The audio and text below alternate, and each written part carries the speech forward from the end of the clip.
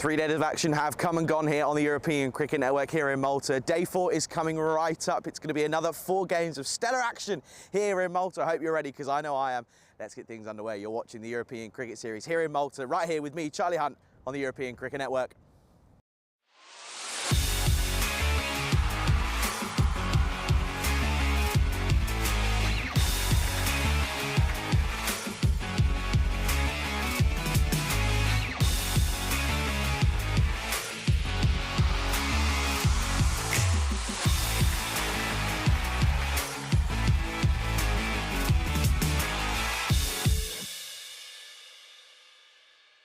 This European Cricket Network event is proudly brought to you by HCL Software and Paramatch. Well, good morning everybody, wherever you're tuning in from around the world. Welcome back to Malta here this morning. It's a beautiful, beautiful day here on this wonderful Wednesday. It's another glorious day for cricket especially. We've got 4 games coming up here today, of course. It's going to be another thrilling day of action on the European Cricket Network. I'm certainly excited for this one. We, of course, have got 2 more teams that we haven't seen yet in this first round robin stage. Of course, it's going to be Malta taking on the Red Stars in this first game of the morning of match 13 of this European Cricket Series. Of course, Malta have got one big name in their lineup. He, of course, was the 9th highest run scorer in the Encore series last year. It's, of course, Lala, it's Mehboob Ali who will be in the lineup for them. Of course, they'll be expecting some big runs from him. Not only that, but they'll also be expecting him to bowl at least probably 2 overs realistically. He's crucial. He's a big all-rounder. He's going to be a really, really big, vital component for Malta in this year's tournament. Red Stars, again, had a bit of an up and down side of things last year. They kind of were sort of sat in that middle of the table kind of situation in their group stage, of course, in the Encore series this time last year. So, again, they're one of those teams that, could they go that one better? They'll be certainly hoping so. Only time will tell, though, of course. Let's go out to the middle. Tyrone Pieces, he's got the 2 captains for the coin toss. Red Stars to call. Heads. Heads is the call. It's tails. Body. They're going to have a bowl. There you go then, news from the toss. Malta are going to have a bowl first in this one. Very rare that we see a side bowling first, realistically, in this tournament. Normally, as it being the other way around, we've normally seen teams like to get runs on the board and then try and restrict the opposition. So it's going to be a change of tactics for Malta, which does mean, unfortunately, we have to wait for the Lala show with the bat, but maybe we won't have to wait too long for him with the ball. Of course, Red Stars, well, they're going to have one thing on their mind, and that is, of course, getting runs on the board. They've been set into bat. They, of course, know that things are going to be tricky against this good side in Malta, of course. Red Stars, they did have a bit of trouble last year. Of course, I believe it was only the 2 victories that they picked up. So they'll be hoping that maybe they can go a little bit better in this first round of round robin fixtures. As for the conditions today, a little bit different to yesterday. Hopefully, it looks as if the clouds are going to stay away. It's going to be a nice, sunny, bright day here on this beautiful Wednesday on this stunning Mediterranean island. I'm certainly looking forward to this. I know I'm a man who is very much excited for the rest of today's action. It's Phil G. He's standing by in the comms tent. Phil, we'll pass over to you as news from the toss here in match 13, first match of today. Malta, they're going to bowl first. Thank you very much, Charlie, and welcome to everybody. Just echo my welcome on the back of Charlie's lovely introduction there. Phil G here to start things off and at day number 4 here at the ECS Malta 2024 edition at the lovely Master Sports facility as we look at the lovely sweeping shots across the harbour there. Let's have a look at what happened yesterday in day 3. We started with match number 9, and that was the Bujibar Blasters took on Overseas, and, well, the Blasters blasted the Overseas out of that game. Look at that. They chased down the required score of 80 runs and then some in 5.5 overs. They picked up all 4 points and really put the overseas teams back down on their moneymaker, and they had to go back and have a think about it. That was a terrific win for the Blasters. Their first appearance here in this ECS, they notch up a terrific victory. Go to the next game, and it was match number 10, the Blasters in their first, their back-to-back game. And not so much success there for the Blasters against Marsa. Marsa pretty much in control throughout the whole game. A few little stutters towards the end. They lost a couple of wickets towards the end, but still their batter there, Koslar, 51, the skipper, leading by example despite Dobell's efforts with 3 for 17 off his 2 overs, and Marsa get the win by 3 wickets in match number 10. Go to match 11 now, and Overseas came back to have their game against MMA Titans. MMA Titans, our first look at them in this competition. And overseas, well, they had to bounce back big time because they had a shock loss to Malta in match number 9. And look at that, they posted 160 with an absolute sterling innings there by Navdeep Gill. 109 of 38 deliveries, led the way and really stamped authority all over that game. And MMA Titans, have to say, probably not at any point were looking to threaten that after Michael Das put on a fantastic 51 from 12. He faced the first 12 deliveries of that innings, all 12 of them, notched up a half century and then departed, and unfortunately the firepower was lacking for MMA Titans to get over the line. They came back though, match number 12, the last game yesterday, and it was Marsa who took on the Titans. Titans batted first, and they turned things around in style, 133 for 4 after 10. Michael Das returned with a big ton, a good ton, 101 of 34 deliveries. Well done to him. He had a good day yesterday with the bat, and unfortunately for Marsa, they just lacked the firepower to get close. And we have a look at the standings. And we have had all teams play 2 games each, except for Mater Day and Red Stars, but we're going to see them today. So that's how it looks thus far. Masita Warriors sitting pretty at the top, alone on 6 points. They've done pretty well. They've had the only team to have 2 wins. Everyone else, with the exception of AUM, have had 1 win and 1 loss of their 2 appearances. AUM will be very keen to switch that around when they get their chance. They'll be back here in a few days' time. And you see their run rate needs a healthy push as well. So today we're going to see right now in match 13 coming your way, Mater Day, going to take on the Red Stars. And it's the first time we're going to see them. These are the last 2 teams in this competition who we haven't seen yet. So that's going to pretty much say, well, that's the 14 teams. You've seen 12 already. Here's the 2 more to make up the whole 14. And this is going to be a cracking game, as Charlie said in the intro there. Mater Day, they won the toss and they elected to bowl. They're going to take to the field first. Happy to put the Red Stars in. ECN Computer tips Mater Day, not by a lot, but still a significant tip in their favour, thinking that they're going to snatch the points here in this match 13. The first game on day 4, and I'm ready. I hope you're ready as well. Welcome to everybody around the world joining us here today. It's wonderful to have your company and everyone in the chat. I can see a bunch of blue spanners in there. Hello to everybody. And also, whether they've got a blue spanner or not, doesn't matter. Welcome. We love your engagement. We love you to get involved. And thank you very much for joining us here this morning. Lovely blue skies. Just a little bit of cloud around, but it's breaking up. We're expecting a bit of sunshine today more than yesterday. It was a little bit humid during the day yesterday. I don't think it's going to be that humid today, although the temperature may get up just a few more degrees. But right now, this morning, it's looking rather lovely, I have to say, especially from our vantage position here. And I hope you are having a terrific Wednesday. Hump Day, as it's known in many parts of the world, midweek. And we're about to get going. Umpire gives the sign. Gosh has the ball. He's going to start things off. Let's go. And clicked uppishly. And just down to third man. Has to do a fair bit of work, but unfortunately he doesn't do enough work, and it does spill out of hand and over the boundary line. 4 runs. Lovely start there. And the Red Stars are off and running with a boundary. Right from the very start. That's Ajoy John, who's faced that one. Just gets away from the third man. Got a hand to it. Couldn't control it. And Dilshad at the non-strikers end watching proceedings. Skipper for the Red Stars, opening the batting with John, who's facing a second delivery from Gosh. And that is a wide, very wide delivery. Lucky to hit the mat there. Loses control, and it fires off to the side. You can see the shadows there, which tells you that the sun is out over there in the east as it makes its way up high in the sky. Nice breeze coming across the ground, keeping things cool out there for the players. Gosh, now coming in. Oh, he's pushed that one wide again. It's 2 wides in a row. Get working that radar. There is some good away movement there, good away swing. Watch this. Starts just inside the line and swings way outside the line, and that's a good time to bring in my good friend and co-commentator Charlie Hunt. Charlie, join us, and what do you think? How's this game going to settle in, do you think? It's going to be interesting. Morning, folks. Red Stars last year were the lowest scoring team when it comes to runs, so they're going to have some work to do. Of course, starting off with a 4 and then a couple of extras. 6 technically off the first legal delivery, but well followed up by Gosh. Finally gets it on the money. Golly gosh, he got it right in the end. Yeah, Red Stars only got 754 runs last year in the Encore series. The likes of Matter, they were up there in 4th with 1,275. So work to do. Still work to do for Gosh because, well, he can't get it right.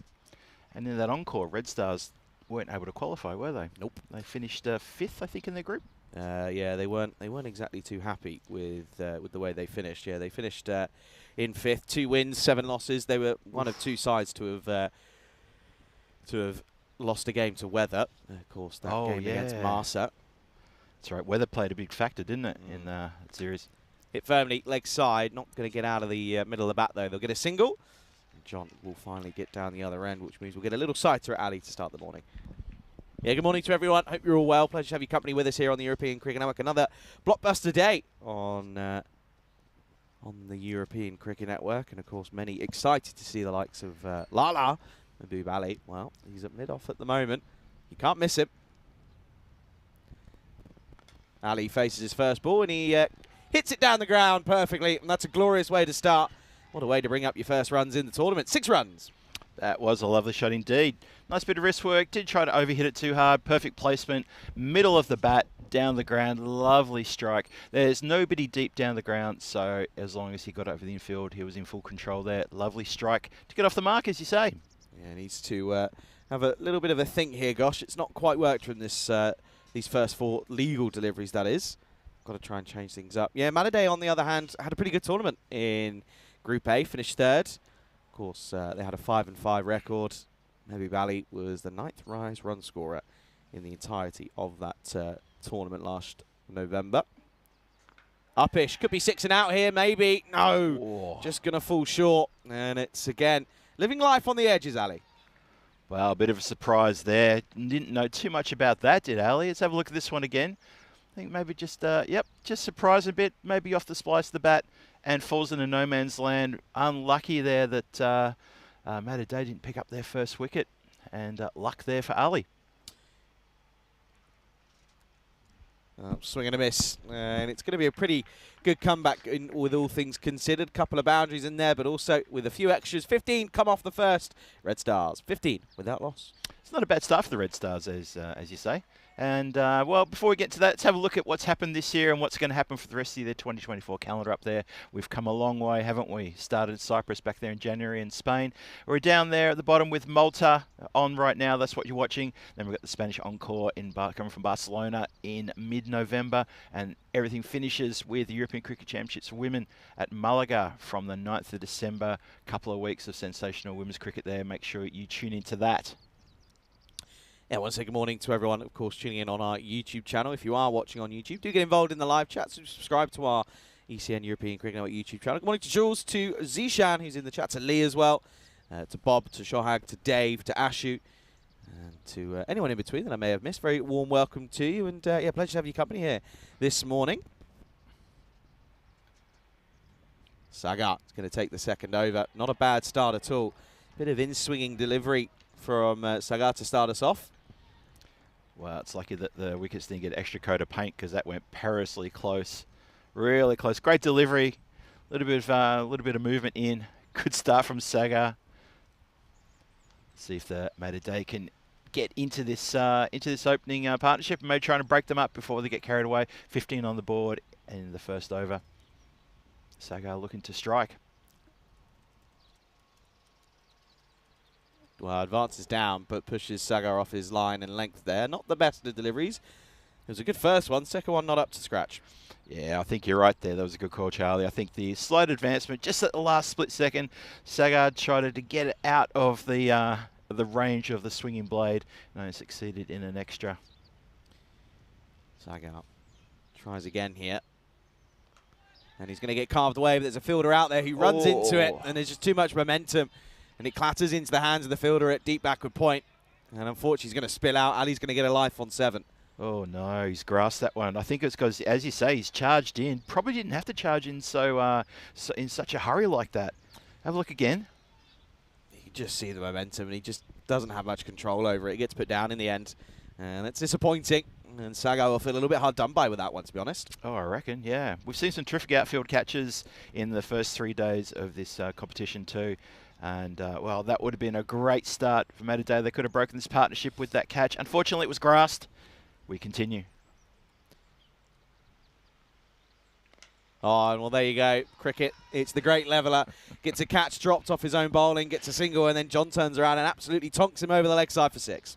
It's almost like an instant repeat when we see a drop catch, isn't it? The batter just frees their arms and says, all right, breathe a sigh of relief. The team back them up and put the next one over the boundary line for a big Maximo. 23 for no loss, halfway through the second. And John, he's on 11 from 5. Skipper Ali at the other end, 8 from 4. Red Stars not doing too badly here. Goes again, but this is off the splice. Lala doesn't put them down. He's got buckets for hands, and that's going to be the first wicket. So Sagard does get his man, and finally, after trying and trying again, well, if at first you don't succeed, try and try again. And it's going to be the end of John. 6 and out for him. He goes for 11. Red Stars lose their first. It's 23 for 1. Well, there you go. And there's another great example of T10 cricket and the ebbs and flows of luck and chance, and a good catch taken there. Nicely, calmly taken by the fielder there. Good work. Very good work indeed. So, the partnership's been broken, and John is on his way. Didn't really get on in a hurry. 1 big 6 and a 4, but yeah. Let's see what happens now. Partnership's been broken. New batter comes in. Mater Dei going to feel pretty good. Yeah, just watch it again. Just comes right off the splice, and the bottom hand comes off the bat. That just tells you straight away that he's in no control. And yeah, Mahbub Ali just makes no mistake at all. He's not going to drop those. He's a talented cricketer. He's got one of the highest scores for Malta in ECI cricket. So there's a reason as to why he's thought about as one of the better batters on this on the island. The Giant is in at 3, and he faces a wide delivery first up. Yeah, Sagard just pushing a little bit too wide again. Just early morning, first innings, and the bowlers sometimes just need a little bit of a moment to let their breakfast settle, let the coffee get to where it has to get to, and they'll be set to go, or the tea in that matter, and they'll be good to go. Slot and absolutely dispatched. You cannot bowl there. And it's 0 to 0 for Sagard. He gets a wicket, bowls a wide, and then bowls a filthy slot delivery and gets tonked for 6. Well, there's someone who is at his Weetabix for a breakfast. Great shot that, really perfectly timed. And a lovely strike for a Maximo. Great way to get off the mark. Look at this, crack. Lovely, lovely strike that. Sounded terrific. So Red Stars just continuing on their way. Not too blemished in this over with the loss of the wicket. 30 for 1. Sure. And is there a little snick on this? Yeah, there is. A little under edge that flies through, and it's another batter that goes 6 and out. And it's a good take behind the stunts for Sam Aquilina, who, well, his kids who are here this morning, good morning to Jack and Lucy, they'll be watching, and they'll be pretty happy with his dad's efforts there. That's going to be another one that bites the dust. And all of a sudden, well, it was a good over runs-wise, but they lose 2 wickets in the over, and that's disappointing as Red Stars will fall to 30 for 2 at the end of the second. So, yeah, Sagor picks up a couple in his first over. Over number 2, a little bit expensive, but 2 wickets, 2 big wickets, and a lot of joy for Mater Dei. Good, as you say, good take from keeper there. That was Sam Aquilina with his young ones in the stands watching, cheering Dad on. They're going to be very happy about that. Early signs of struggle, though, for the Red Stars. I mean, I don't mind the fact that they're coming out with intent, but if you're going to come out with intent, you need to almost do it in the right manner, but it just seems as if they're sort of swinging and hoping, really. There's not really much thought process behind it, which isn't ideal.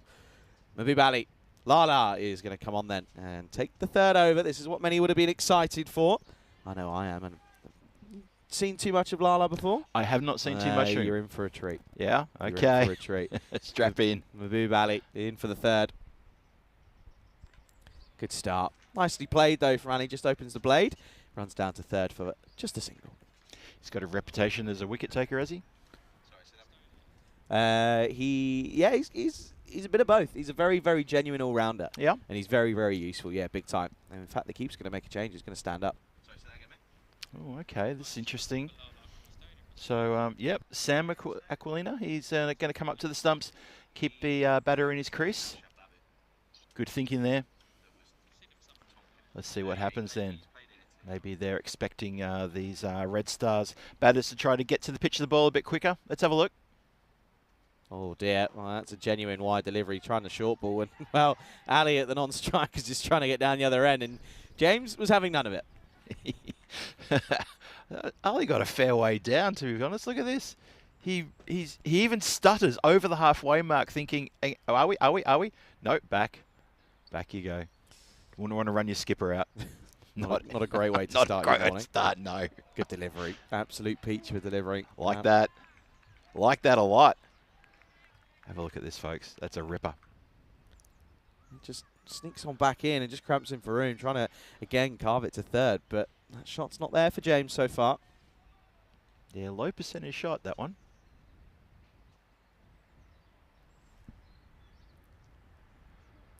Short, and again, cramping him up, but this time gets bad on ball, but not going to get a run for his troubles. Jimmy James just struggling a bit here to sort of get a bit of rhythm here. He's backing away from maybe delivery should be sort of getting that front foot in line of. Not sure about his footwork. It seems a little bit tentative. 32 on the board. They've started okay, but the wickets column is starting to tumble. That's another swing and a miss. James is now 3-dot balls in a row now, and things are starting to get a little bit nervy for the Red Stars batter. Yeah, the first 2 overs, you sort of got, what did we get to, 30 runs in the first 2 overs, and now, ooh, yeah, a little, it's a cracking over though. Don't take anything away from Mehboob Ali. This is a great over from him. He's only gone for 2, 4 deliveries in, 2 more to come. Full and straight, and it's a simple game of cricket. You miss, I hit. And, well, it was 3-dot balls in a row. Make it 4 because he's going to fall on that 4th delivery. And James is unfortunately going to have to make the long-dreaded walk back to the dugout with no runs to his name. And Mehboob Ali does exactly what Lala does. That's going to be 32 for 3 for the Red Stars. Yeah, just as we said, James just not looking comfortable at all. Have a look at this. Straight on the bottom of middle peg. Easy as you like. And after those 3-dot balls, you just had a feeling that if he gets one on the stumps, that's exactly what's going to happen, as James is escorted off with his good mate Derek for a Derek. 0 from 4. There he is. There's Derek. He got there eventually. Wondering if he got the old memo this morning. Missed the bus. He's with us though. That's trouble for Red Stars. Trouble. Yeah, it is trouble, especially when you've got Mehboob Ali who can open up the batting and again kind of do what Michael Das did in sort of yesterday's play. What a day yesterday, by the way. 2 centuries. Wow. Almost thought we were going to potentially have a golden ball. It was pretty outstanding. We had a terrific day yesterday. There was some good outfield catches, a few spills as well, but still some good work in the field. But the batting was exemplary yesterday. Enjoyed it. Thomas in at 5, last ball of the over. It's a peach of a delivery, and it's going to be a superb first over on return to domestic cricket for Lala here in Malta. He finishes with 1 for 2 off his first over. Red Stars, 32 for 3 at the end of the power play. That's pretty good. I would call that a pretty even power play. But then again, I think eventually you got to tip it in towards Day for picking up those 3 wickets. Have a look at the run rate here. Well, let's look at the skyscraper situation. First 2 overs getting into, well, Red Stars all over that. 15 of 15, but that last over from Ali, terrific. Yeah, you could say there's a couple of skyscrapers there, but there's a skyscraper that's, well, 2 of them have been built, and then there's a bungalow next to them that's yet to be redeveloped. It's currently really not the best of third overs, but nevertheless, Day, credit to them. They've really sort of put the pressure on them here, and they're going to keep going with that pressure because Sagar's going to continue. Sagar picked up 2 wickets in his first over number 2. He went for 15, but 2 very vital wickets. And I think it's a good idea to bowl him out here in the 4th. Skipper in Ali on strike. It's going to be a wide ball. Sagar did struggle with those extras. He's going to have another one there. Yeah, Sagar, he straighted with a couple of wide deliveries in his first over. But as I just said, 2 quick wickets, 2 important wickets. And I think that's what you should be talking about. And see if he can strike again, maybe for his team. 33 for 3 in the 4th. Yeah, it's not a bad run rate, is it? Going at, well, currently at 11s with that extra, but it's just the wickets column again that seems to be an issue for almost quite a lot of teams, to be honest.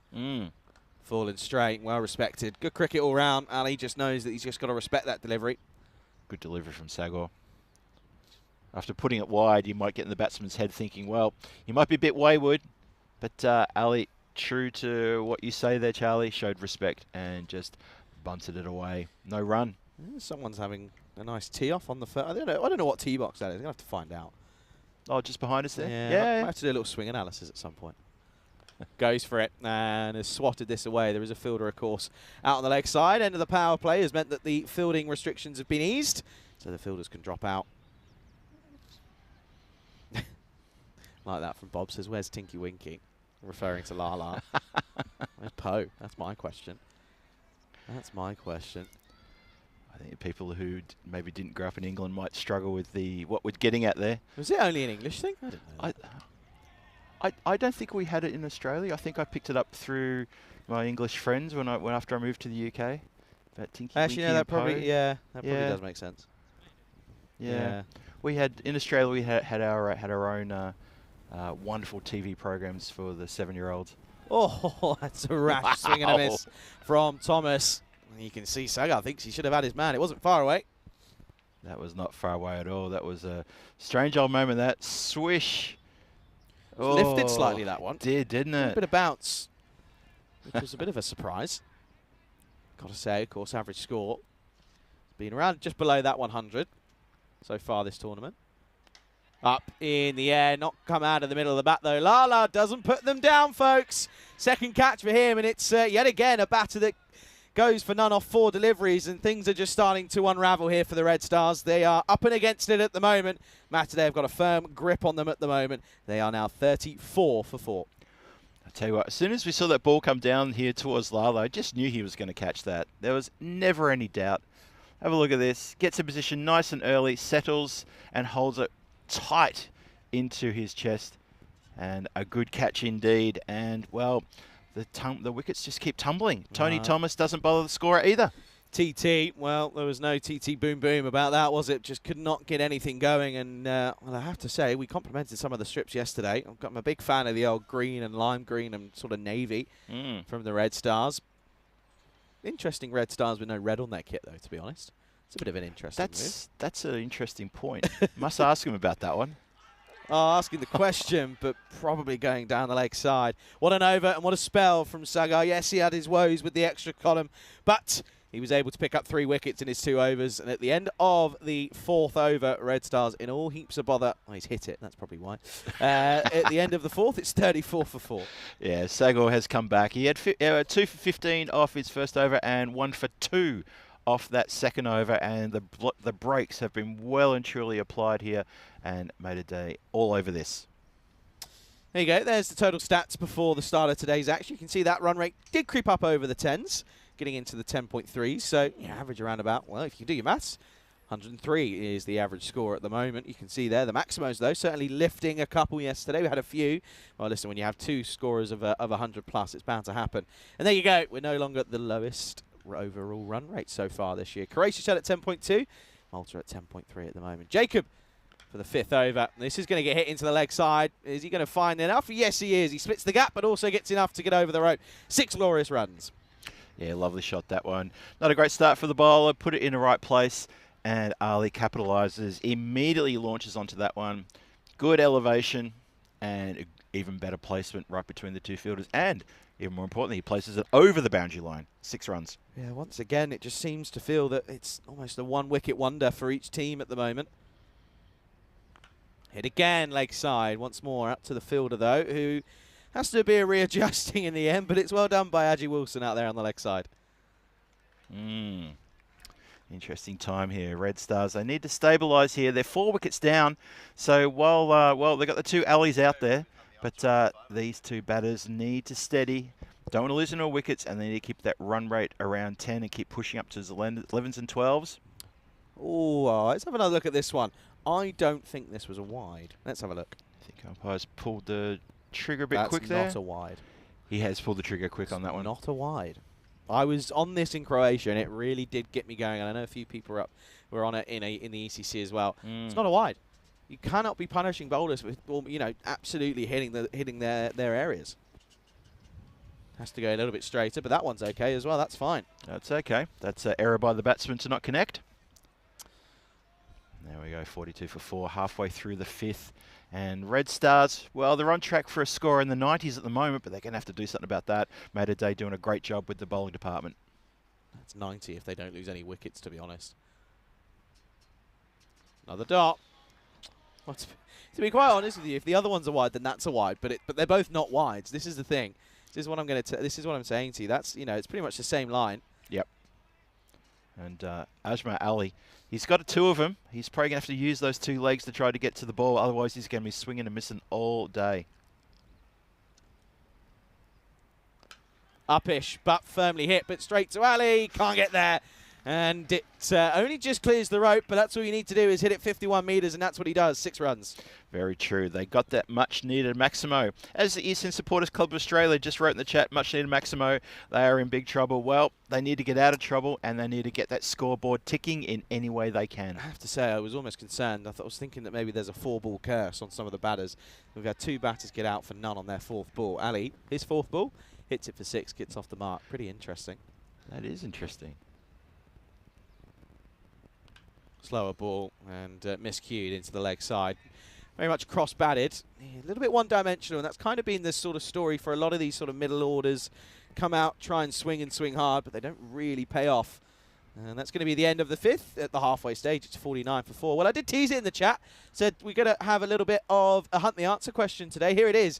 Who has scored the most ECI runs for Malta since the European Cricket Internationals were ever introduced? The answer will be given to you later on in the day. Get your answers in the chat. And, well, people ask, what do you win if you get it right?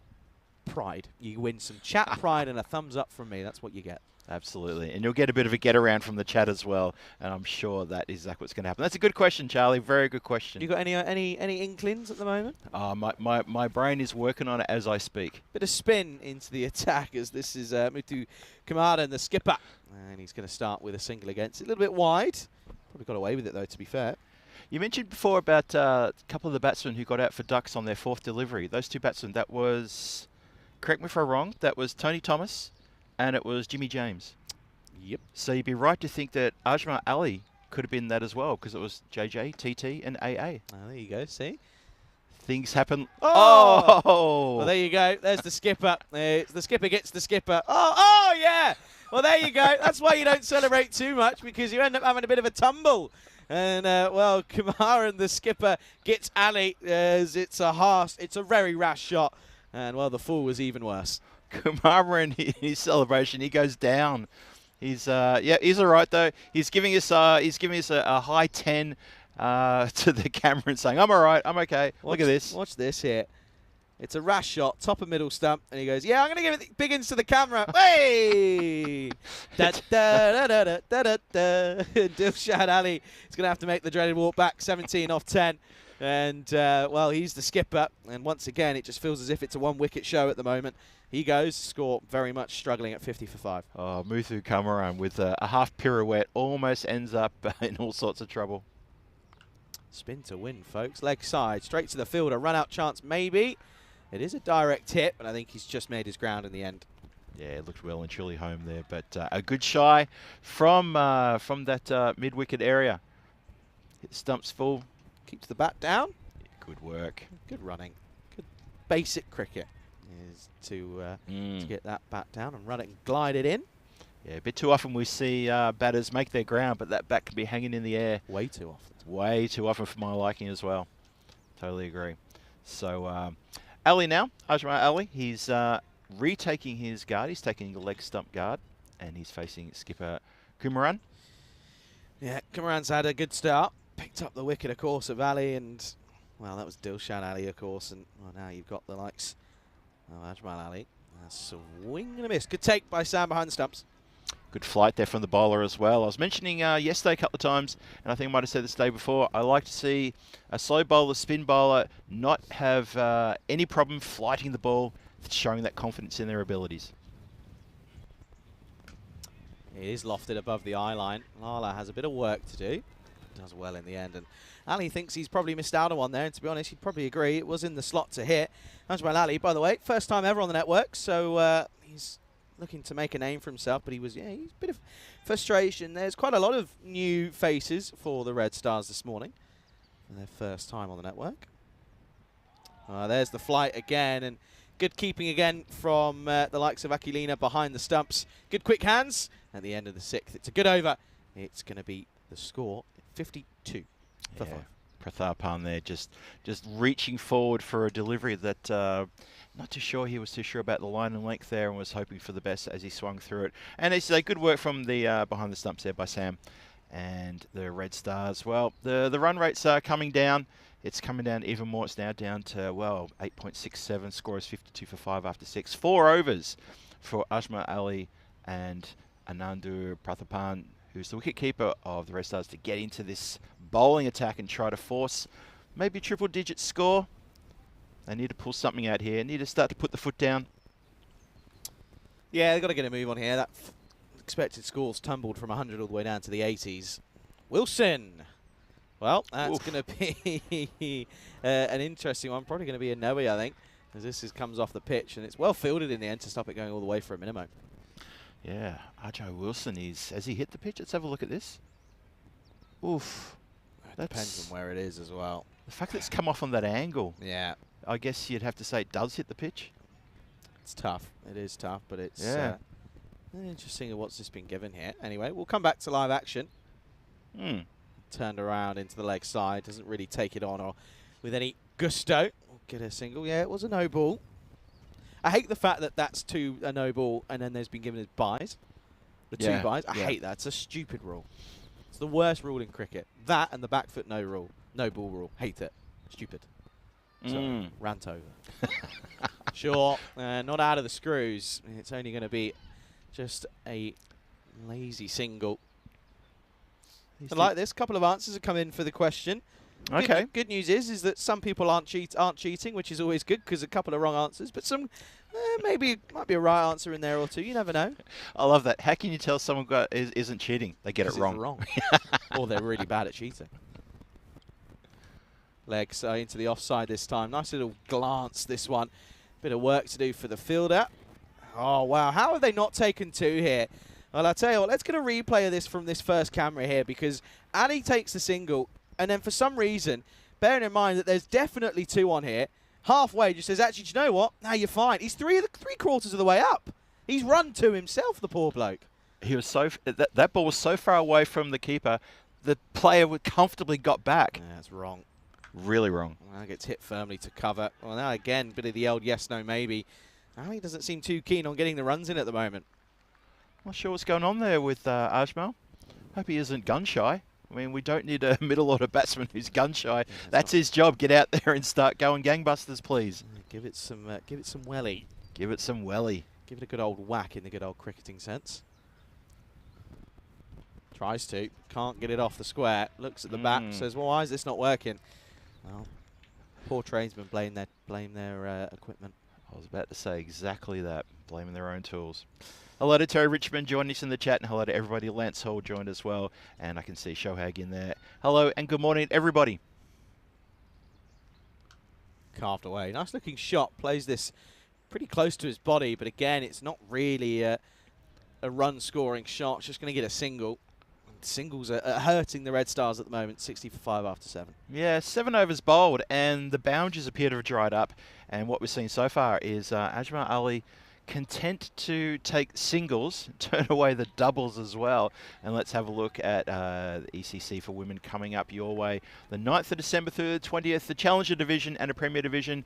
Challenger Division kicking things off on the 9th of December. Spain, Austria, Germany, Jersey, and Czechia. Czechia, players to look out for. Hit me.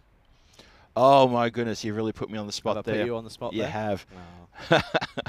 Oh. I'll come back to you. Okay, all right then. I'll give you a couple of games to think about it. Hit firmly. Not firm enough, though. It's just going to be a single. Ali can't get the ball off the square, and the frustration's really starting to kick in now. Actually, by asking that question, you're going to scare up all of the Czech people in the chat, and they're going to start dropping all sorts of names in for me to remember. Good. Very good. It's supposed to be Mr. Czech. Come on.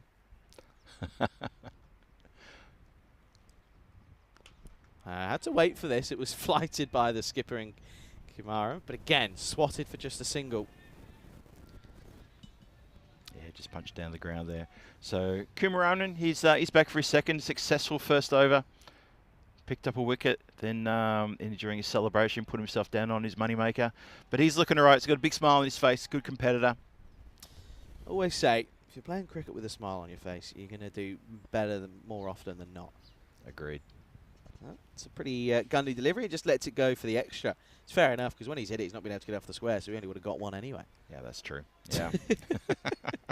Yeah, they need to try and work something out here. Things aren't quite working. You can understand as to why Red Stars were the least... well, Whoa, I was going to say they didn't score the most runs last year, and well, this is why. Rash shots like this, Ali's going to go for 12 off 15, and well, I guess you could say you kind of stem the flow of wickets for a period, but in T10 you need to go big or go home, and 12 off 15 is not what you want from your middle order batter, and it's going to be 63 for 6. That's just a good delivery. Hits leg stump close to the top there. Just shows you that the ball was lovely angled in and completely missed there. And Ajmal Ali, well, he stayed there for 15 deliveries. Didn't really look comfortable. I mean, he hit 1-6 and then he was only picking up singles. And, well, maybe it's about time that he got going and someone else can come and have a go. Over half of the deliveries he faced were dot balls. That's that. You know, we spoke about it yesterday. It's your dot ball percentage that you face. If you keep that down to a minimum, you're going to be on the right side of the result. Yeah. It's not what happens there. Not at all. New batter, Sri Kumar, first time on the network for him as well. See how he can do. Oh, in the middle.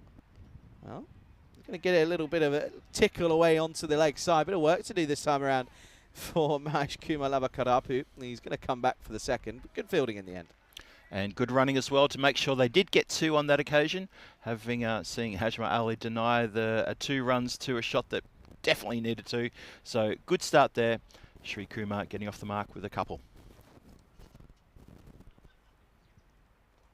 Upish in the air. Nobody home, though. And there's a boundary rider out there, but it doesn't carry. Good spell, this, from Kumar. Just slowing things right down. Taking the pace off the ball. It just proves that, you know, spin is crucial in the T10 format. It really is. It cannot be... It can never be overrated, spin. It never can be. It's so critical to this form of the game. Oh, bit of a poor delivery, but he's going to get away with it. They're going to take a cheeky single here, but, well, is the bat down? That's the question as he made his ground. I'm not too sure. The old underarm direct hit. I think there's trouble in paradise here for the Red Stars. So look side on. Ball comes in. Oh, is it down is the question. I think... Maybe one more... I think it's down. Just on the frame earlier wasn't, but I think on the frame that's critical. I think he's just going to be okay. In the air. And next frame should be down, I think. Next frame. Yeah, it's going to be close. Let's have another look here. We're going to try and get a little zoom in, but I think he's going to be okay here. Yeah, he's going to survive. Ooh. Decision made on field. It's just down, and he gets just in time. Great work again by our crew at Spring Media, getting us the old, well, getting their money's worth here this morning. Yeah, thanks for that, guys. Really good work there. 8 overs gone, 67-6 on the board. And Red Stars, well, the expected score now, Charlie, it's dropping even further as these singles are just not enough. Yeah, you've got 12 balls left in the over, or in the innings, I should say. And you know, you take a runner ball there, it's only going to get you up to the up to 79, and you need a boundary. Just, you know, almost hit and hope, really. Maybe keep your fingers crossed for a little sneaky edge or something that flies all the way, and it's different things like that. Just give it a go. That was the difference. The overseas yesterday made that adjustment. Red Stars so far, they need to think about doing the same. Swatted down the ground, and again, Lala will do the work. Consider that the first 2 overs went for 15 apiece. So after the second over, 30 was on the board. So that's 38 runs scored in the following 6 overs, 6.1 overs. And that is down to excellent bowling from Mater Day and terrific fielding as well, and catching. And maybe down to the batters just not getting into it. Swing and a miss. Doesn't pick the length. And Sri Kumar. Swing and a miss from him. Well, I don't doubt his intent. Not at all. That's a proper swing, head rocking back, expecting to see that going over cow corner boundary. Lucky not to get a nick. Bit of a quicker delivery from Gosh, and he's of course returning from that first over that did go for that 15, and there's better areas this time. Yeah, much better indeed. It was a quicker delivery. You could see Sri Kumar, he realised it was a quicker delivery as he started his swing. The ball had already gone past the bat. up in the air, top edge. This is going to fly a long way, and this is exactly what they were hoping for. It's going to be 1 bounce 4, and finally they get a bit of oomph in their setting of a total here. Yeah, look, take him any way you can get him. Top edge for 4 runs. It's a rare boundary in these last few overs to finally get on the scoreboard. They've struggled to find the boundary rope in Lynn, probably for a good 2 or 3 overs now. It's been a while. So, a very welcome boundary. And back to the regular programming of a swing and a miss. And, well, if you're not going to find the middle, if you find the edge, you get lucky. If you don't find anything, you're going to get nothing. Yeah, unfortunately for Red Stars, as you say, Charlie, normal service has resumed with that swish outside the off, wide outside the off, and Gosh being very careful not to get put away. Great Once delivery. again, another swing and a miss, and Gosh comes back nicely. Just goes for 5 off the over. Things looking pretty worrisome at the moment, 72 for 6. Yeah, without trying to sound like a broken record, I am. That run rate dropping again and again. Just went down from 81 to 80. So even the ECN computer thinks they're going to get maybe 6 or 7 runs off this last over. Have a look at the bowling there. It's some pretty good bowling. Kumaran, you called him out there before. 2 overs, 2 for 9 from his couple. Fantastic there. Aji Wilson as well, economical. Really good bowling here. Lala back. And Lala does what Lala does, which is hit timbers, folks. And it's going to be another wicket for him. He picks up another. 7 wickets have fallen here. And, well, things are looking very, very tidy for Matterday. They pick up another at 72 for 7 in the last over. Yeah, he's back in more ways than one. Have a look at this. Nice and straight, easy as you like. He could see the batters are missing everything and thinks, you know what, if I just put this on a proper length on middle stump, I'm in for a wicket here. And he is indeed. 2 for 2 from his 1.1 overs, and he's not done yet. Yeah, Prathapan goes for 5 off 8, and looks like a pretty defeated dugout that at the moment for the Red Stars, and you can understand as to why they've had real troubles over the course of the last couple of years on the network, and it doesn't look like things are improving too much this morning. Have to agree with that 100%. They looked a little bit dejected, not a lot of movement. No, not too concerned at the moment. 72 for 7 then, as this is going to be put down. I think it's a bump ball anyway, but Mahbub Ali, look at that, 2 for 2 at the moment. Pretty nice. Let's have a look here. Was it a bump ball? I thought it was a bump. Have a look. Yeah, it's a bump ball. Yeah. That's why there wasn't much reaction. Steps away and just opens up the gates, really, and turns around and says, well, here you go. I know you like going for the stumps, so I'm going to give you a nice open viewing of them. And Mahanan is going to go for a 2-ball duck, and Ali's got 3 for. And, well, I'll tell you what, he's if he goes for another 3 wickets in 3 deliveries, he's going to be on target for the new record. But, well, there you go. It's too quick for everyone to realise he's already off the wicket. All due respect to the batter there, but when you're going to step away like that to a man who's bowling stump to stump, you really are opening the door and just saying, there you go, hit him if you can. And as soon as he got castled, Ali just turned around, walked back with a little grin towards the umpire, and I think he was having exactly that conversation with the umpire, saying, he opened the door for me. What am I supposed to do, not walk through? He actually opened it up for me with did. open arms. Oh, this is off the pad, and, well, it's outside the line of off stump, so he's going to get a bit lucky, but it is not a bad delivery at all. And Ali's just doing what you really need to do at this level. Stump to stump bowling will get you wickets. Absolutely. This time he is just outside off on that one. Fair. Well, it was a good shout, but it was definitely outside the line. Swing and a miss. Bit of a fumble from Sam behind the stumps, but he recovers. Yeah, so things now looking very, very worrisome for this Red Star side. They, of course, playing in their first game here as a Matterday. And Matterday at the moment, they'll be thinking, well, we should be looking to try and get all 4 points out of this. Last ball coming up then. What a spell for Ali. 3 for 2 with a ball to go. And it's going to be probably just be 3 for 3, and that's exactly what it'll be. They'll try and take a second. They'll think about it. No, they won't in the end.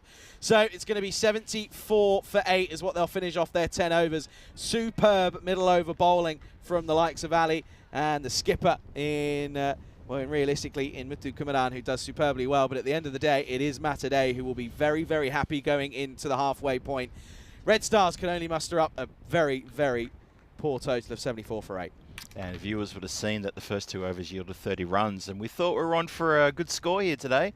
And, well, if you get 30 runs in the first 2 overs, everyone would think that. Of course you would. But then if you only get 44 runs off the next 8 overs, there's definitely been a problem somewhere in the works. And that problem has been the Malta bowlers, who bowled exceptionally well. Well, there we go. At the highlights then, and that's the a start good of the day. highlight. There's the old ginger cat was walking around. If Eagle Eye viewers would have seen it, the Eagle cat sort of running behind me in the intro for the day. But yeah, once again, it was just poor batting, really was. As you said, 30 off the first 2 was pretty promising, but then the wicket started to tumble. Malta put 1 catch down, the rest of them were all taken. This one was hit nicely into the leg side. There was, of course, a flourish of runs at the start. Dilshad Ali was the only batter who could really get going, but once the likes of Ali got involved, well, it's always going to be an uphill battle from there, and unfortunately for the Red Stars, they just could not get things going. Yeah, that's right. Those first 2 overs, we'll keep talking about those first 2 overs. We couldn't till the cows come home, but then we should talk about the middle overs, where Malta really stamped authority here. Terrific stump-to-stump bowling from that man Lala right there. Look at that, castled. Not the first time he does it in this match. You'll see another one later in the replays. A few more shots down the ground, but unfortunately straight into the hands of a fielder. They just couldn't find the boundary. There's a probably period there of about 3 or 4 overs where I don't think a boundary was hit, and they just couldn't get going, the Red Stars. And it was such a shame because they had a really good fly to start with. They did lose a couple of wickets in those first 2 overs as well, I should point out. And that's where skipper Kumaran does his pirouette celebration and goes to ground. There was a few concerned teammates got around him. He didn't do any injury to his ankle or anything like that, and he picked up a wicket instead in his next over. Celebrated a little bit more muted there, didn't try to go for the big spin. And then the stumps were hit for the second time by Lala, who bowled stump to stump beautifully. And then again, you just can't keep a good man out of T10 cricket, can you? And he put on a terrific display of bowling there. Picked up the ball, bowled the last one, and quite rightly so, because he was miserly with his economy rate, did a sensational job. And so that is the state of play at the moment. Let's have a look at the batting card. There's not a lot to talk about there. Unfortunately, not a lot of highlights of Red Stars. You can see 3 batters got into double digits. John got 11. Ali, the captain, got 17. Led from the front. And Ajmal Ali scrambled to 12 from 15 deliveries. Extras also 15. 74 for 8. Ducks to Jimmy James, Tony Thomas, JJ and TT. Unfortunately for them, they did not do the job they were supposed to do. And the Red Stars are going to be short here, I feel.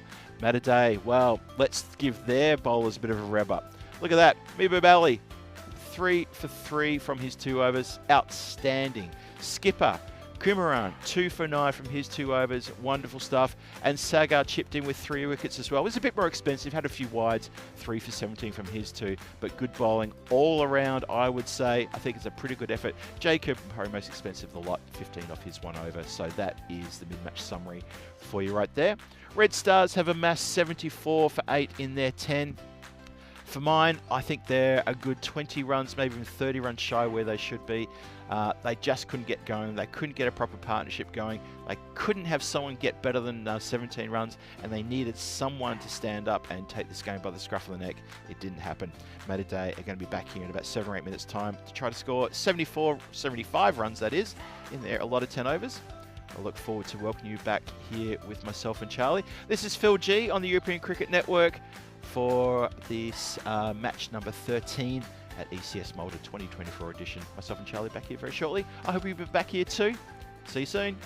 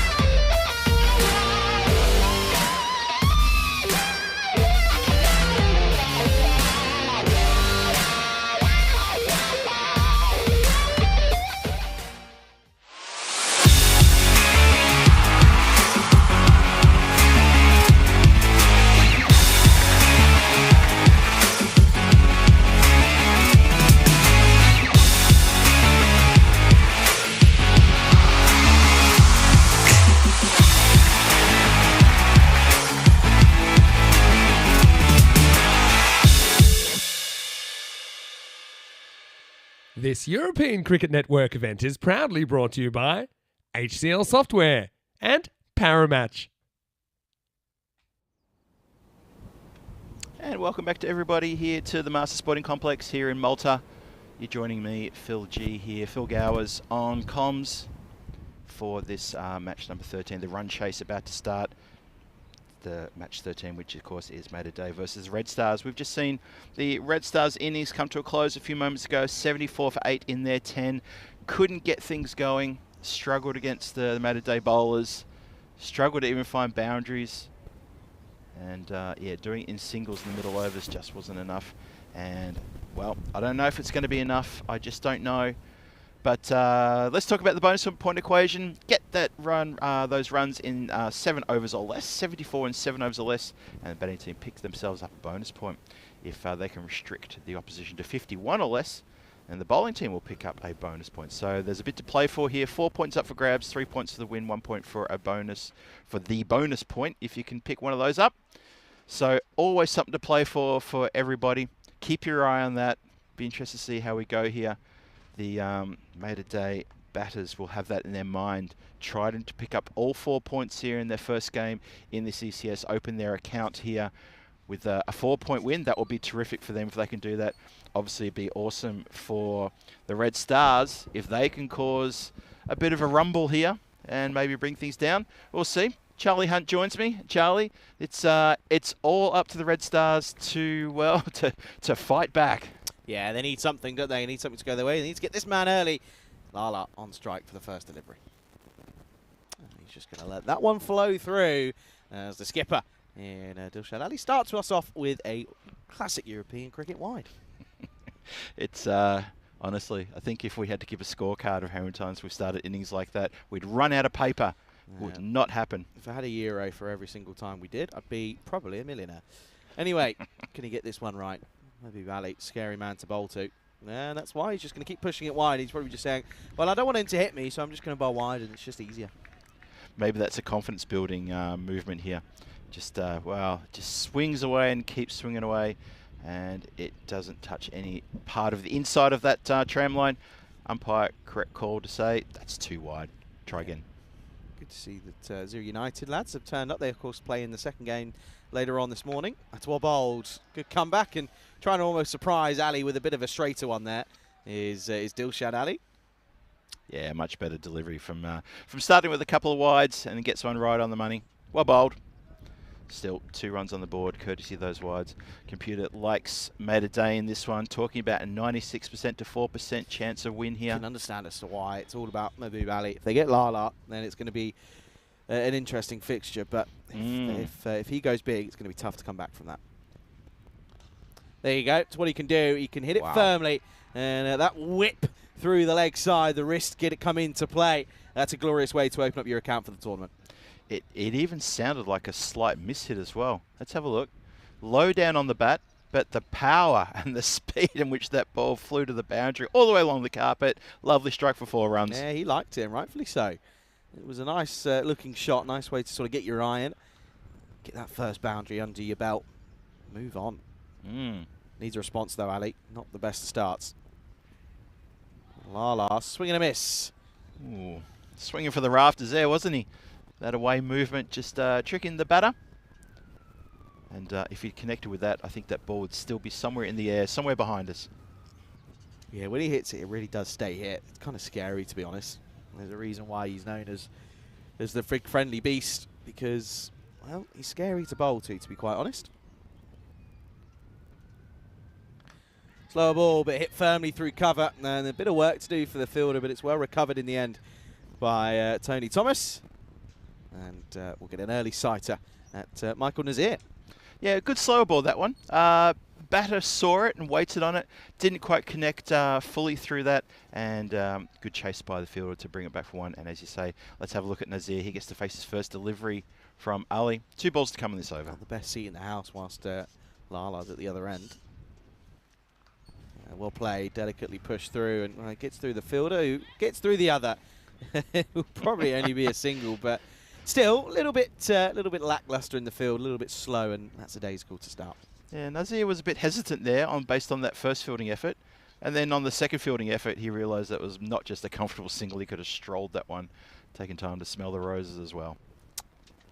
Yeah, I think got to be thinking that they're going to be looking to try and go for the bonus point equation here. Oh yeah, I think that's where they have to be, setting their sights high at the start of this tournament. Really matter today. Short, and it's a swing and a miss, and Lala not too happy with the shorter ball. End of the over, not a bad one to be fair. 8 come off it, but they already need to go at just above 7. So up at the rate, it's 8 without loss after 1. There we go, cautious start there. And in case you missed it, the long off appealed on that last delivery for reasons that only he knows. 244 matches since the Golden Ball. We are due for a Golden Ball. I keep saying it, and I'm going to keep saying it. Looking forward to getting a Golden Ball under my belt before I disappear from these shores. But that has been quite a long time, 244 matches. That is a long time. I think we have to go back to maybe September, maybe even August for the last Golden Ball. We can check that out. But stick with us as time goes on. You know we're going to get closer and closer to a better one. I just heard September on me from our director. Thank you, Alex. September it was. Must have been early September as well. So, first over in the can. 8 runs on the board at a day. And then as Charlie said, and I completely agree with you, Charlie, they're going to be looking for that bonus point, and why not? Yeah, big time. Absolutely. It's all about trying to get it in those 7 overs. That's what they have to be setting their sights on. Well, they're going to go ahead and turn to Sangeeth the Giant. This is off the top end of the bat, but he's going to get enough on it. This is going to run away. And it's probably going to be stopped in the end. It's a very, very good effort. Ooh. And very nicely done. That was a good effort. That was almost in the book as a boundary. It was definitely bouncing away. The ground has dried out nicely, and it was rolling away. Let's have another look at this. I don't think the field is infringed. Let's have a quick look. He's okay. Flick, He's absolutely fine. Lets it go. Fine, yes. Good. 2 runs. Good work. Yeah, that last Golden Ball, by the way, was back on the 1st September. Lord CC tied with Gratz. And, of course, it was a pretty interesting one. I'll come to it in a minute. Swatted leg side, no run there. Yeah, it was a very rare for all run 5 on the penultimate ball. A single then tied the game, and of course it was hit out to deep cover and fielded around the edge of the infield. And yeah, it wasn't ideal and fumbled, but then the fielder recovers, get the ball into the keeper. Yeah. It was 1 plus a run out. So wow. There you go. Gratz Cricket Academy won with the Golden Ball. Hitting to the leg side, just going to be a single. Good fielding, nice direct hit. It was good work there from the field to hit the stumps. Batter was definitely home. But obviously if they get a chance to try to run out alley, they'll probably try and take it. But he was well and truly home. No problem at all. Yeah, of course, the one before that was a month before. It was the first ever...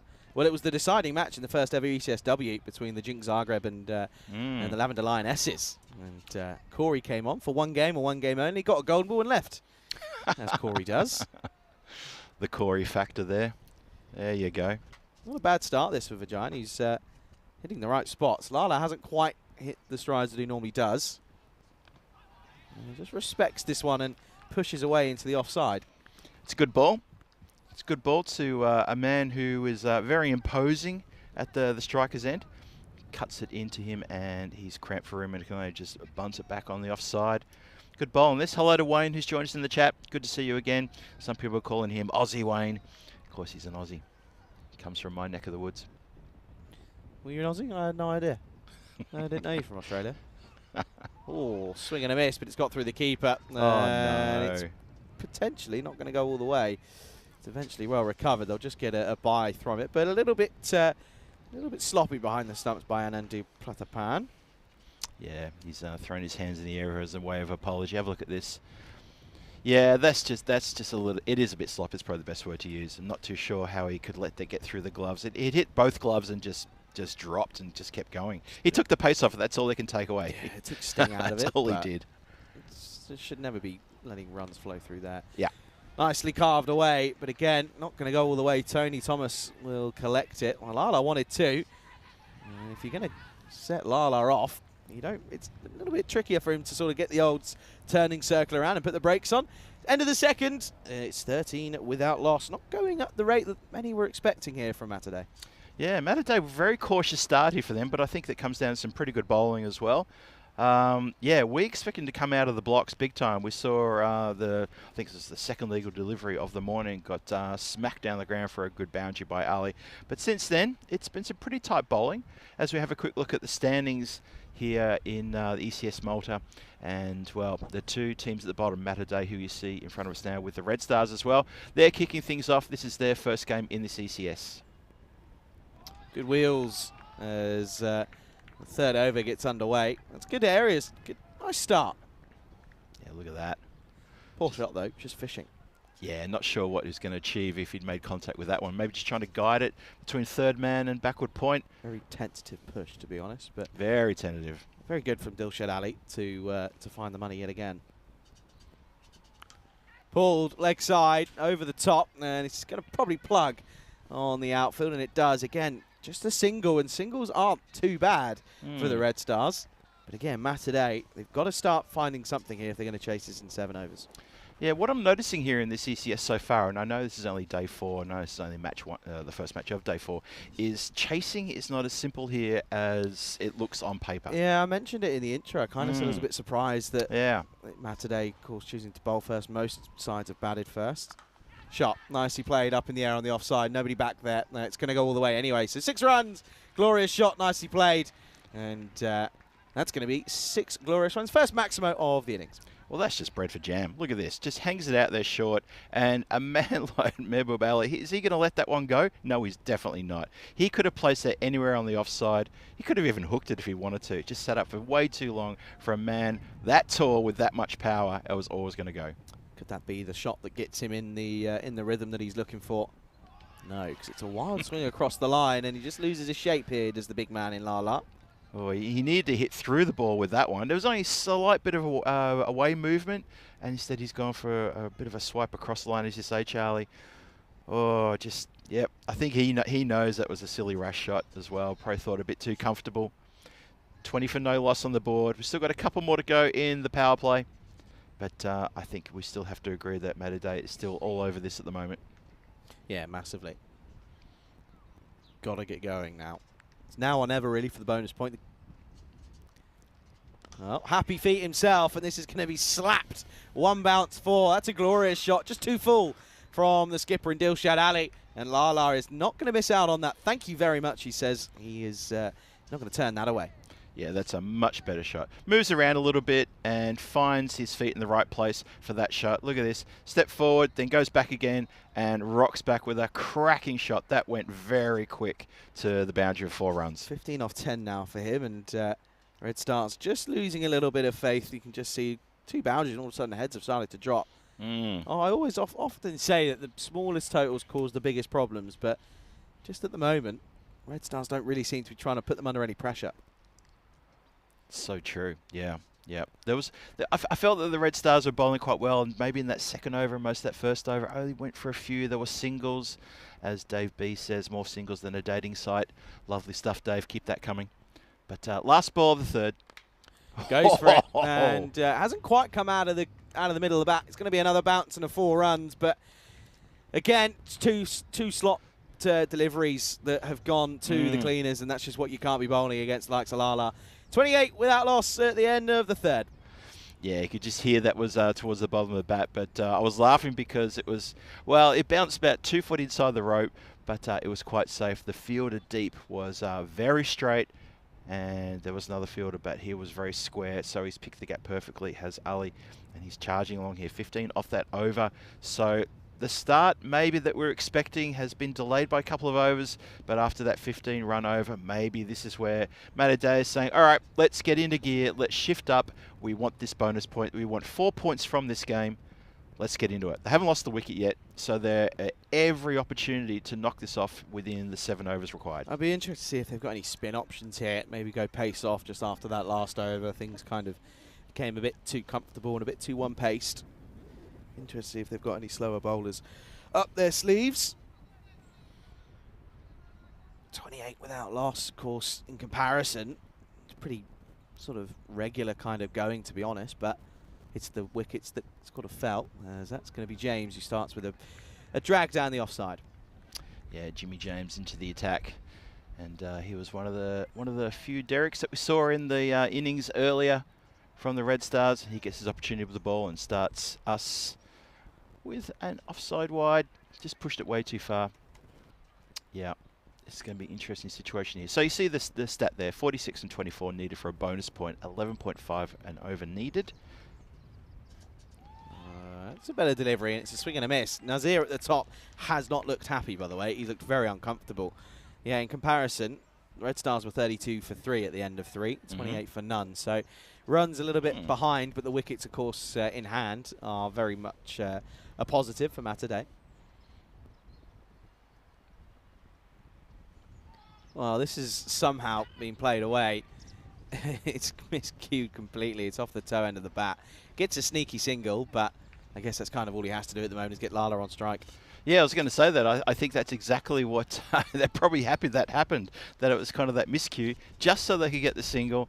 And Nazir doesn't have to be there to do anything silly. He just got to give the strike to the big fella, Ali, who looking ominous. He's looking like he's raring to go.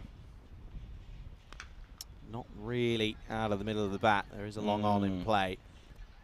Gets a single through. 45 off 22. It's not out of the picture. It's only 3 boundaries and over in reality, maybe even 2. That's true. I mean, if Ali can get on a heater just for 1 over, they'll make quick work of that. But ifs and buts don't really count. What counts is what's going to happen. Don't do if buts and maybes. They only do absolutes. That's it. Hit away, leg side. Gets through 1 and does take, again, takes the sting out of it. They're not pushing the 2s. No. Oh, dear. There has to be another one here, surely. Well, what's happened here? It's a terrible, terrible throw. Somehow he's gone for the relay. There could be another here. There is. It's going to be 3. Well, there you go. There's an ECN classic for you. If you don't know what we're about, there's a prime example of just what should have been not even a run, ends up being a single. But then for some reason, he throws it. I mean, what's happened here? He's just completely lost it. And it goes to the leg side, and then it comes off the keeper's knee, and they'll come through for 3. That is astonishing stuff. Deep mid-wicket, clearly going for the relay throw via long off for some reason. I don't think it was intentional, though, not to be fair. Not at all. Is there a little snick on this? No, is the answer. So no. Just a dot ball. Good recovery, though, from James after that calamity off his own bowling. Yeah, good comeback from that, and maybe Mehboob Ali was having still a bit of a grin about that as well, as he misjudges that one. But they get one past the swinging blade. Well done by James. See if he can counter on this.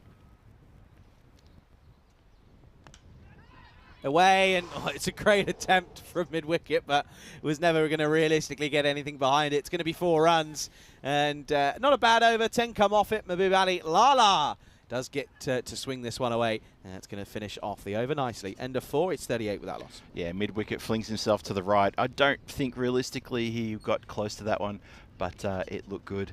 Unfortunately, the placement was even better. Say Ali is charging on. You can see there above the rate of where they need to be.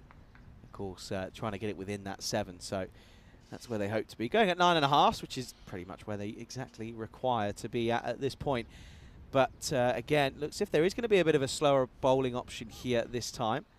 And it'll be interesting how this goes because, well, pace hasn't worked. Hasn't got any wickets. There's not really been any chances. It's just been a pretty easy sort of chase so far. I always say, as a team, you want to make the other team win it. You don't want to lose it yourself. That's a really good point. Good way of looking at it. So either this is going to work exceptionally well or this is going to go right the wrong way. Nazir's going to let us know in a moment. Nice touch. And again, Nazir, he's got one thing on his mind, and that is single. Get Lala on strike and then just sit at the other end on me bat. Exactly. You got someone like Mehboob Ali up there. You want to spectate from the other end, to be honest. Or even spectate from anywhere on the ground. And there's a few people spectating in the bleachers, and they're enjoying this. Okay, up in the air. Big moment. Can it be taken? Oh, and it is. That's a superb catch. Excellent catch down a deep third man, and that could be a bit of a game changer there. Lala doesn't quite hit the standards that he sets so high of himself. He goes for 24, and Matterday will finally lose a wicket. Red Stars get the breakthrough. It's 39 for 1. That's fantastic stuff. I'm just trying to see who the fielder is out there because he's getting a proper get-around from his teammates, and that is a good catch. Have a look at this. Straight up in the air, goes over backward point, and fielder is moving, and then he takes the catch, steadied himself at the last minute, got in position quickly, Good catch. Very good outfield catch. And I think Ali will feel a little bit disappointed about that one. Didn't quite hit his strides. Entertain us with 4 4s and a big 6. But that's his innings done. That's his match done.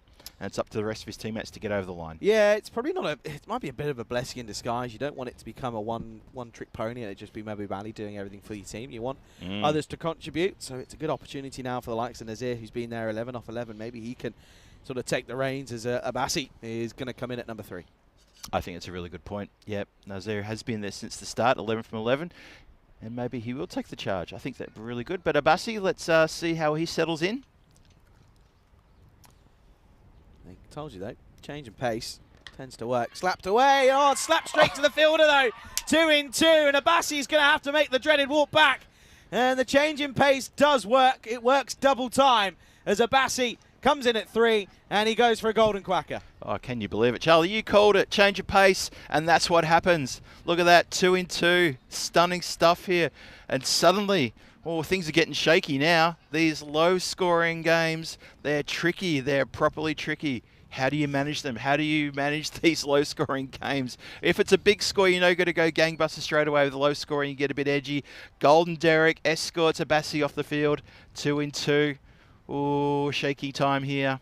Last hat-trick was Arnav Jain back in Championship Week of the Premier Division. It was only a few days ago for, of course, the Netherlands against England. And, well, could we see the first one of the ECS? We've had 2 centuries. Are we about to have a hat-trick? It is going to be the likes of Oleg Mahanen up against Akilina. Oh, and it's a good delivery. It's one of the better hat-trick balls you'll see. Doesn't get anything on it, dot ball. Tell you what, it was perilously close there to getting a feather edge through to the keeper, despite the fact that the keeper spilled it. Great delivery. Exciting stuff here. Aquilina, it's on him. Oh, and there's the edge. There's the edge, but it doesn't find anyone. There's no slip in play. Nothing the keeper could have done about that. What a little over this is turning out to be from the Mahanen here. Oh, this is exciting stuff. From what we thought could be just a run-of-the-mill run chase from Matterday, it just shows never, ever, ever can take anything for granted here in T10 cricket on the ECN network. This is exciting stuff. Last ball of the 5th, and it's a very, very tentative push from Nazir. That's going to be the end of the 5th. It is 40 for 2. Can I just say, I'm laughing because Nazir was always going to play that shot at just right from the moment, even before it even left the bowler's hand. He was always going to play that just dead bat, drop it at my feet shot and ensure a dot ball. Up-and-coming events, well, as you see at the top there, we're here in Malta. And Charlie, the Italian finals this weekend. Yeah, Rico will take you through that, of course, trying to work out who will be the representative in the ECL next year for Italy. I know that we have got a few updated teams that have been confirmed over the last 24 hours or so for that ECL, so maybe we can flash that up at some point with the updated ones. But yeah, then we go to Spain, back to Barcelona, and we finish off with Cartamania once again with the ECCW from the 9th of December with 2 divisions taking place. Very much exciting times. 10 teams will battle it out and try and knock England off their throne. And of course, that coming up on the 9th of December. So then, the change of pace works, and they're going to stick with it, as it looks as if Najmal Ali is going to come on for an over. See if he can, again, just continue what Mahanen's just done here. I often say, you know, you've got your batters that you talk about partnerships, but you can bowl in partnerships as well. You can have 2 good overs, little stints, back each other up. Short, hit leg side, that's going to be 4. You're not stopping that. Too short, nice shot from Aquilina. Yeah, that's terrific placement. Swivels very quickly, gets onto it, hits it very hard. It goes quick. There is a boundary right out on the leg side. He had no chance. He had to go about, not even 10 metres to his right. Couldn't get to it. Lovely shot. And he's just continue on here to the batters. Try not to get too worried about it. Short again and swatted firmly. That might split the gap again. It's back-to-back boundaries. That is a really, really good shot. It looks simple, but to swat it away using the wrist and then find the gap, pierces it through nicely. It's clever, really clever batting. It does look a little bit awkward there like that, but there's purpose there because he's trying to find the gap and he's gotten through the fielder and the boundary riders cannot get across for it. 2 in 2. Well, that bonus point is still looking a bit far away, but it's still possible. Jack and Lucy will be watching on and be pretty happy watching Dad go about their business.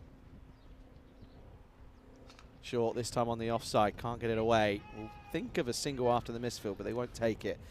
Good delivery, good comeback from Ali. Yeah, it's really well bowled after getting taken for a couple there.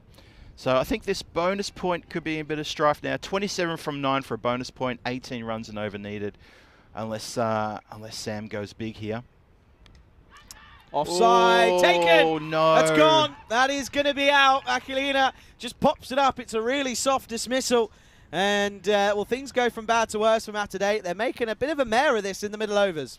They are. They're probably making a hash of this. And Sam Aquilina was looking pretty good there, but he said he's just really mistimed that.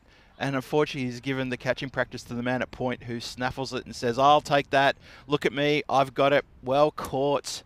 Jimmy James with a terrific catch. Make no mistake, that's not an easy catch at all. Low in front of him. Barely carries. Gets the left mitt underneath it.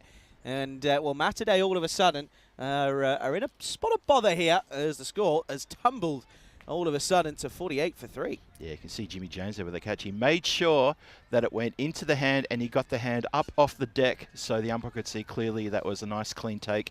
Clever, good catch from Jimmy James. Well caught. Gosh, in at 5. Still a lot of work to do here. 27 off 8 for the bonus point. They're probably more just thinking about getting the win here now. Swats it away, not out the middle of the bat. There'll be 1. Yeah, they're making a bit hard work here, aren't they, Mataday? Again, though, it's another team that just look as if they're going to be relying pretty heavily on one batter. Mm. That's not what you want to see. It's not ideal. In a long tournament that's, you know, a good few weeks long, Yep.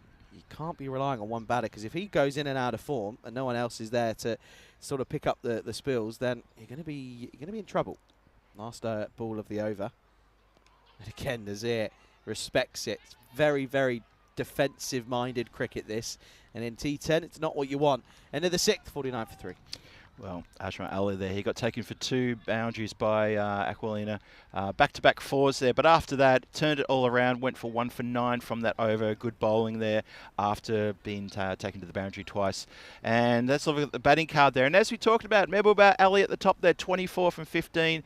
Michael Nazir, he's got 11. And as Charlie, you're pointing out quite correctly, you cannot rely on just 1 or 2 players in your team. That middle order, they need to fire. Extras hasn't been too bad at the moment either. Just the 4, 3 wides and a bye. That's pretty good. Yeah, not bad at all. And of course, Marsa yesterday showed everyone how it's done with no wides. It's pretty impressive. That was good, wasn't it? It's very impressive. Yeah. Well, they're going to go back to Mahanan here, and he's back on the money straight away. Yeah, he's been very impressive in that early over. 2 for 2 in that first over his, and they're hoping for something similar here are the Red Stars. And again, gets through to the keeper. Just starting to bat within themselves here, Mataday, and this is not what you want to see. It's very, very negative batting here. And when I say negative, I mean the sort of intent. Positive intent is trying to look for singles, get bat on ball, but at the moment it's tentative. Swatted, leg side to mid-wicket, does well. Great pick-up, good throw, could be close. Gets home safely. Yeah, good work from mid-wicket there. I agree with you. I agree with you completely. This sort of pushing and prodding, and you look at the field setup, and he's trying to push it into, towards third man or backward point. Both boundary riders there, and there's also someone at a regulation point. It's a low percentage shot if you're just going for a push, because you're only going to get 1, maybe 2, if you can place it nicely. Oh, hello. Looking to get funky. And, well, the bowler's probably not going to get penalised here. Let's have another look at this here. Because he steps across, which the line doesn't move. Must have clipped something on the way through for that not to have been a wide. Has to have been. Well, let's have a look here. Keeper gives it. Actually, no, he sneaks it in. Never mind. Wow. Short, upish, poor delivery. Could get a wicket. No. It's going to fall safely. And they'll get a single. Of course, singles at the moment probably wouldn't be enough, as it's 24 needed off 19 now. The bonus point is completely out of the equation. So credit to Red Stars. They're going to at least get a point out of today of this game, maybe if not more. Yeah, totally credit to them. Well done. Wide outside the off, can't get it away. Good bowling, excellent over, excellent spell. Gets his team right back in with a chance here. As a spell of 2 for 4 from Mahanan goes off the 2 overs. 51 for 3 after 7. It's 24 needed off 18. This is what's coming up next. So Mataday, they've got to see out this game here, but then they've got the next game up for match 14, Zero United. They're going to return. We saw them on day 1. They're back now for a couple here today. So they're going to go head-to-head against a Mataday team who are still battling it out here in front of us. There's a couple of changes there at the Mataday team. You can see that Shrujay Patel comes into the team, and so does Venkatesh Pakalapati. He comes in as well. And in Zero United, a couple of changes there. But I can see Kamal Kaki is there. He's going to be a bit of a key. He was a star on day one for Zero United. Looking forward to seeing him in action again. 24 off 18. This game's not over. Off the pad, and they're going to get a run, a sneaky leg by. Good running. Well watched. This is getting close, folks. Tingle, perhaps. It's getting a bit closer than you'd expect. I don't think I'm out of line by saying I think Nazir needs to do better here. Massively. He massively needs to be better. He's been there from the start. Yeah. He's faced a quarter of a total of the innings deliveries and only gone for 12. It's not ideal at all. Gosh needs to get something going, though. And again, he's happy just to fend away into the offside. It's well fielded. It's no pickup. They should turn and go for 2. It's a great throw. It's a bullet of an arm, but they do get back safely. Good running by Gosh. Turned, put the head down, despite that very quick throw in from the boundary line there. Gets home, and that is a well-run 2. I was about to say they can't do this in singles. I hope they realise that, but they did spin that around into a deuce. Well done. 21 off 16. Need to go at just below 8s. Too wide. Extras are killer. Extras are going to kill this game off for the Red Stars if they're going to lose this. Oh, couldn't agree more. Look at this. Just continues outside the line. It came out of the hand and just continued on its trajectory. That's not good. Yeah, proper drag down, wasn't it? On the offside. 20 off 16. The boundary changes the game here. Dot ball. Dot ball's a gold dust at the moment for the Red Stars. Could come back. Total gold dust. Oh, boy. Tony Thomas here. He's got a bit to do in this over. 3 more balls to try to make a name for himself here. He can get in 3 dot balls or even a wicket, then, you're going to see those percentages change. And they just clicked and changed then. It's 59 to 41 according to the supercomputer. What happens here? Up in the air. Just going to get over the man at cover. He kind of didn't really react. I think he thought he was going to carry to him. They're only going to get a single. But this is looking a little bit tricky at the moment, folks. I think you mentioned it before, Charlie. Tingle anyone? Yeah, genuine question. Genuine question. I think you'd have to try and have a look at it and analyse it and think, well, yeah, maybe at the moment. Yeah. Dot ball. Oh, this is getting close. Nazir, you have to do better. I'm going to scream at him in a minute. I'm getting a little bit frustrated with him. He's not doing enough. You're an opening batter. You've been there for right since the start. You need to get into this. You only need 19 runs from 30. You want to win it for your team? It's interesting. It's up to you, buddy. The skipper was listed to open. Yeah. But we haven't seen him yet. Shot down the ground. He's picked up the fielder, though. Oh, he doesn't go for the catch. Surely you've got to go for the catch there. But mind you, at the same token, you're probably thinking, well, he's 12 off 17. Why would I want to keep him out there? And it's going to be the end of the over then. So, 12 balls left. The score 57 for 3. 18 required off 2 overs. 51 plays 49%, folks. Oh, it's going to come down to the wire. It couldn't be, well, it could be just 1 more percentage point even, but I know there's 1% chance of error in most statistics, so let's call it even Stevens. Yeah, just watching the fielder there at long on in 2 minds whether to come in and take it. In the end, he chose to defend the boundary line, and probably not a bad idea. Nazir is going to be facing the start of this. He's got 13. He's been there for right since the start. He's got 18 deliveries. What can he do in the 9th? It all happens in the 9th. Yeah, they're going to go to James. Swing and a miss. Asking the question. I do love when keepers appeal to square leg on a court behind. It does make me giggle. It does make me giggle. For the first time, by the way, Red Stars ahead on the win predictor. There you go. James has got an over left. They've still got Vijayan, who only went for 4 off his over. You've got Thomas, who went for 5. They've got ample options here of the Red Stars. 18 off 11. Need a boundary here to Matadei. It's hit away, but it's a little sneaky edge. Will only be 1 here. Credit to the Red Stars, though. Their field placement's been superb. They have been absolutely fantastic. They've plugged their gaps in the right places. Their bowlers have been economical despite those extras. And if they do go down here, I think you mentioned the last over, Charlie, it will probably be the extras that they could probably blame. Too many wides, giving it away. Let's see. Leg side, hit away, and again, I don't understand this. You've got to get a move on here. You've got to get something going and get a lucky swing away, get a boundary. Because if you deal in singles, you're gonna fall short. You're gonna feel properly short. There's a big gap over the covers. There's a point boundary square and a fielder straight, so there's a big gap. Well, as I mentioned, as I'm talking, point comes in, so that, look at this. Point had to come in, there wasn't 4 in. Yeah. So Short, up in the air. Is it going to carry? It does, but it's gone through. And where's the ball going to finish, though? Does it have the legs to go to the rope? No. They're only going to get 2. Well, the fielder who's down there gets very lucky in the end, because if that goes for 4, then that's not going to win. Abin Biju, who's down there at short thirds, at third man's been very busy, but he almost makes an absolute mare of this. it's a funny odd shot, because as I was trying to point out before that ball was bowled, was that suddenly there was no protection on the boundary on the offside from all the way from right in front of us around to third man. Got to bowl straight. You can't be leaving balls. You cannot be leaving deliveries. Let's have another look here, because he thinks this is wide. That's crazy. Let's see. It's never a wide. That is crazy. It's never a wide, and that's good umpiring, poor batting, and Nazir, not going to be too harsh, but I think he's going to bat his team out of a win here. I really do. 14 off 7, last ball of the 9th. Swing and a miss, retire him. He's got to go.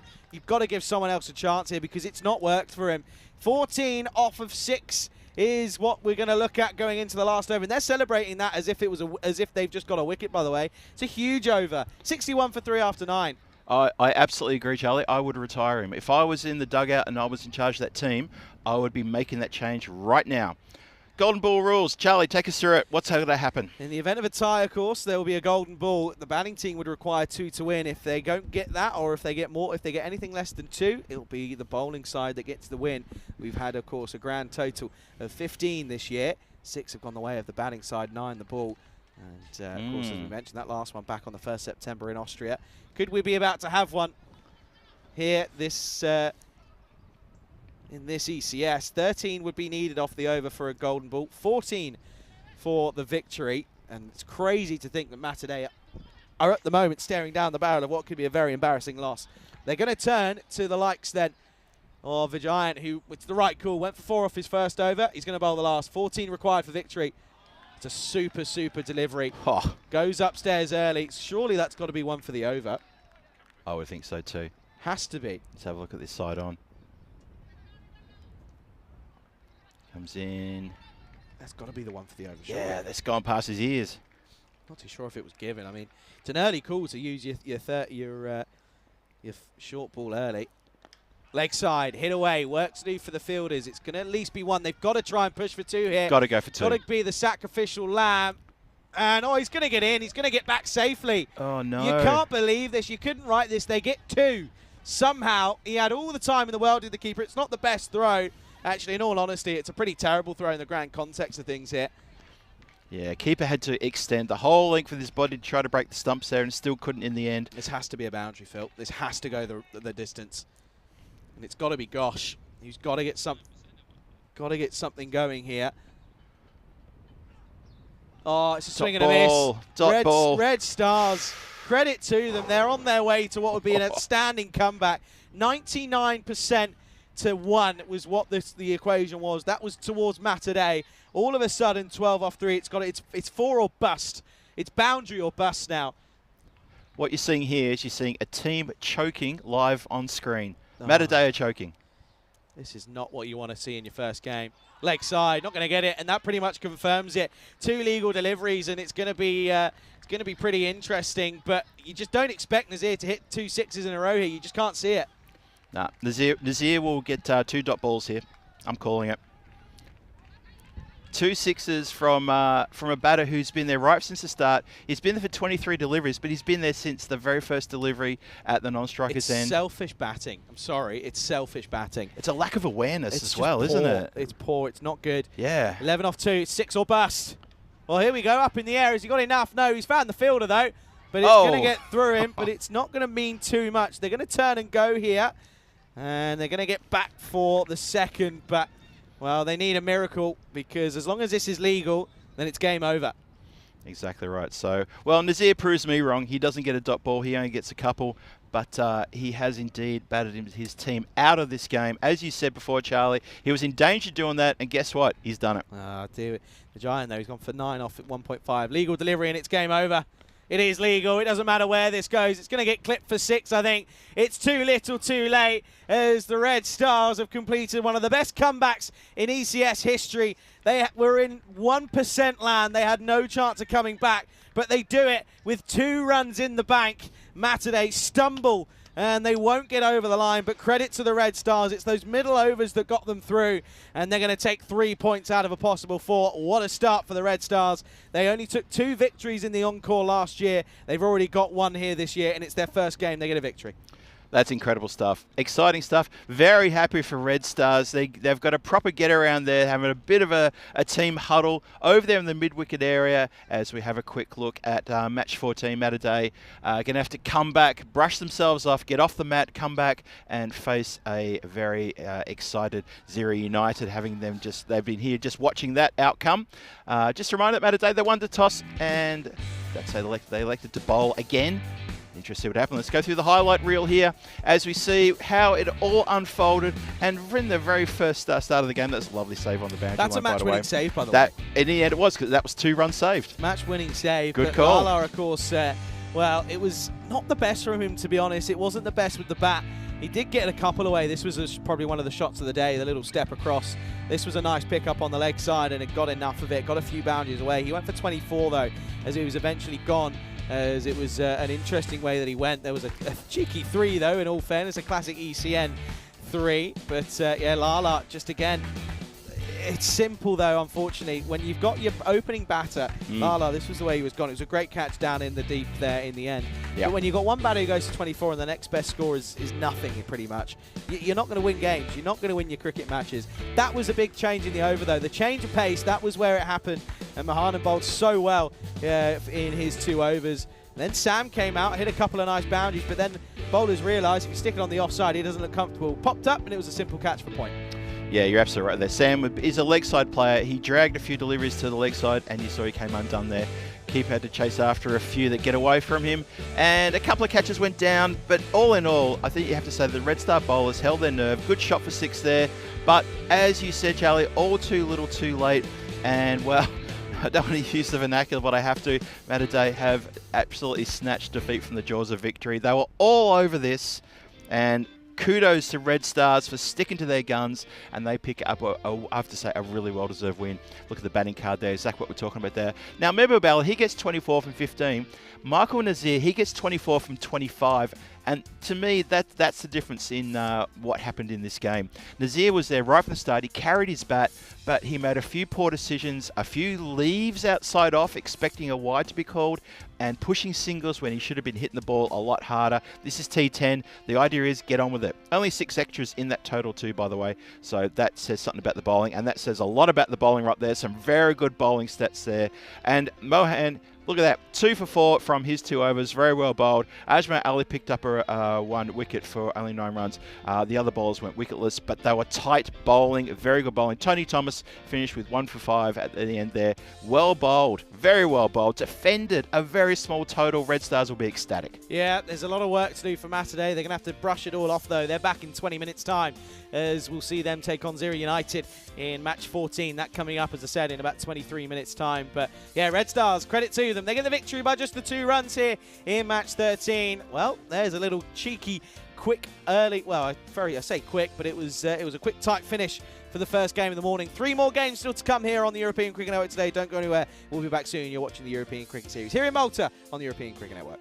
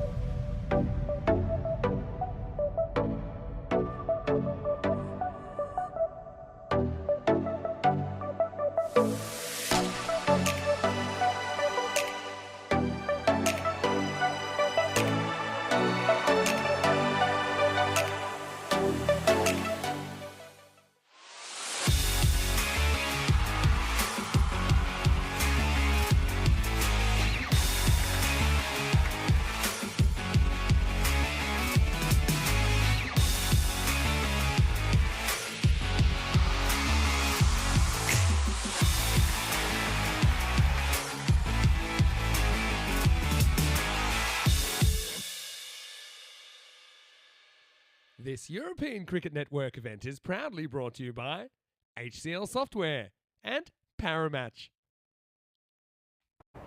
Good morning, everybody. Welcome back then for the second game of the day. It is going to be match 14 of this European Cricket Series here in Malta. It is going to be a very interesting affair as Matadei are going to be taking on the likes of Gazira United here in this second game of the day. As for the United side, well, they of course went 1 for 1 on the first day of action. Of course, they looked okay there. Their bowling unit was certainly on fire more than their batting unit.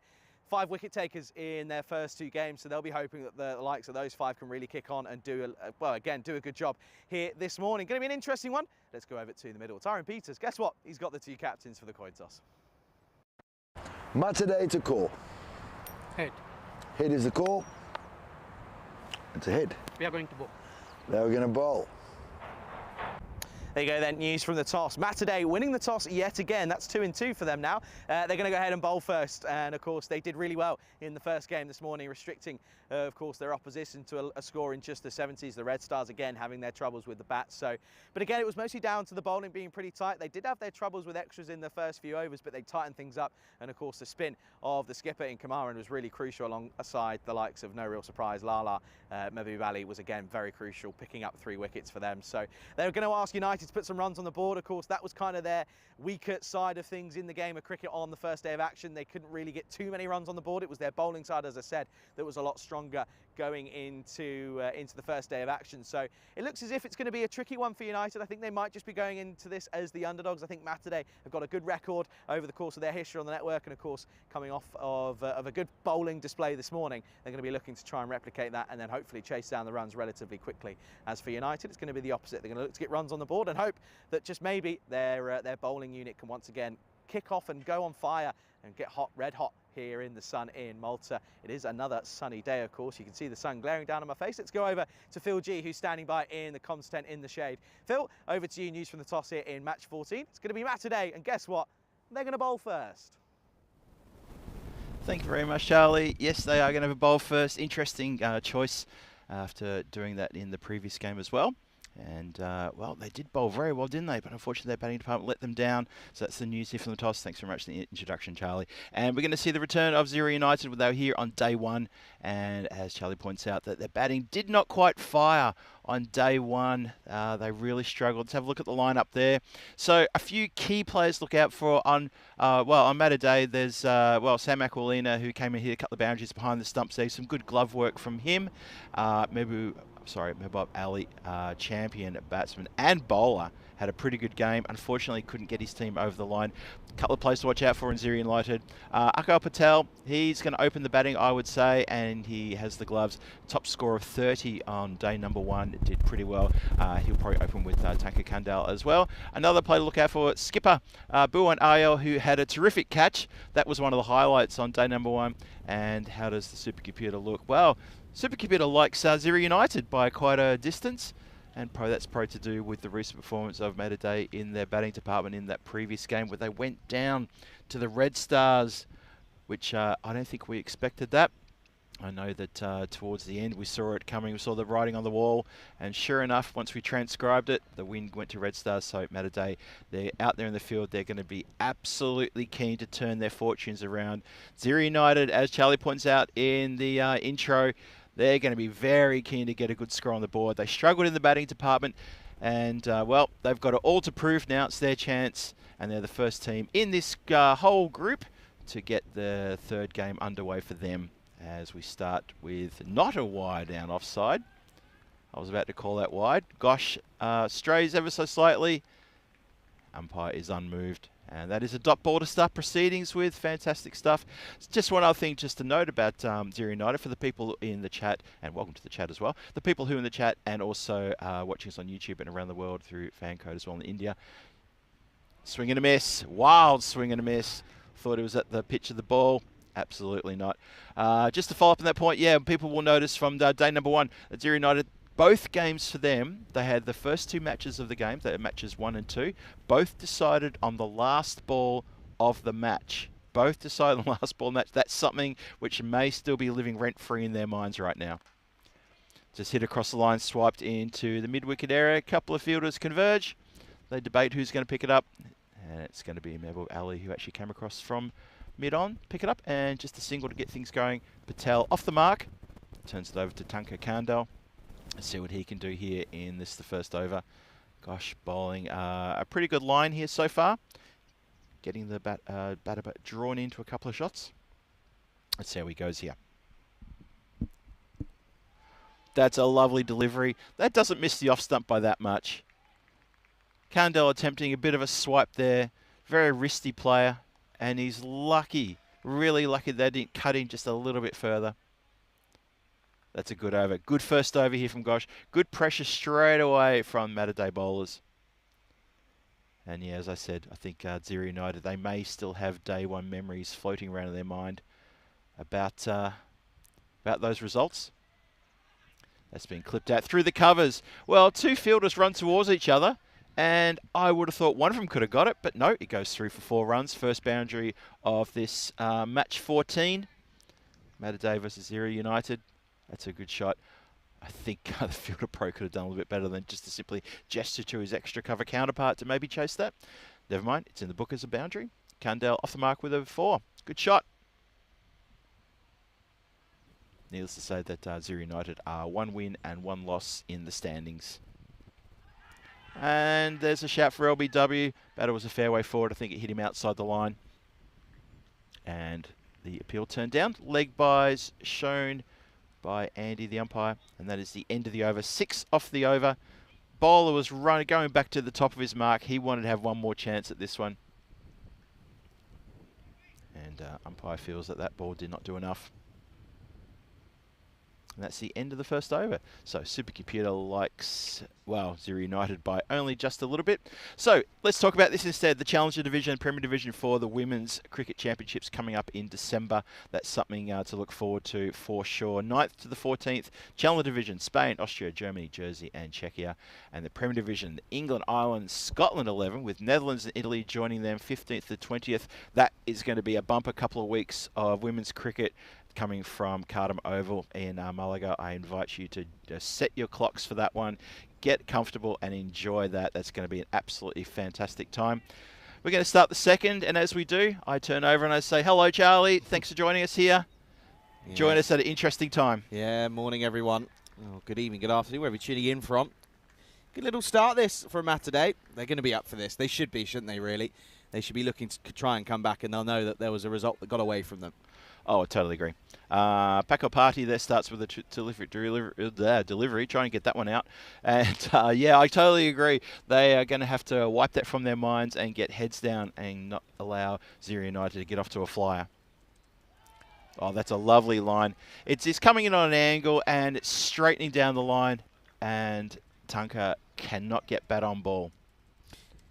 Just another miss. And they have a little conversation now, and they kind of just, it'd be interesting to see what that was talking about, just sort of saying, just settle down a little bit here, let's just play the ball on its merit, you know, get through first over or two and then go from there.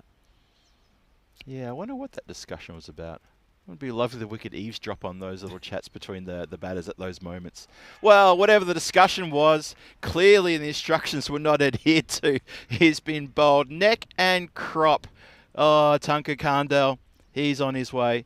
I saw John Gray in the chat say something about Candle lighting the way and that sort of thing. No, he's not going to. He's gone.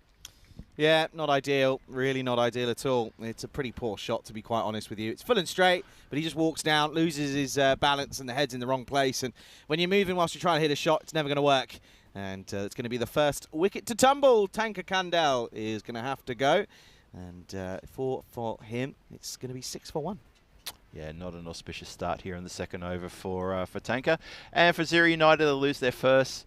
But all credit to the bowler for really zeroing in there. Beautiful delivery, middle and leg knockback. Not sure why Tanker was taking a stroll down the pitch to get to the ball.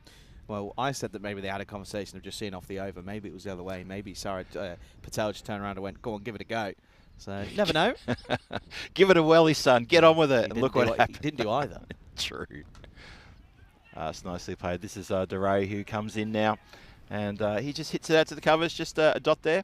I noticed that Paco Party has got the number 747 on the back of his Guernsey. That's quite ominous. Of his Guernsey? Sorry, of his The top he's wearing, if you like. Jersey. Jersey, Guernsey. You call it? Is that a genuine thing? In Australia, we call the sporting outfits a Guernsey. Really? Absolutely. Yep. I've never heard of that. In football, it's called a football Guernsey. Never heard of that? No, I've heard of calling it a jersey. Are you pulling my leg? I'm not pulling your leg. Nope, Ah. nope. No, Guernsey. What? I remember at high school, You when I was stumped me there. 12, You fully 12, have got me. 12 years old, I corrected my coach, and he just gave me a look. And then I went home and told my parents. They said Was it the same look that I just gave you? it was Questioning- quite similar. Questioning what you're on about? Followed with quiet gowers. Yeah. I mean, I Oh. can't say that. You get paid to talk, so that wouldn't go down very well. End of the second. It's 6-1 at the moment. What a cracking over from Paco Party there. He's bowled a ripper. If I'm not mistaken, he's bowled himself a maiden, wicket maiden there. Yeah, it's not a bad over at all. Good to see him back in the lineup and doing well, very well indeed. So then, 2 overs down, 6 on the board. Not the best of starts. This is, of course, the updated standings after that loss for Matterday this morning. Of course, you'll see that, well, it's going to put a very, very good start in reality for the Red Stars. They go sat in 10th, but yeah, I have to say, well done to the crew in the background, because trying to get those 14 teams on your screen in once is not easy. So well done to our partners in getting that done at SI. We thoroughly appreciate that. Shout, ambitious shout for a caught behind, and umpire unmoved. Pinto is new bowler, Pinto Gosh. He's coming on to bowl his second. Keeps it inside the tram line. Swing. I thought I could see daylight between bat and ball, and I think the umpire concurs. There was a lot of appealing, wasn't there, to be fair? There was. Some good appealing. Keeper went up pretty quick. Most keepers do. Yep. Funny enough, so did a number of the outfielders who were a long way true, away. That's true. Oh, where's he off to? Well, Patel goes for a wander, and he's going to have to keep walking to the dugout as he's been caught. Where were you going?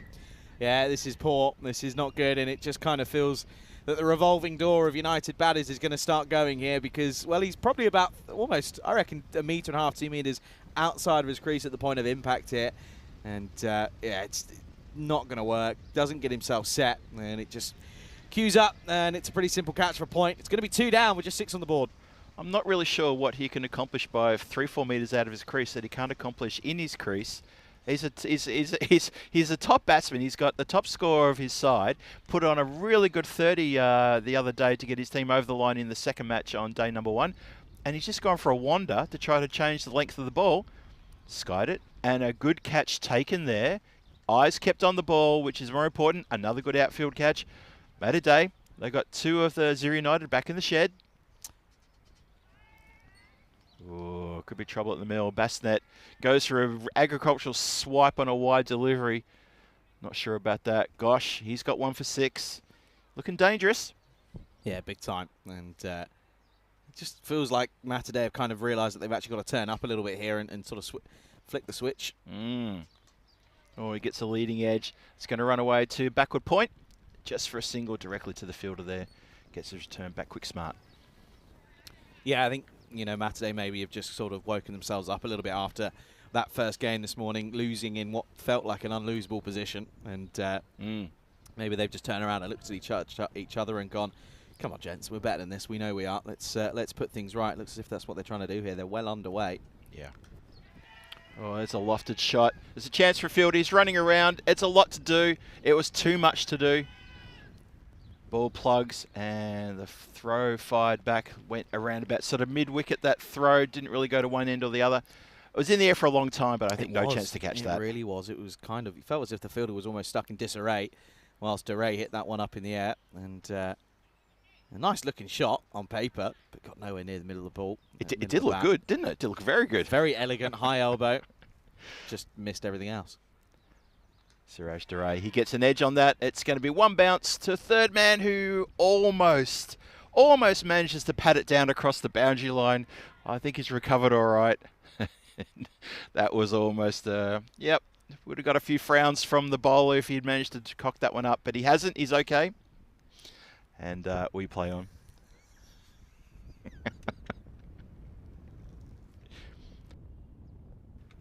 Bowler in again. Gosh. He's played it down with soft hands, trying to find the gap there, doesn't quite find it, backward a point, and reveals the throw back in. 11 for 2. Tough going. Yeah, it's you've got to feel for any fielder that's down at third man. They're going to be busy here in Malta. End of the power play, and it's definitely 1-0 to Matadei at the moment because, well, being at 12 for 2 after 3 is far from ideal, and this is the story thus far, going at 4s. There you go, there's confirmation of that wicket maiden in that second. Unbelievable stuff. That was such a good over. It'd be good to see. When are they going to bring back? Oh, they're bringing Paco Patti back now, it looks like. And that's interesting. Keep applying the pressure. I guess, what's the point of saving him until the later overs? Let's get him on and see if we can remove a couple more of these Zero United players. Good thinking. Yeah, I guess it's kind of just going to go to your hit bowler, and you just got to sort of say, right, come on then, let's see what you can do. You got another over here. If we go into the 5th over with 4 wickets in the buck, then we'll be pretty happy. But of course, Basnet and Duray will be hoping they can sort of try and put a stem to the flow of wickets that have fallen here. Yeah, and in case you missed it, blink and you missed it, that power play was done. Only 12 for 2. Goodness me. Oh, edged uppishly, but he's found the gap this time as third man came in the circle, and so did a deep backward point, and that gets through for 4. Boundary, a well-needed boundary for Zero United. It's an edge, but I actually think he plays for this. He opens up the blade nicely and kind of just deflects it away, uses the extra bit of pace that Paco Patti carries, and yeah, it flows all the way. It's 4 all day. I reckon he's noticed that third man had come up inside the boundary. He's almost, well, no, he's in two minds whether he's going back. He's actually asking, do you want me back or not? You can see he was literally saying, where? In, out the circle? He's going to stay in. Paco Patti comes in again. Been impressive so far. Oh, and they're asking the question. He's certain there was an edge. Yeah, it's good delivery, though, in that corridor of uncertainty outside the off stump. That's for the 5th, 6th stump line, and just a very tentative push. It sort of feels very, it's very 40 over kind of longer format sort of line and length, that kind of thing. Yeah, Basnet, unfortunately for him, or fortunately for him, just not good enough to get an edge on that one. Paco Patti in again. He's bowling such a good line here. Chance for a run out, but the batter who took about 3 or 4 steps just realised with immense fright that there was never going to be on. Paco Patti insistent that no one takes a run off his bowling. Yeah, that's a good bit of fielding, but again, he's consistently finding that area. He really is, and it just feels that there's no real match to it at the moment. Basnet can't get anything going. Duray can't do either. Got to try and find a counter punch at some point here. Yeah, they have to. We're into the 4th over here. Something's got to go for Zero United. Well, that's straight into middle, and it's been flicked around the corner, and that's going to run away for 4 runs. So that's something. Basnet capitalises on a ball that doesn't straighten down the line outside off. Instead, it comes in towards his body, and he turns around the corner very nicely indeed. He moves to 10. Leading the way here, and someone needs to lead the way for Zero United. They need someone to take this innings and control it for them. They're 20 for 2 in the 4th. Still a couple more to come, with Paco Patti bowling very dangerously. Yeah, you are right, though, about the 4 overs. If you get to 4 overs and not very much on the ball, it's tough to come back from it. Good ball. Very good ball, wasn't it? Good change of pace. Basnet, no idea. Yeah, just didn't read it. Did not pick it at all. And you can just see there, it's the off cutter, and it's a super delivery. Really is. That's clever bowling. That's experience for you. That's why he's got the 747 on his back.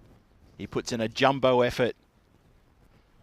Unlike my poor little attempt there to play on words. Yeah, that was good. I enjoyed that. Single, just push into the covers. Better than some of the stuff you were coming up with yesterday. That was a good one. I was just warming up. Yeah, that was a good one.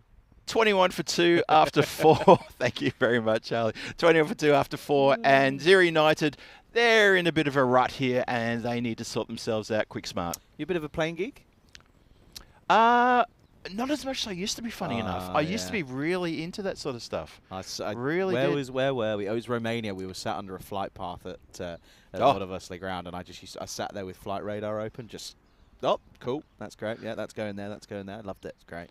Sometimes I do jump on flight radar. I'm where I'm in Prague. I'm on a flight path, and also at Vinoj. That is where the planes do their turn to line up for the airport. New over starts. Lala's come on. Yes, indeed, to bowl the 5th. Starts with a single push into the mid wicket area. Yeah, off the pad, leg by. Let's have another look at this here. It was a slight appeal, but angling down the leg side, to be honest with you. Yeah, very much no so. No question about that. 22 for 2. Shout out to the Richie Benno fans for that. Straight over my head. Showing my... You're not heard of that one? No. Chat, help out Charlie. 22 for 2, Richie Benno. Help him out. I'm 22. That helps. That's been lofted down the ground. Fielder sets himself and takes a good outfield catch. Well done. That is Michael Nazir down here in front of us, in front of the commentary position. Safe as houses into the hands, and he is very happy about that. Let's see if he can replicate that good luck when it's his turn to bat. Yeah, that's just Mahbub Ali doing what he does. He just picks up wickets. He's just a wicket-taking bowler. Surprised that they didn't bring him on earlier up until the fifth. But yeah, it's a long, slow walk back for Suraj Dadai, who has to make the dreaded walk back. It's 22 for 3 now, and it's a very uphill battle here for Ziri United now. Oh, absolutely. And well, it does mean that Karki now comes into bat. Kamal Karki, he was my pick of the players for Ziri United on day number 1. An okay day, didn't he? He did have a good day. Picked up some wickets, picked up some runs, was very handy out there in the centre. Let's see, they're going to need a lot from this player right now. He's going to have to bat through. So he chips it out to point, but directly to the fielder. They're going to run a quick single, and that's all they're going to get. Again, this sort of strolling forward coming out of the crease. I'm not exactly sure about that. I mean, he only came a metre out of the crease, but you know, you're facing someone like Mahbub Ali. Just watch yourself. He's bowling stump to stump. You really don't want to try to get too creative or clever against his bowling. Yeah, big time. Play the ball on its merit, but yep. At the same token, got to get a move on here. Oh, Basnet, he's on 11. See if he can get going. He's pushed that, gets past the point fielder, takes a dive. That's going to beat the fielders for 4 runs. Pierces the boundary riders beautifully. Good timing, and that is a 4. Good shot. Lala can't believe this. He gave it the old double teapot. He's got sort of look at this, thinking he's only pushed at this, and it's gone all the way for 4. So it's just really well timed. Plays it late, opens the face again, and gets through backward point, as you said, Phil. And that's going to race away on this outfield. And yeah, that's a really spectacular shot. That is a cracking good shot. You're right. It was nothing more than a forward push. Just beautifully timed off the meat of the bat. Ran away. And, yeah, Mahbub Ali didn't look too impressed. Let's see how he comes back from that one. Oy, a little bit shorter. Gets away from the keeper, but there's no chance of an extra there. Or an extra run. Let's have a look here. He's asking for it to be wide, but when you're bent down like that, it's probably not going to happen. Yeah. Probably not going to happen. He is. His knee was practically on the pitch, so I think that the umpire's within his rights to say, look, in your normal stance is the giveaway when it comes to that rule. Last ball then potentially of this 5th. Oh, castled. And there we go. That's the end of Basnet. That's the revenge for that 4 that was hit earlier in this over. And Mahbub Ali, he has the last smile on his face. 2 for 5 from his over, and Ziri United descend further into the unknown. 27 for 4 after 5. Yeah, just again, tentative push. Just pretty much just misses the straight one. There's no real deviation or anything like that. Just literally misses the straight one. And Basnet goes for 15. And, well, at the halfway stage, it's starting to look very, very ugly for United. They're 27 for 4. And, well, with 30 deliveries left in the innings, can they muster up 50 runs? That's going to be the question. Basnet goes. It's going to be really tough going from here. They didn't have a lot of success with the bat. I think you pointed that out during introduction too, Charlie. They did not have a lot of success with the bat on day number 1. And the batters who did do well, Patel, who's already back in the pavilion, he had a good score of 30 on day number 1. Their skipper also put on a few runs, but only sort of in the teens. They're going to need a lot from him when he comes out. And, well, Karki is someone who I think is a bit of a key to getting that score into the 50s or possibly the 60s. But the bowling and the catching and the fielding is just a bit too tight. They're going to struggle. They're going to struggle big time. 6th over starts. That's just been chipped out just around into the point region.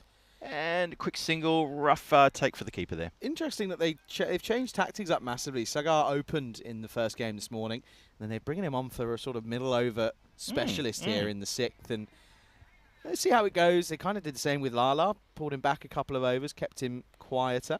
Yeah. So skipper Buwanaya, he is indeed out there.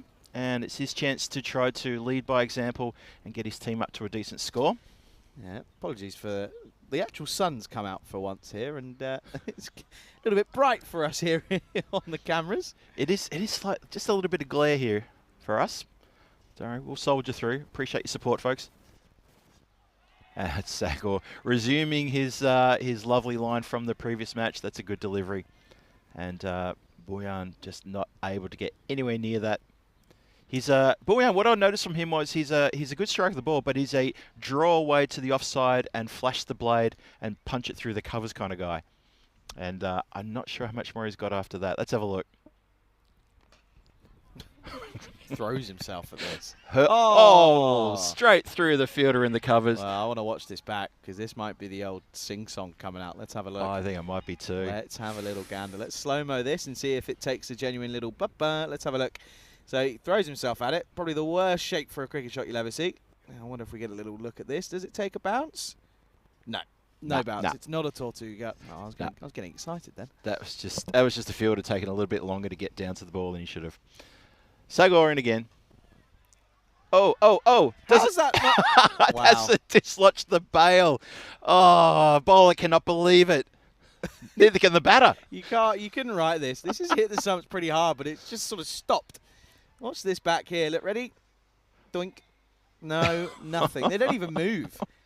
Nothing. I'd be doing the Stuart Broad and going and lifting them up and twisting them around. Just a quick double check. I think that's probably worth a look. How heavy are they? That's quite funny. Boyan lives to fight another day. And he swings at this, and that is astonishing. What a ripper. Oh, my goodness. No right to take that catch, Charlie, and he's taken a perler. He's launched himself at this. He's probably covered about, I reckon, 5 foot in the air alone. That is a stunning catch. Well, he survived after the stumps being touched and kissed by the ball. But very next delivery, he turns around, swats it away on the offside, and it's, well, plucked out. Look at that. No, is it a plane? No, it's a fielder for Matterday, and that is sensational. That is incredible. Is that Venkatesh out there? I think it is. Unbelievable. That is unbelievable. That is going in the good book. Frame that one, folks. Keep that one in mind. No one's going to do better than that. That is, and we've been talking about how good the catch has been so far. Look at this. Look, he genuinely covers about 5 foot.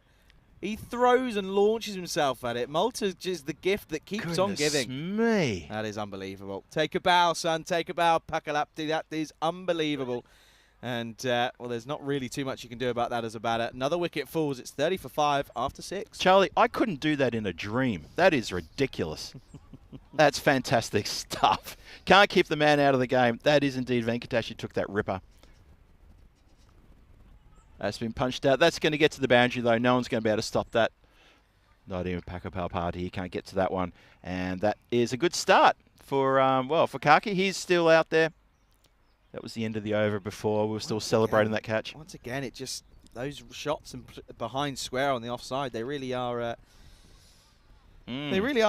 running away on that one. It really is. Must be really quite flat and firm over there because they're going away very quickly. Kaki moves to 6 with that shot. He's been joined by Gurung, who's at the non-striker's end. That's a bit of a drive, square drive, cut off this time. Good work there in the outfield. Gets a little high five from his counterpart. Kaki moves to 7 and hands over to Gurung to take over proceedings. He's going to face his first delivery. Yeah, it's getting a bit warmer now, about 24, 25 degrees at the moment. Well, strays it onto leg, doesn't really get anything on that. I think he just came off the pad, and it spews away to fine leg. No, apparently he did get a little something on that.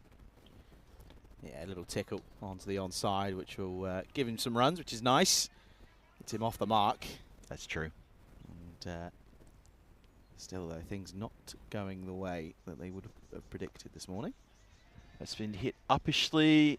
And a couple of bounces, and it finds Ali down there on the deep mid-wicket boundary. This is skipper Kumaran bowling here, who had a bit of success in the previous game. Also, during one of his celebrations, ended up on his backside, but he was okay. We've all definitely, and we'll be there again. That's down leg side, and that's a dirty old wide. Good take by Akalina behind the stumps. Well watched indeed. Mm. Not easy, those ones down the leg side when you've got lots going on in front of you.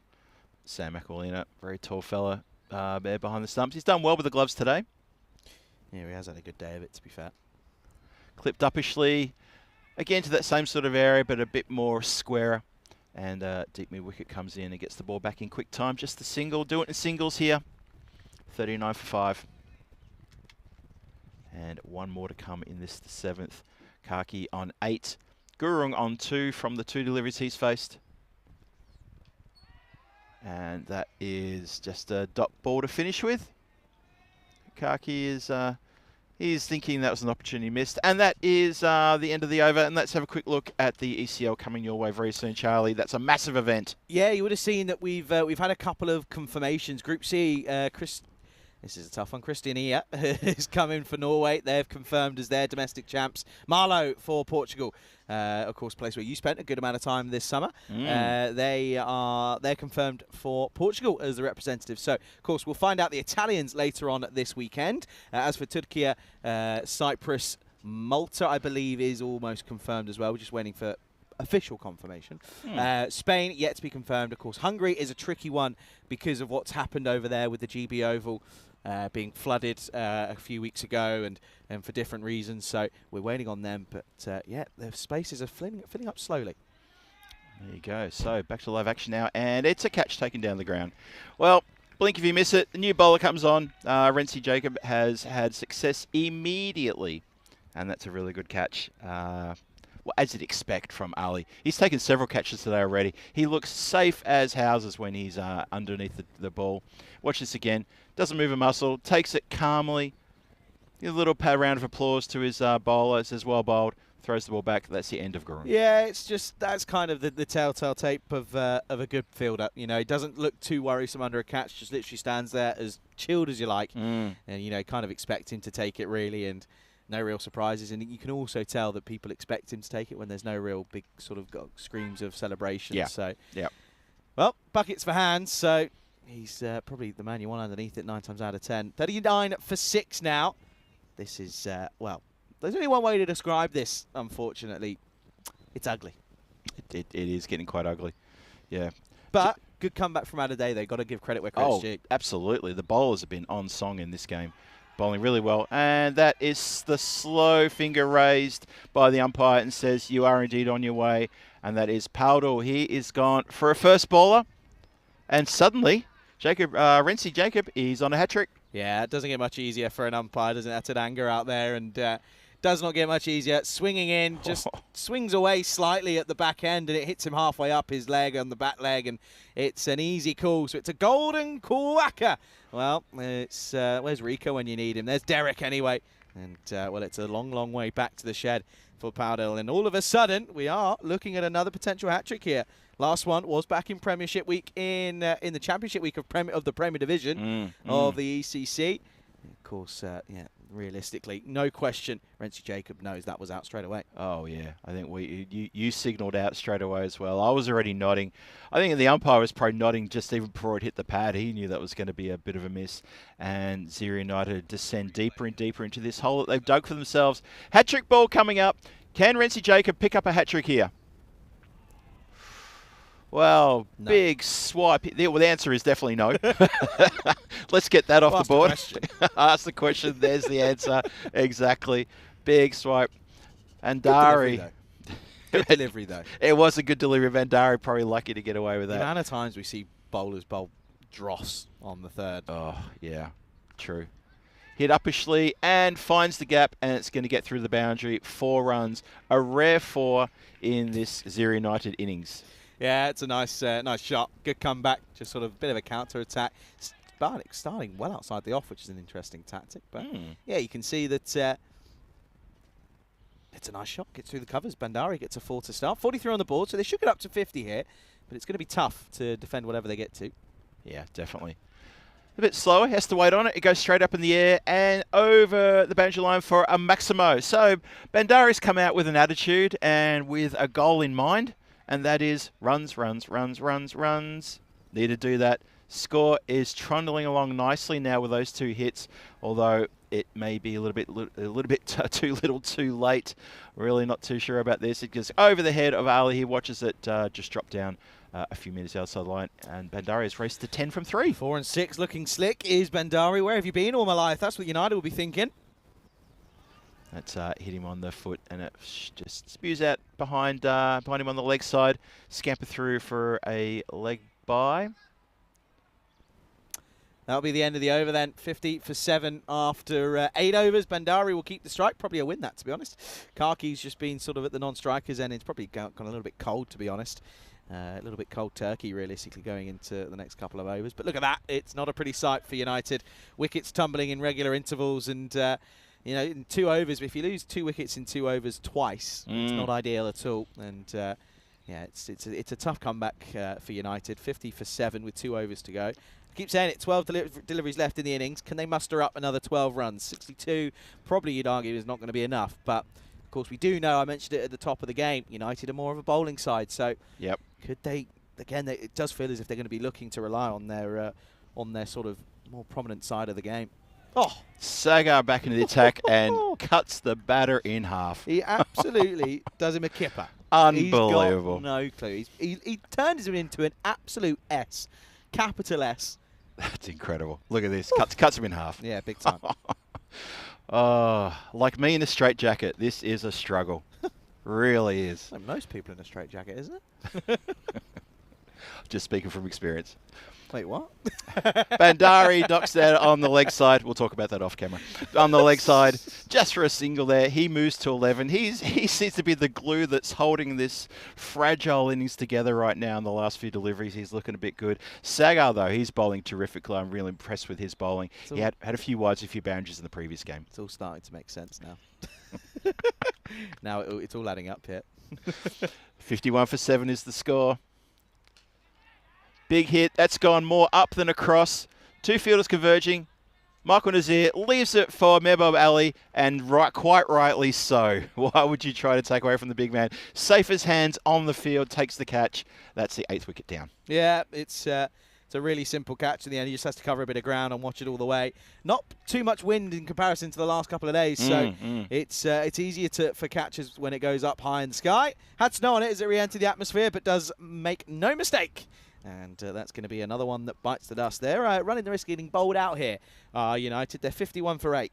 Yeah, Kamal Karki doesn't manage to set up with a really good performance like we saw him on Sunday. I think that comes down to the fact that he's just been at the non-strikers end and hasn't faced too many deliveries. He was kind of watching everyone else go about the business and just ended up struggling. So yeah, Sagar picks up another. It's again really good spell from him. 2 for 4 off his 1.3. 51 for 8. New batter in at the crease. Oh, and he gives us a filthy little wide down leg side. Takes a bit of pressure off the new batter. That's Dare, who's out there at the moment. That's Bibek Dare, who's facing the music. He's still got 3 balls to face from Sagar, and as you say, 2 for 5, bowling a terrific spell here of T10 bowling. Comes in again. Another cracking delivery. Batter just not good enough to get anything on that. It's a strange old swipe, though. Doesn't really play the ball on its merits. Again, it's that cross bat. If I connect, it might go to cow corner sort of moment. But there's no connection, and there's no cow corner. Yeah, want to say a big shout out to Ravsta, who's in the chat. Ravi, of course. Hope you're well, mate. Oh! Ouch. That was thumped. That was absolutely whacked back at Sagar, and he's done well to get out of the way of this and not take one on the noggin. This was absolutely mullered. Watch this. Oh, he is in a bit of pain here. I'm not surprised. Oh, it's horrible. Oh, that left hand has taken a shocking hit. I think maybe the medic might have to get out and have a word. Yeah, I'm not. Oh, ouch, yeah. He is really lucky that he doesn't clock one here. Yeah. He's gonna need a moment here massively. I think there could be some damage here. It looked like maybe possibly the thumb or I'm not sure. I'm trying to see where there's some people rubbing his wrist. I suggest maybe leave it alone, let the medic take care of that. And she's there now, and he's going to be looked after. Yeah, of course. That looked harsh. Yeah, that was not fun at all. Not no. Fun at all. Free spray. Get the old magic spray out. It does wonders. It really does. You ever used the free spray? I did during the Prague ECS. I used the spray. Were you the medic? No. Please tell me you were running out on the pitch. But I always wanted to try it, and I had a moment where I found myself. It was in my hand, and I thought, I wonder what this stuff's like. I couldn't. It's the gateway. I couldn't feel my elbow for about 2 hours. I applied a little bit too much. I got a bit carried away. Good to see he's all right. He's back up. And thanks to our medic, of course, who, hey, listen, without our medics, I'll tell you what, I have to say, the concussion test in Cartimer with the old torches were very, very fun to watch. I love the fact that the medics in Cartimer would do the thing and then give the batters a fist pump after they'd walk off. It was great. Loved it. Yeah, nice little touch, wasn't it? That's a leg side wide. Leg side wide. That's after Sagor takes a bit of a hit. What did you get up to last night, Phil? After last night, I had a little bit of work to do last night when I got back to my room. Well, first I went up to the bar on the top floor of the hotel. Just had a little quick drink there while looking over the balcony at the harbour. Lovely view. Then I had to wander back and do a bit of work. It's a cross bat swipe out towards deep mid wicket. They're thinking about a second. And that's as far as that thought process goes as the throw comes back in pretty quickly. That's the end of the ninth. 55 for 8 after 9. Yeah, and over to go. And they do get into the 50s, of course, but, well, can they get into the 60s? They'd be hoping so. As I said, if they get 7 runs, they'll be going at 12 off the last 12, so that would be okay. Not ideal, but not terrible at the same token. Yeah, what did you get up to last night? Watched football. Watched the football, and that was about it, to be honest. Nice and chilled. I love Malta, I have to say. It is one of my favourite stops on the tour. It really is. Yeah. Been lucky. This is my 3rd time here at work duties. Been here before when I was younger. But it's great. It really is great. Where we're staying is perfect. Isn't it? La for the 10th. And Ali's been hit pretty hard, and that's going to carry... No, it doesn't carry the rope. I think it's a 4. Yeah, I think that's just one bounce 4. I think we'll have to double check, but I reckon well. it's 4. I think, yeah, to the naked eye, it looked like it bounced inside the line. Let's have a quick look on the replay. Oh, yeah. Yeah, that's a good couple of feet inside the line and confirmed 4. If it had been 6, I think Mehboob Ali would have been absolutely furious. And this delivery could have been had a lot of pepper on it. Well, that's been under-edged, and it's going to go flying away for another boundary. This time it goes beyond that fine leg fielder who's up in the circle.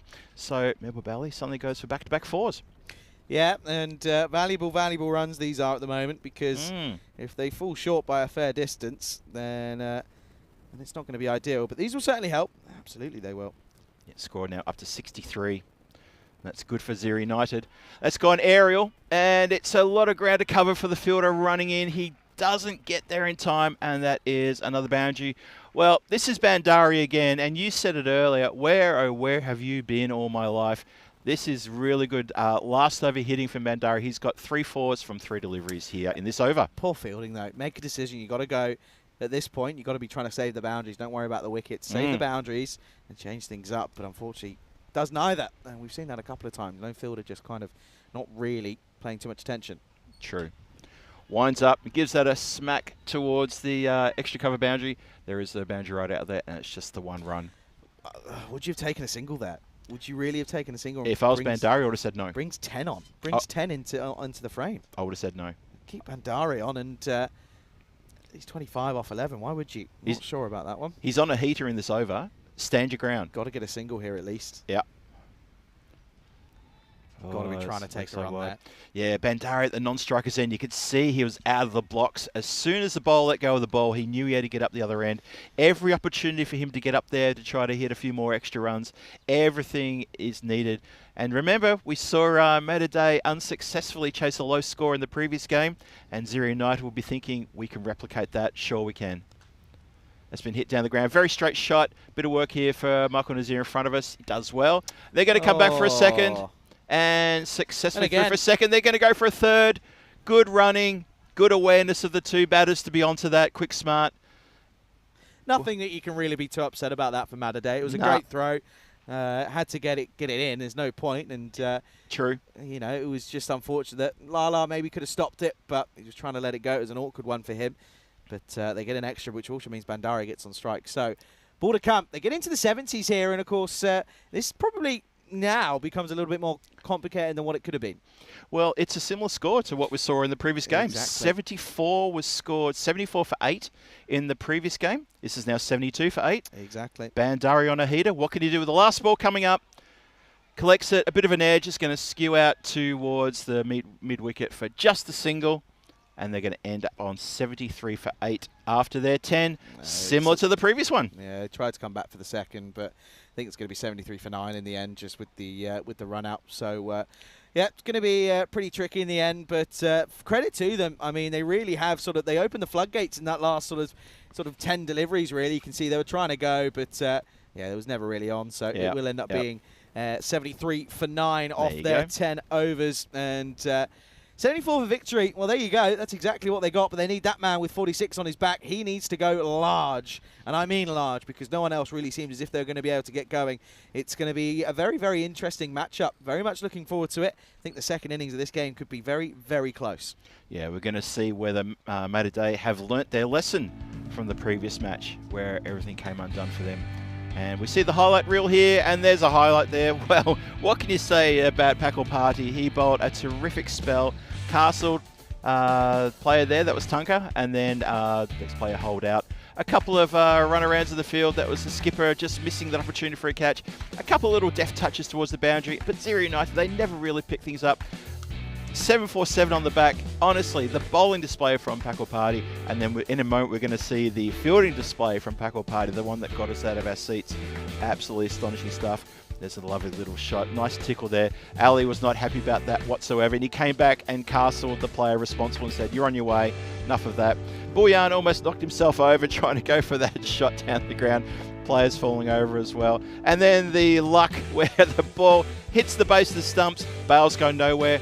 Very next delivery, I think it was. And that, Charlie, catch of the day. Doesn't get much better than that. It was a flying Superman catch, and covered more ground in the air than I think he did with his feet. But of course, well, very next ball, then it was a nice carve away for 4. And to be quite honest, the runs just kind of kept going, but the wickets also were falling at regular intervals as well. Lala doesn't put them down. Took 2 good catches down there in the deep at long on. And well, this one was as easy as it gets for an umpire. Plumb in front. Thank you very much. But in fairness to the likes of United, they stuck at it. And of course, Bandari with a really, really good helping hand at the back end, scoring a score in the 20s. That was a peach from Sagar, who bowled superbly well in his spell. But of course, there were chances often, and Sagar took wickets at good times as well. Lala with another catch.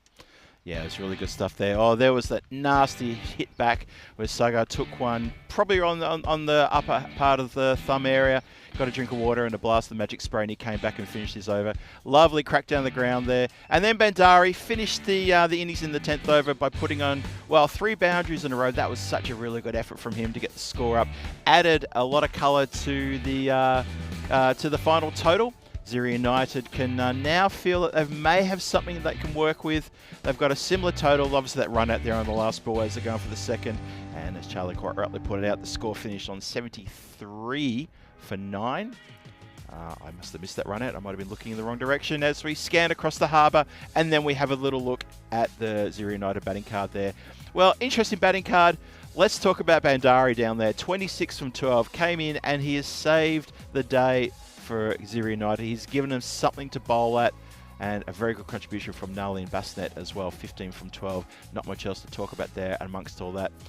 8 extras in there, only 5 wides. Pretty good bowling, I thought, from Mater, who are going to have to learn their lesson from the previous game, match 13, which didn't go their way in a low-scoring thriller. Have a look at the bowling attack there. Well, hit wickets pretty much all around to everybody except for Muthu Cameron, who missed out on wickets. But Renzi Jacob, he was on for a hat-trick there, got 2 in 2 deliveries, really well bowled for him. But look at the top there, gosh, 1 from 11. And Packle Party, pick of the bowlers with a maiden, 1 and 9 runs. Beautiful bowling, and of course that sensational outfield catch. We're going to have to put that into the good book, I reckon. And that's a pretty good bowling effort for me from Mater. Well, that's the scorecard now. That's the mid-match summary. 73 for 9 after 10. Bandari leading the way with a rear guard, 26 off 12. Good work from him. And 2 wickets apiece to Sagar, Jacob and Ali there. And I think Mater bowlers did pretty well. But it's a sense of deja vu. Mater are going to be pinching themselves. They're going to be looking for that black cat twice. There's a glitch in the matrix possibly, because they're going to feel that we've been here before and we need to do better than we did last time. So the previous match, it was 74 for 8. This match is 73 for 9. So is it going to be a different outcome? You tell me. In fact, even better, why don't you join me and Charlie for the run chase? in about 12 minutes time. No, scratch that, in about 7 minutes time. And I'm looking forward to that. This is Phil G for the European Cricket Network here at the ECS Malta. This is match 14, Matter Day versus Zero United. We're going to see the outcome of this in just a few minutes time. Join me and Charlie soon. See you in a minute.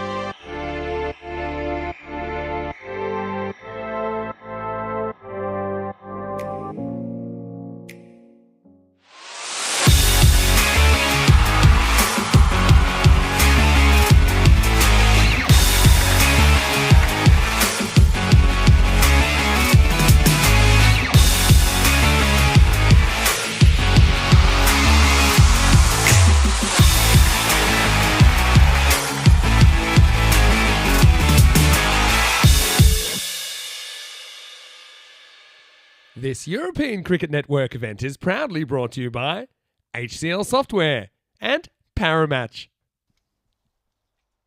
Howdy folks, welcome back to the Master Sports Ground here in Malta, ready and set for the second innings of this match number 14, coming right your way here on the European Cricket Network, of course, ECS Malta 2024 edition.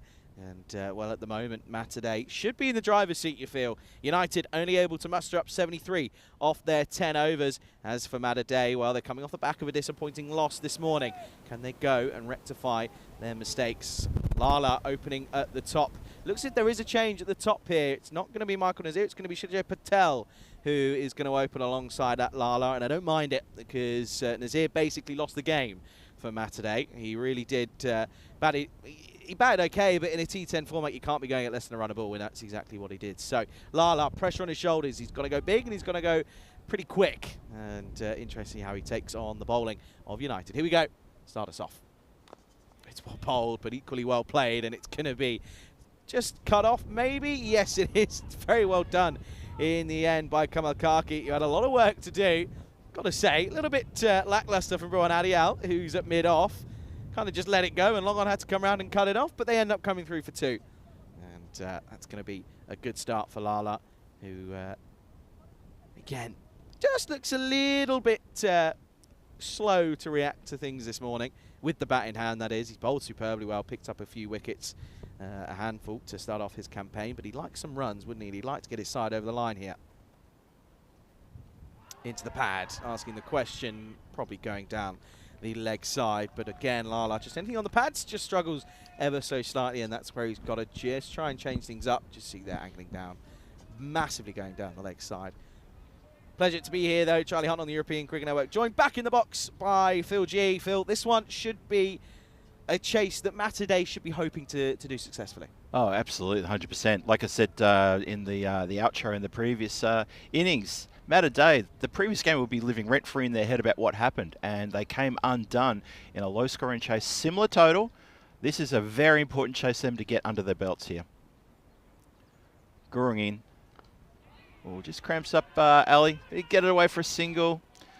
Fielder was a bit slow. It's a direct hit, though. Oh, was he a bit casual getting in? He slaps his pad now. No, he's shaking his head. I think he's trying to tell the fielders he's okay. I don't know. He doesn't run his bat in here. He just sort of amples through. Watch this here. Let's have a look. He never puts the bat down. Is that... This is going to be close. Do you know what? I think he's just got the foot down. If we can zoom in on that foot maybe, just to get a better view potentially. But it's tough. That is ever so tough. But it's, first thing I'll say, poor running from Lala. Got to get your bat down. He was definitely in there with a chance. I think he's just going to get a bit lucky here. I think he is lucky. Really, really lucky. Split second in it. No.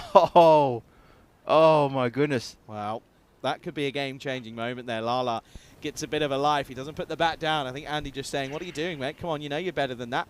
So he's going to get a life. 3 without loss now at the moment. As Patel, a change for him. Right to the top of the order, see how he goes about things. That's quite incredible from an experienced campaigner as well. Anyway, Gurung continues the attack. It's been flicked around the corner. It's gone pretty square out towards the boundary rider for a single. Yeah, Lala will probably have to have a bit of a rethink about that. But you know what? It might fire him up into a level of consciousness that could be very scary for Zero United if he gets going. And he just looks like a fellow when he gets going. And we saw it in the previous game. When he gets going, it gets a little bit crazy. Bonus point equation is, well, the score that's been chased is 74 for a win, 73 runs on the board. Score it in 7 overs or less. Just mishits that just down to the ground. Good bowling here from Gurung. Very good bowling. Yeah. Ali out of sorts? Yeah, he just doesn't look happy. Look content with bat in hand. He's bowled superbly well, but the side really are asking him to bat more than bowl at the moment, and yeah, he just doesn't seem to be able to get bat on ball here. 3 or 4, very unlike him. Very unlike him indeed. It's a matter of when, not if, with him, realistically. Totally agreed. And there he goes. On cue. And that answers the when. And the if was the foregone conclusion. That's a very powerful strike. A powerful strike indeed. And that is going to end Gurung's exceptionally good over with a blemish. And that blemish is a powerful Maximo. Yeah, I think Lala's just got to sort of sit here and go, where are my strengths? I go onside all the time, deep mid-wicket. Yeah. I think he's going to have to just sit there on off-stump, if not outside, and just swing and almost just take them to the cleaners. End of the over, 10 without loss after the first, 64 or 54 for the win. And the European Cricket Championships Women is coming up in December. This is going to be a fantastic time. Challenger Division, Spain, Austria, Germany, and Jersey and Czechia, with the Premier Division playing the week after or a few days later. And that's England, Ireland, Scotland, Netherlands, and Italy. Tune in for that. 9th to the 20th of December at Malaga. That is going to be a cracking tournament. Yeah, it's going to be exciting. It really is. Got some big names in all sides, realistically. And the good news is, I think, if memory serves me right, I think there's just 2 teams in that from those nations that weren't represented in the Melton Shield. Wow! Back in August. So that just kind of shows you where the game's going. It really is on the up, as Durai just gets that one a little bit wrong. Of course, got to talk about Xeri United. Pretty much a full Nepalese side, all reigning from Nepal, and Nepal, their passion for the game is unmatched. It really is. That's so true. It's unbelievable. So looking forward to seeing how they go about things here. Yeah. So Bibek gets his run up correct. It goes straight to the fielder. There's a red hot chance for a run out there. It went very quickly straight to the fielder at a close backward point. But, well, we've got to say, Mehboob Ali here was already on his way very quick. He was gone. Gone for all money with a better throw. Keeper left with too much work to do. That's Akar Patel, who ended up on the ground. Throw had been better. They could have gotten rid of the big fella. Yeah, massively. And I think that's why they're known as more of a fielding bowling side. It's just because of their efforts in the field. They're up for it. Every single ball. There's something I'm going to mention afterwards that I think you might enjoy. Mehboob Ali. Oh, he's been knocked over. Top of off stump, rocks back. He took a step out to the offside, just trying to line himself, get a bit comfortable on the crease. Instead, he's come undone, and that is a mighty body blow to Mataday. Delivered by Xeri United. Bebek Durai with the breakthrough. That is massive. It's poor. It's a poor shot. It really is. He loses his shape, and it just feels as if he may be just struggling with the pressure that's on his shoulders. Maybe it's him or bust, and he doesn't like that. And unfortunately, he's going to have to go for a disappointing 9. It's 11 for 1. Yeah, I think you might be onto something there, Charlie. I really feel that as well. There were sort of signs of that in the previous game as well. And even in his second over, he bowled the 10th over in the previous innings. He got hit for 3 boundaries in a row. And you could see he looked very unsettled indeed. He never looked settled here. He had that big hit for 6 at the end of the first over. But apart from that, he just looked slightly out of sorts. Yeah, not sure about it. Hope his mindset's okay, but he's left Mataday with a lot of work to do. Yeah, what I was going to say is, I remember being in Bulgaria, and it was the first time I ever heard this, and a lot of they were very, very, the Gibraltar side were very vocal, and there was one word and one saying that they said, and it was 40 minutes, please, lads. That's all it is in the field. It's 40 minutes. 40 minutes of effort, and that's it. Yeah. It's all it's got to be, and then you can sit down and relax. So I think, that's just a really good way of looking at it. Abassi in at 3. Oof, almost tickles an edge there. I like that. I think that's a really good basic assessment of what's needed from 11 guys out there. 40 minutes of effort. That is it. Very good assessment. assessment. It's 40 minutes. That'll fly by. That's the beauty of a T10 innings, isn't it? That's all we're talking about. So, Bibek Durai, he's got his back up. He's got a big wicket under his scalp. And he's doing well here in this second over for Xeri United, who are defending a small total. That is his second wicket. Well, he is not just on a good over, he's on a brilliant over. He picks up his second, and that is the end of Abassi, who doesn't bother the scorers. He goes for a Derek, a second bowler, and it's Mataday in all sorts of trouble now. 11 for 2, chasing another low score. This is just, again, poor batting. It's a good delivery, though. It goes upstairs, and don't think he was probably expecting it. Good catch, simple behind the stumps in the end for Patel. And Abassi goes for another duck, and it's going to be 11 for 2. Well, incredible scenes here. Properly incredible scenes here. I'm quite surprised at this. We felt that Malta were going to come out and just dominate and get these runs quickly. We talked about that off air as well as on air. And this is straight up off the splice of the bat. It was around about chest height, the delivery, and Bibek picks up his second in this over. He's not done though. Still got a couple more to come. And oh, the new batter, he's going to feel so much pressure here. It looks like it's Michael. Yes, it is. It's Michael Nazir who comes out in those distinctive red pads. He's got some redemption to do, isn't he? He's got to try and bring his name back into the good books because he's struggled in the last game. He lost in the game. And he's clipped very nicely straight to the fielder. Oh my goodness. That is 2 in 2. Nazir goes for a golden. It's 3 down. Malta collapsing. Unbelievable scenes. Ah, this is poor. This is really poor from Malta, and it looks as if they're going to make an absolute hash of what should be a simple total chase again. But it's just a nothing shot. Just literally carves it straight to him and says, "Here you go, sir. Here's your catch." It's a great catch, to be fair, in the end by Basnet there at point. And it's going to be another one that bites said dust. It's 11 for 3, and Dare's on a hat-trick. Oh, this is unbelievable stuff. Oh, that is really incredible. Malta imploding right before our eyes, and not for the first time today. This is incredible stuff. Low scorers. Low-scoring games are not their thing, obviously. Ziri United, they had a couple of what I thought were low-scoring games on the first day, and they are looking good to defend this total. It's early days. Hat-trick ball coming up. Can Bibek pull off a ripper here? Let's have a look. Batter puts the bat out and then draws it back ever so slightly and says, "I'm not going to try and tickle that." It's a poor shot, to be honest. Front leg goes completely down the wrong line, and it's going to be a dot ball to finish. What an over. 3 wickets coming off it for just the 1 run. 3 for 1 for Dare. End of the second, Nuts. It's all happening. 11 for 3. That is nuts cricket there. As we have a look at the standings, so we're looking at Ziri United there in 9th position. They're 2 matches, 1 win, 1 loss, and they're looking good here to pick up another win. Malta down in 13th position, yet to open a win in their account, and they're looking like they're not really going to do it here now on the face of what I've seen so far from that over, but that was just 1 over. There's still 8 more to come. There's plenty of time, and you like to think they've got the power to do it. We'll see. We'll see. You would like. Here we go. There's a swing. Let's stay on this camera for a minute. Here's a swing in the left of your corner. Stay on this. I want to see this. Come on, sir. On the tee. Stand. Come on, quickly. Get your swing away. Oh, it's hit away. I reckon that's a little bit of a fade left to right. He's pretty happy with it. 2 for the price of 1. There you go. See, I'm going to invoice for double. That's fantastic stuff. Welcome to European cricket golf. Oh dear. I reckon I could do a bit of the old golf. Yeah, the golf comms. EGN. The old golf comms. I reckon I'd be up for that. You reckon he might have? Pretty easy, isn't it? Do you think he might have sliced that one? I reckon it was a fade. Yeah, just because classic. Probably going to offend a few people here, but it's classic. The old man swing and goes right over the top of it. Gurung back through to bowl. That's gone up in the air, and that is going to be a big 6. A big Maximo picks it up clean as a whistle and dispatches that over the leg side boundary out of nowhere. Yeah, Patel. That's unbelievable. Lovely little pickup. Gives it the old swivel, and look at this flick off the pad. Whoa. Thank you for coming.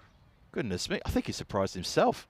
He held the pose there and watched it, and I think even he was thinking, I did pretty well then. I really did well. Oh, I like that. That was fun. They need a couple more, though, don't they? They really do need a couple more. Yeah, they need to keep this run rate going. Hom Gurung. Well, can he find a way of replying here? Still pretty level pegging at the moment, 46 to 46 to 54, which is pretty interesting. I think just because of the fact it's only above 7, kind of is keeping them in it. But we know what they're like batting wise. We know there's not much to come. It's going to be tricky. It really is going to be tricky. It is. These low-scoring thrillers, they're not called thrillers for no reason. Gurung in, or a bit of swing there. Through the player in the covers. He's got a lot of work to do. It's going to pull up, though. That's not going to have the legs to get to the boundary. And the batters hustle through for a couple. Yeah, well recovered in the field, to be fair. It's never fun when it goes through you, but recovers well, in all honesty. Afternoon to everyone. I haven't done a bit of a shout out in a while. To Helix, to Kroon, to Little Ann, to Dave B, and to Thunder. Good to have you. To Thomas as well from Madrid. Pero que está bien. Yeah, so everyone else, pleasure to have you with us. Tom in again. Gets that in swing. Definitely doing too much going down leg side for sure. Super delivery, though. Yeah. Great lateral swing. Yep. Good bit of pace too. Yeah, it was a bit of the quicker delivery. It was the effort ball, really, wasn't it? But Yeah. definitely swinging down the leg side. Absolutely. It's Yeah. I love the classic move from Patel. Step right outside the offside. Hope that Andy has no idea. It's nice to see the batters still employ these little sort of tactics to try to convince the umpire that there's no way that could possibly be out. No way possible. 19 for 3. 2 balls to come in this over. Hits it uppishly, and it goes over the head of the infield, and that's going to go to the boundary for 4 runs. A well-needed boundary again. So there's still fight left in the dog here for Matter and they're proceeding along with a couple of runs off this over. There's already seen a big 6 here, and Gurung's spell is, in the context of the whole game, is becoming a little bit expensive for Ziri United. Yeah, it is. It is indeed. Patel going at 4 to a ball, which is nice. It's crazy, isn't it? We've had all this action. We're not even at the end of the power play yet. It's true. Still got one more to come. Now, Gurung's having a bit of a chat over there with his skipper. Bull one's gotten over and had a little encouraging word in his ear. Probably said, nothing more silly. Let's just get a dot ball under our belts. And that's a nice delivery. Oh, fielder overruns it in point.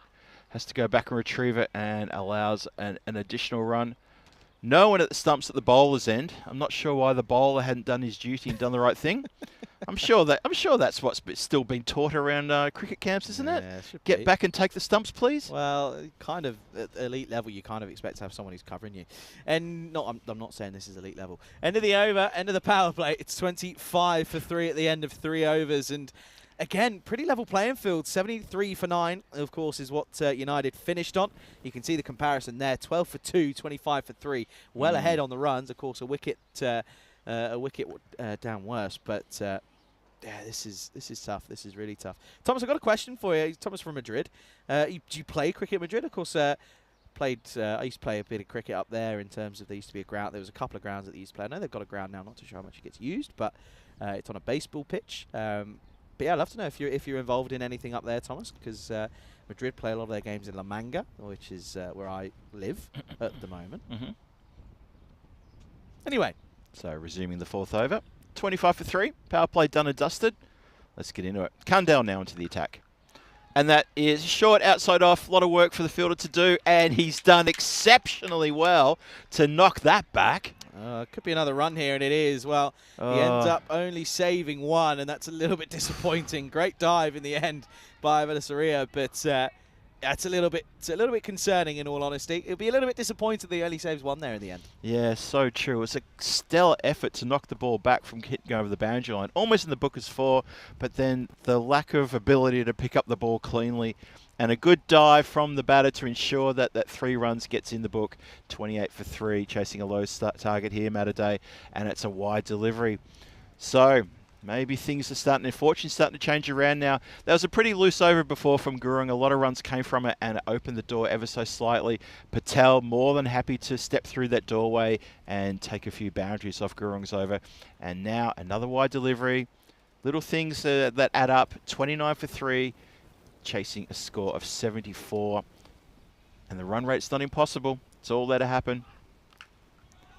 Just cuts down to the ground, eludes the covers player. Boundary rider gets around and stops it going any further. Yeah, just a single. 30 on the board, and it's starting to kind of get a bit nervy, this, isn't it? I think that this could be another one that, unless someone gets going here, I could just see this going down to the last over and being a bit of an interesting finish, to be honest. It's probably due to the fact that the run rate is still probably around about 7-ish and over, isn't it? It's absolutely not out of the realms of possibility, but the 3 wickets are down, 3 top players, and we did see Mater stumble and fall basically at the death in the final in that previous game. So we know we've been here before. Ooh, that's a good delivery, Candle. Putting a little bit of extra hot sauce on that delivery, getting it past the swinging blade. You see the recent call-up in the England ODI series when they're in New Zealand, I think. Do you know what the potential opening partnership could be? What's that? Phil Salt and Michael Pepper. Not even joking. Oh, that is... Not even joking. Michael Pepper, fantastic. who plays for Essex, recently been called up. Uncapped. Of course, I'm an Essex boy, so hopefully see him play. Played with deft hands. He's tried to pick the gap, but third man's going to get around and cut that one off. It was a nice shot, really. Also, I know Phil Salt is also a pretty avid watcher of the network. I know that. Is he? Yeah, he was pretty good friends with Corey because Okay. when Corey did some fielding coaching in Pakistan, I know that Phil Salt was in that team and they of became course. quite good friends. Yes. And yeah, Phil Salt would probably be very good at this. Yeah, I know that that'll be quite interesting, and I know that there'll be a lot of stuff on social media. Hit well into the leg side. That's a lovely shot. That's going to carry for a Maximo. Big hit there. Patel leading the way, taking Matadi out of danger ever so slowly, but indeed he's dragging them out of danger. Yeah, very true, but I still think there's quite a lot of work to do here, and it's the momentum that needs to keep on going. But yeah, it's I think it'd be quite funny. Phil Salt and Michael Pepper. And you know what? If those two have a big success, I guarantee you the front pages are going to be saying, push it real good. Salt and Pepper, that's their biggest hit. Push it. Yeah. They've got to have that play on words, right? Yeah, it has to be. That's a lovely shot. Sorry, Charlie. That is a lovely shot. Nice uppercut for 4, and Patel, well, this is why they had pushed him up opening, and, well, it's working. Yeah, big time. Patel is doing well, and well, that's not Patel. That's the other player out there who's finally getting amongst the runs. Good to see. And so, look, they're carving their way slowly out of trouble here. So, 41 for 3. At the same stage, Zero United, who got off to a very, very slow start, were only 21 for 2. And the computer says, you know what, it's now 89 to 11%. Matterday are all over this, says the computer. Charlie and I, we're not convinced yet. We still say there's a bit of work to be done. Have a look at the run rate graph. Well, Patel is putting paid to that. When you lose 3 wickets in the second over, and then you can bounce back from that, well, that's a pretty good sign. So, Matterday, maybe they've had a bit of a regroup since losing those 3. And, yeah, let's see what happens now. It's going to be tough going. Zero United, they need to find something else here. They need another spark. And maybe they need to bring back Bibek, who was the triple wicket taker in that second over. Maybe they need a little something special from him. Don't save him too late. That's nice. It's been cut down into extra cover for a boundary. Eludes the fielders, 4 runs, another boundary. It is starting to slip away from Zero United. The pendulum is swinging quite heavily in towards Matterday. Yeah, it's kind of just that's the thing with these low totals. A couple of boundaries in the game can very easily sort of ebb and flow for different players and different teams. So good to see Vatsaria now getting involved in the action. Less than a run a ball at the moment. Yeah. That's a hit down the ground, and that's going to go all the way, and that is 6 runs. Big smash down the ground. Well, as you say, Vatsaria, he's amongst the runs now. He's saying, Patel, if you can do it, I can do it too. The 50's up. 51 for 3 here in the 5th over. And if you're Bulwan, who's just in front of us, fielded the ball, would you turn to your wicket taker and say, get back on, give me something for another over? You'd go to Bibek, wouldn't you? I think you'd have to. It's kind of falling apart here at the moment. Yep. And that's another super strike. There's a chance here for the catch. Taken, well taken above his eyes. That's a really good take there. That is the man, Bibek. And I wouldn't be surprised if his skipper gets over to him and says, you know what, as a reward for that catch, you're bowling the next over. I bet that's the conversation. And Kaki picks up a wicket in his first over, but he has gone for 10. Yeah, good comeback. It was a 4 and a 6, and then turn around and has the last laugh, as this one was miscued entirely. And unfortunately for Adil Vatsaria, he's going to have to make the dreaded walk back to the shed. Another fish back in the pond, and well, that's going to be another interesting turn of events. 51 for 4, 23 needed, but of course they still got the likes of Patel out there. It's an interesting time for Adil to lose his wicket, because we were just praising him and Patel for this good partnership they put together after Bibek's destriation over, where he tore the absolute living guts out of the top order of Matterday. And, well, they've reset, they've calmed down, and they've got them up to 51 for 4 now. Aquilina in at 6. Got to keep it on the offside. It's where he's not looked too happy when it's on the offside. If it's anything on the pads and leg side, he'll take it up massively. So True. he hit a couple boundaries in the last game. He'd love a few more. Just 23 needed off 14 for a bonus point, that is, by the way. Kaki puts it into his pads, and it's been worked away on the leg side. Bit easy there for him. Just looks very confident off the pads. He looks very Doesn't happy. he? Yeah, he looks very happy. And anything that's wired away from him is pretty tough. Really does. So Kaki's got one more to come. He's gone for 11. He has picked up a wicket in this over, a vital wicket. 52 for 4, coming to the end of the 5th now. Oh, try to get a bit clever there as Patel's had the ball. I think the ball has dislodged his helmet. Yeah, he's okay. He says he's all right. The umpires will have to do their due diligence and go and check that he's okay. But yeah, that's scary. And of course, I've got to say again, start of the year, the rule that came in had to get, got to wear your helmets if you're standing up, and for batters, it's the right look at this, because that if he's not wearing a helmet, that's a very, very expensive trip to A&E. I think let's have a look again. It looks like he almost punches himself in the helmet. Watch his gloves. No, it's not. It's definitely it's the ball that hits him, 100%. The gloves are just a reaction because it's momentum falling backwards. That's all that is, 100%. I say that because I've punched myself in the face many times. That concerns me. But often in my sleep, to be fair. That really concerns me. Yep, gives the all clear. Thank you very much. Good stuff. Yeah, it's tricky. It really is tricky. But yeah, as I said, it's good that it's good in all reality that we enforce the rule. Yep. And thank you again, once again, to our medic for getting on quick, smart, and taking care of business. We appreciate her work here today and throughout this tournament. Good stuff, and it is a good rule to put in place. Matty Day need 22 off 12 for a bonus point, and they need 22 off 30 for the win. They're looking pretty good right now, and I think we'll have to agree that maybe Zero United have run their race, unless they can pull something out of the bag here. And it is not going to be Bibek to get the next over. Bibek Dere, who I would definitely bring on now because I need wickets. That's what I've been saying. If I was a skipper, it's going to be Powdell. He's going to have a go. He hasn't bowled yet. And we're going to see if he can produce some magic and see what Aquilina can do as he's facing. Oh, it's short. And it's tipped around the corner. And that's actually a really good... Well, it was a look-away hook shot as it got a little bit short on him. A little bit quick as well. Surprised Aquilina, but he got so much onto this. Yeah, it's the hook shot, really. It's a bit of a top edge. And yeah, you're right. It gets big on him as well. But it's an interesting sort of action, just kind of windmills it round, but gets 4. The hat goes flying, and well, the ball certainly does as well. 18 off 11 now. This is interesting bowling action. There's a little bit of a front arm doesn't get used a lot. Yeah, exactly. Let's have a look again. Comes in, and yeah, that's a bit too easy for Sam. Just tuck around the corner there. Just take the single. Fielder out there now. He's just so confident on his pads leg side. He just cannot bowl that. You think the bowling team would have done their homework on Aquilina and said, look, let's offside attack. It's got to be. I also doubt it's the first time that these lads are playing against him, to be honest. So yeah, that's the thing. That's the thing as well, to be honest. But Dave telling me not to sleep with glasses. Actually, in all I got something serious for you guys in just a second after this delivery. That's been swiped across the line, and that's going to be a really good swipe across the line for 6 runs. Big Maximo that.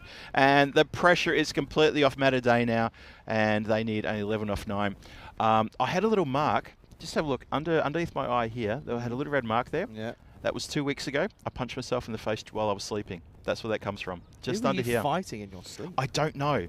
But I've just so people in the chat know, I've just shown Charlie, I've got a little mark under my eye. It's a little red blemish. It's not too bad, but it was actually a lot worse before. Should see the other bloke.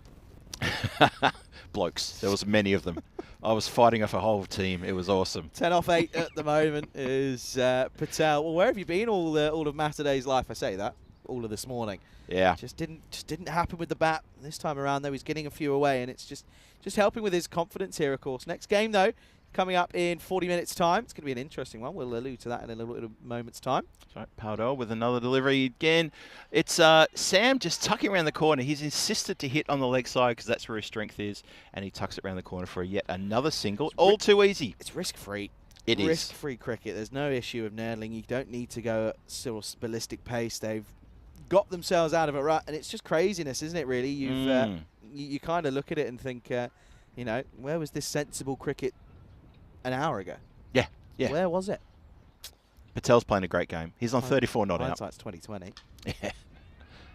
Well, he is playing a great game, but once again, I have put the mockers on him by giving him praise. The filthy commentator curse strikes yet again as Patel departs towards the end of the innings for an exceptional 34 runs off 15 deliveries. Apologies to Mr. Patel for that. Yeah, quick fire 30, which has certainly helped his team get almost across the line and kind of just sort of leaves and says, well, there you go, folks. I've got you in the rhythm. Let's get this over the line. But a very good innings, nonetheless, comes to an end. Gets a fist pump on his way out, but a good innings, as I said, comes to a very disappointing end. 65 for 5 after 6 overs, 9 runs required for victory. So there we go. So Patel happy to say, look, someone else can finish this one off. I've done my job. Srijay Patel, terrific innings. Dug them out when they were in a hole. They'd lost. Matadei had lost 3 wickets in the second over when he came to the crease, and he held his nerve, and then he got on with the job over the following overs, and he's guided them to, well, what should be a victory, but you know, let's wait till it's actually done. We've been here before, I feel, and we'll be here again. 65 for 5, 6 gone. Only a handful of runs needed to get that target of 74. That's hit him outside the line of leg. That's definitely drifting down leg side as Sam McElwain tries again to nurdle the ball around the corner on leg side. Moves across. Didn't have to move that far across. It was pitching middle, then drifting way past the leg. It's a bit one-dimensional. Would like to see a bit more shot-making capabilities, to be honest. There you go, outside the off, can't get it away. That's exactly what you've been saying. Outside the off, and he doesn't look comfortable. He practices the shot, and that's not even how you do it. So needs to get in the nets and work on that to Sam, because he is indeed one-dimensional. Kaki might get him here. And that is going to be a caught and bowled. And that's the reverse of the commentator's curse, and that also rhymes, so I feel pretty happy about that. Kaki does indeed pick up a second wicket at caught and bowled. Sam McElwain, who does struggle outside the off, has proved us right yet again. Yeah, that's a really disappointing way to go, but again, it just shows you anything that's outside the off stump, you just can't really handle it and deal with it. It certainly is an area that needs to be looked at. But again, he's going to have to go, and, well, they might be, at the moment, giving United a point here. Today, 9 off 3. Looks as if they might lose out on all 4 points, which would be disappointing. I hope Matadei are awake to that, the fact that they're going to cough up a point here if they're not careful. Because, believe me, Zero United would be more than happy to take that point. They would love that. Because they're trying to defend a very slow score of 73. It looks like they won't defend it, but again, oh, you know what? Matadei, they're now 6 down. Let's not forget, there's 6 wickets are down. That's a funny bit of movement there. Interesting way to go about things. Well, I guess, you know, if that helmet's a little bit big and you can't see the ball, get the thing off in a hurry. Look at this. Throws that down. I don't need a helmet. It would have been impressive if he took it one-handed, to be fair, as well. It would have been 1 hand, 1 bounce. Thank you. It sure would have been. 9 off 2. This needs to be a boundary for a bonus point. Has to be. Paco Party there. Absolutely sensational with the ball. What can you do with the bat? Just tuck it around the corner for a dot ball. That's going to be it. So the United side will get a point out of this, which isn't too bad. But, yeah, it's, again, just little things that when it comes down to the nitty-gritty part of the tournament, you'll be looking back on it. You don't want to look back and regret your times at real moments, to be honest. 9 runs needed for the win. And happy just to push it back to the bowler for a dot ball. So it's going to be the end of 7 overs, 65 for 6 on the board. 9 runs still needed for victory. And 3 overs to do it, and there is match 15. There's the people who are coming your way very shortly. Red Stars take on the Royal Strikers, the return of the Royal Strikers, and obviously the Red Stars who are going to come back from their very, very good win early this morning in the first game today. And, well, one change to the Red Stars. Jelly George comes into the side, and for the Royal Strikers, that looks like the same group that I saw on day number 1 playing. Afi Khan wicket keeping, and Savio Thomas leading the way as the skipper. It's great to see Afi Khan back. I know that he had a bit of a hiatus in the domestic side of things, and I remember seeing him on my first ever time here, and he's a great keeper. He's a good little handy batter as well. So, yeah, they'll be looking forward to seeing how he goes about things. Raju had a quick fire 20-odd in the last game as well in that victory that they got, so they'll be looking towards him for sure. Yeah. Basnet has got the duty to bowl the 8th. Needs to defend here. Take it... pretty interesting, this, to be honest. That's been hit out towards backward point boundary. Got to be 2. Oh, dear. I'm not sure why that's not 2. Got to be pushing that. They really do. Really have got to be pushing it. We said this yesterday, and that is, as the batting side, isn't it one of your priorities to finish the game in the 9th? Don't finish it in the 10th. Before the 9th. Before the 9th. Before the 10th. Before the start of the 10th, yes. Yes. Yeah, not necessarily in the 9th, that's but what before good teams do. Yeah. That's what good teams do. They don't let it get down to that last over. Anything can happen in last over thrillers. It's crazy what the game does to people. Yeah, that last over should be your buffer in case things go crazy. Basnet in again. swings through this one, they're going to get another single down to deep mid-wicket. They can do it in singles if they want. Yeah, you certainly can. So let's see if they can continue doing that. Just 7 needed. A 6 would tie the scores. Gosh, he's got in him. Oh, he certainly does. There's a bit of a race on. Bulwan, he needs to stride a bit faster than that. He's not going to. And that goes for 4. And that is big, big sigh of relief from the Matter Day dugout as they say, well, now we're within 1 strike of a win here. 3 now needed from 15. You'd like to think that that would be done and dusted, but based on what I saw earlier, I'll wait until the winning runs have been struck. That's a classy shot, by the way, into out through cover. Really nice shot. 3 needed. Oh, when he tries to finish with a big hit down the ground, succeeds in delivering a dot ball to Bassnet. So, gosh, he's on 5. He's looking to deal the final blow here. Let's see if he can do it here. How was that missed? The stumps. Unfortunately, just not straight enough. Swing and a miss. And they're going to scamper through for a bye, I would say. No, a bit of bat on this. There was a bit of something on that. A bit of bat on this. Oi, okay. You need to get your glasses looked at, I think. I'm looking through a mesh net and I'm 100 metres away from the action. So am I. Yeah, I know, but you're looking at the screen. I'm not. Oh, dear. Another dot. 2 runs needed. 2 runs needed, that's all. 1 run for the draw, 2 for the win, and 8 overs gone.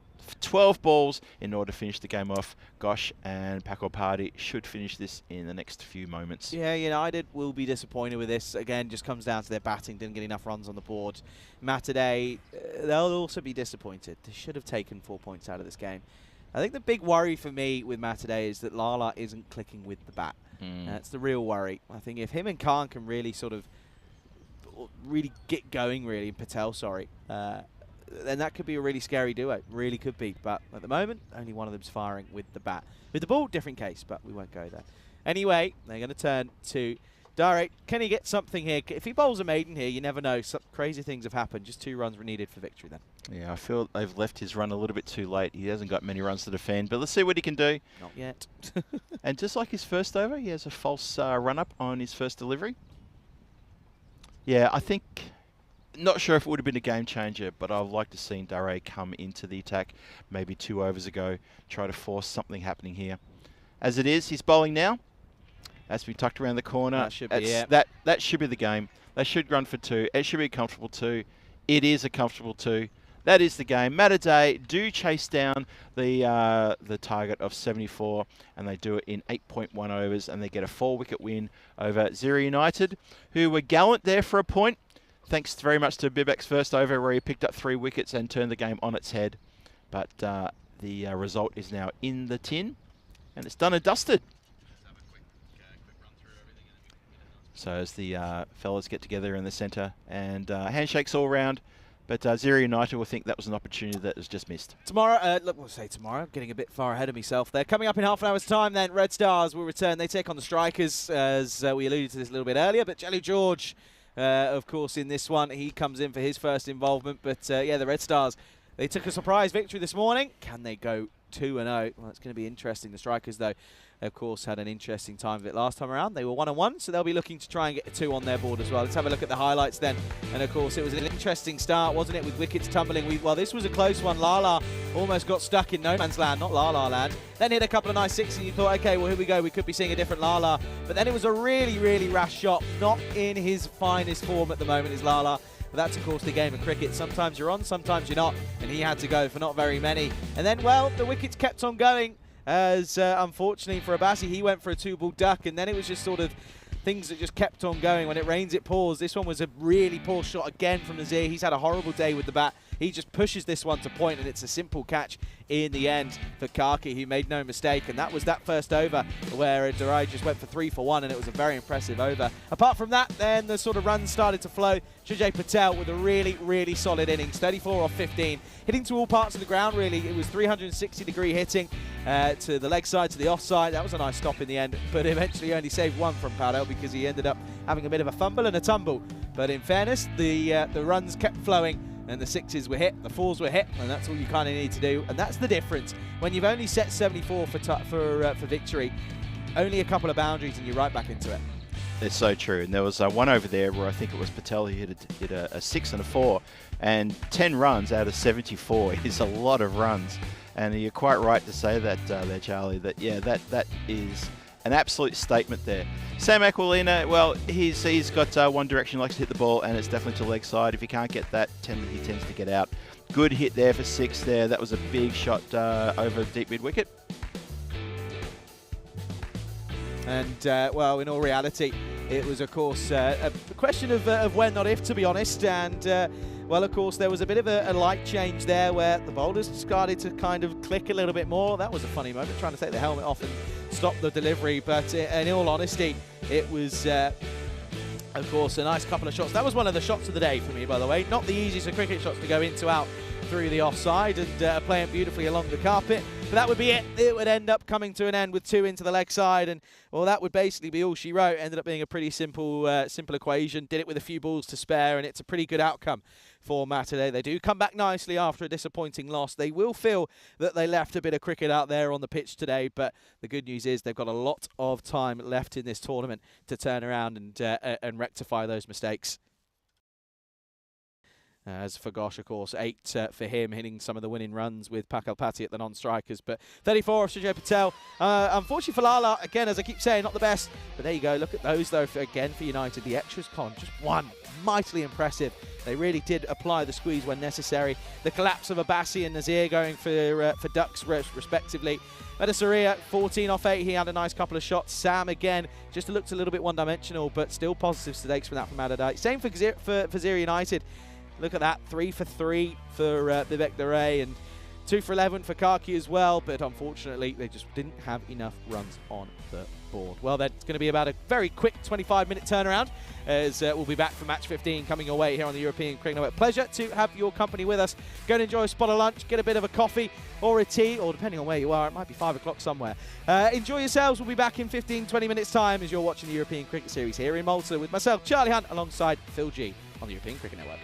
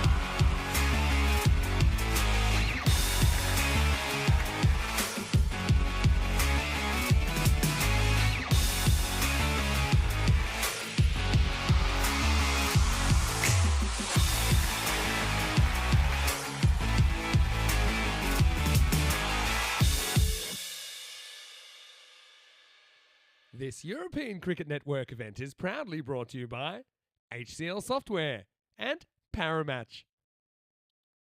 Howdy folks, welcome back. Very good afternoon to you all tuning in around the world. Pleasure to have your company with us here on the European Cricket Network. It's time for the third game of the day. It's the lunchtime fixture as we'll get things underway in this game. It's going to be the Red Stars taking on the Royal Strikers in this game. Of course, the Stars coming off of an incredible victory this morning against Malta. Out of nowhere, they came out the depths of despair. They had a 1% chance at about the 5th over mark in that second innings. Somehow, they scraped a victory and took 3 points out of that game. So credit to them. They're up on the board straight away. They've got a victory to their name. As for the Strikers, well, one apiece. They have a victory and a loss to their names. Of course, it was pretty tricky against the Crusaders. They didn't really look too happy in that fixture, but of course got a good victory before they took that loss all the way at the start of this week. So it's going to be an interesting matchup in this one. Let's go out to the middle. Tyrone Peters, he's got the two captains for the coin toss.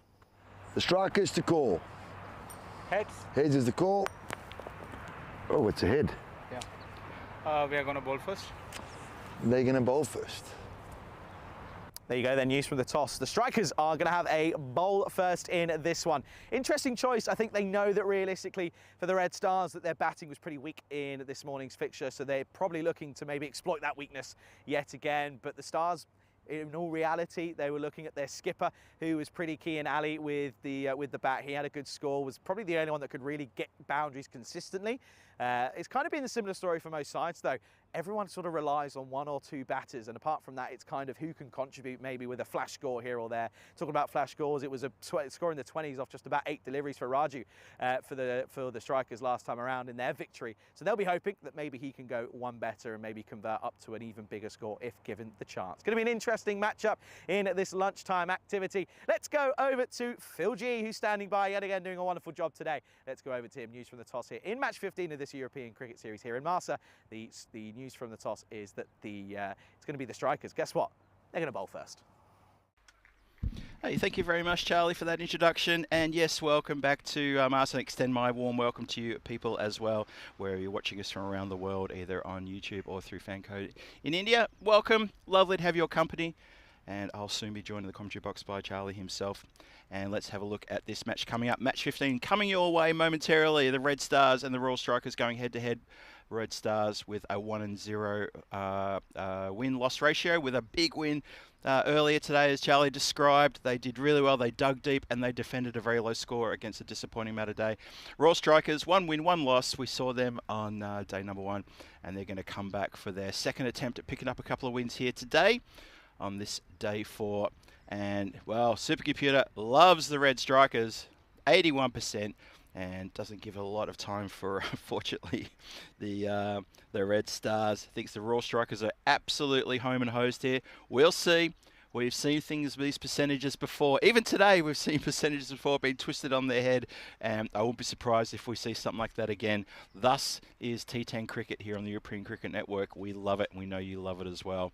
And the players are out there. The umpires are out there. The umpire shows the new ball, throws it to the bowler. They're having a bit of a look around here. Looks like that is Clinto Paul, who's got the fresh new pill.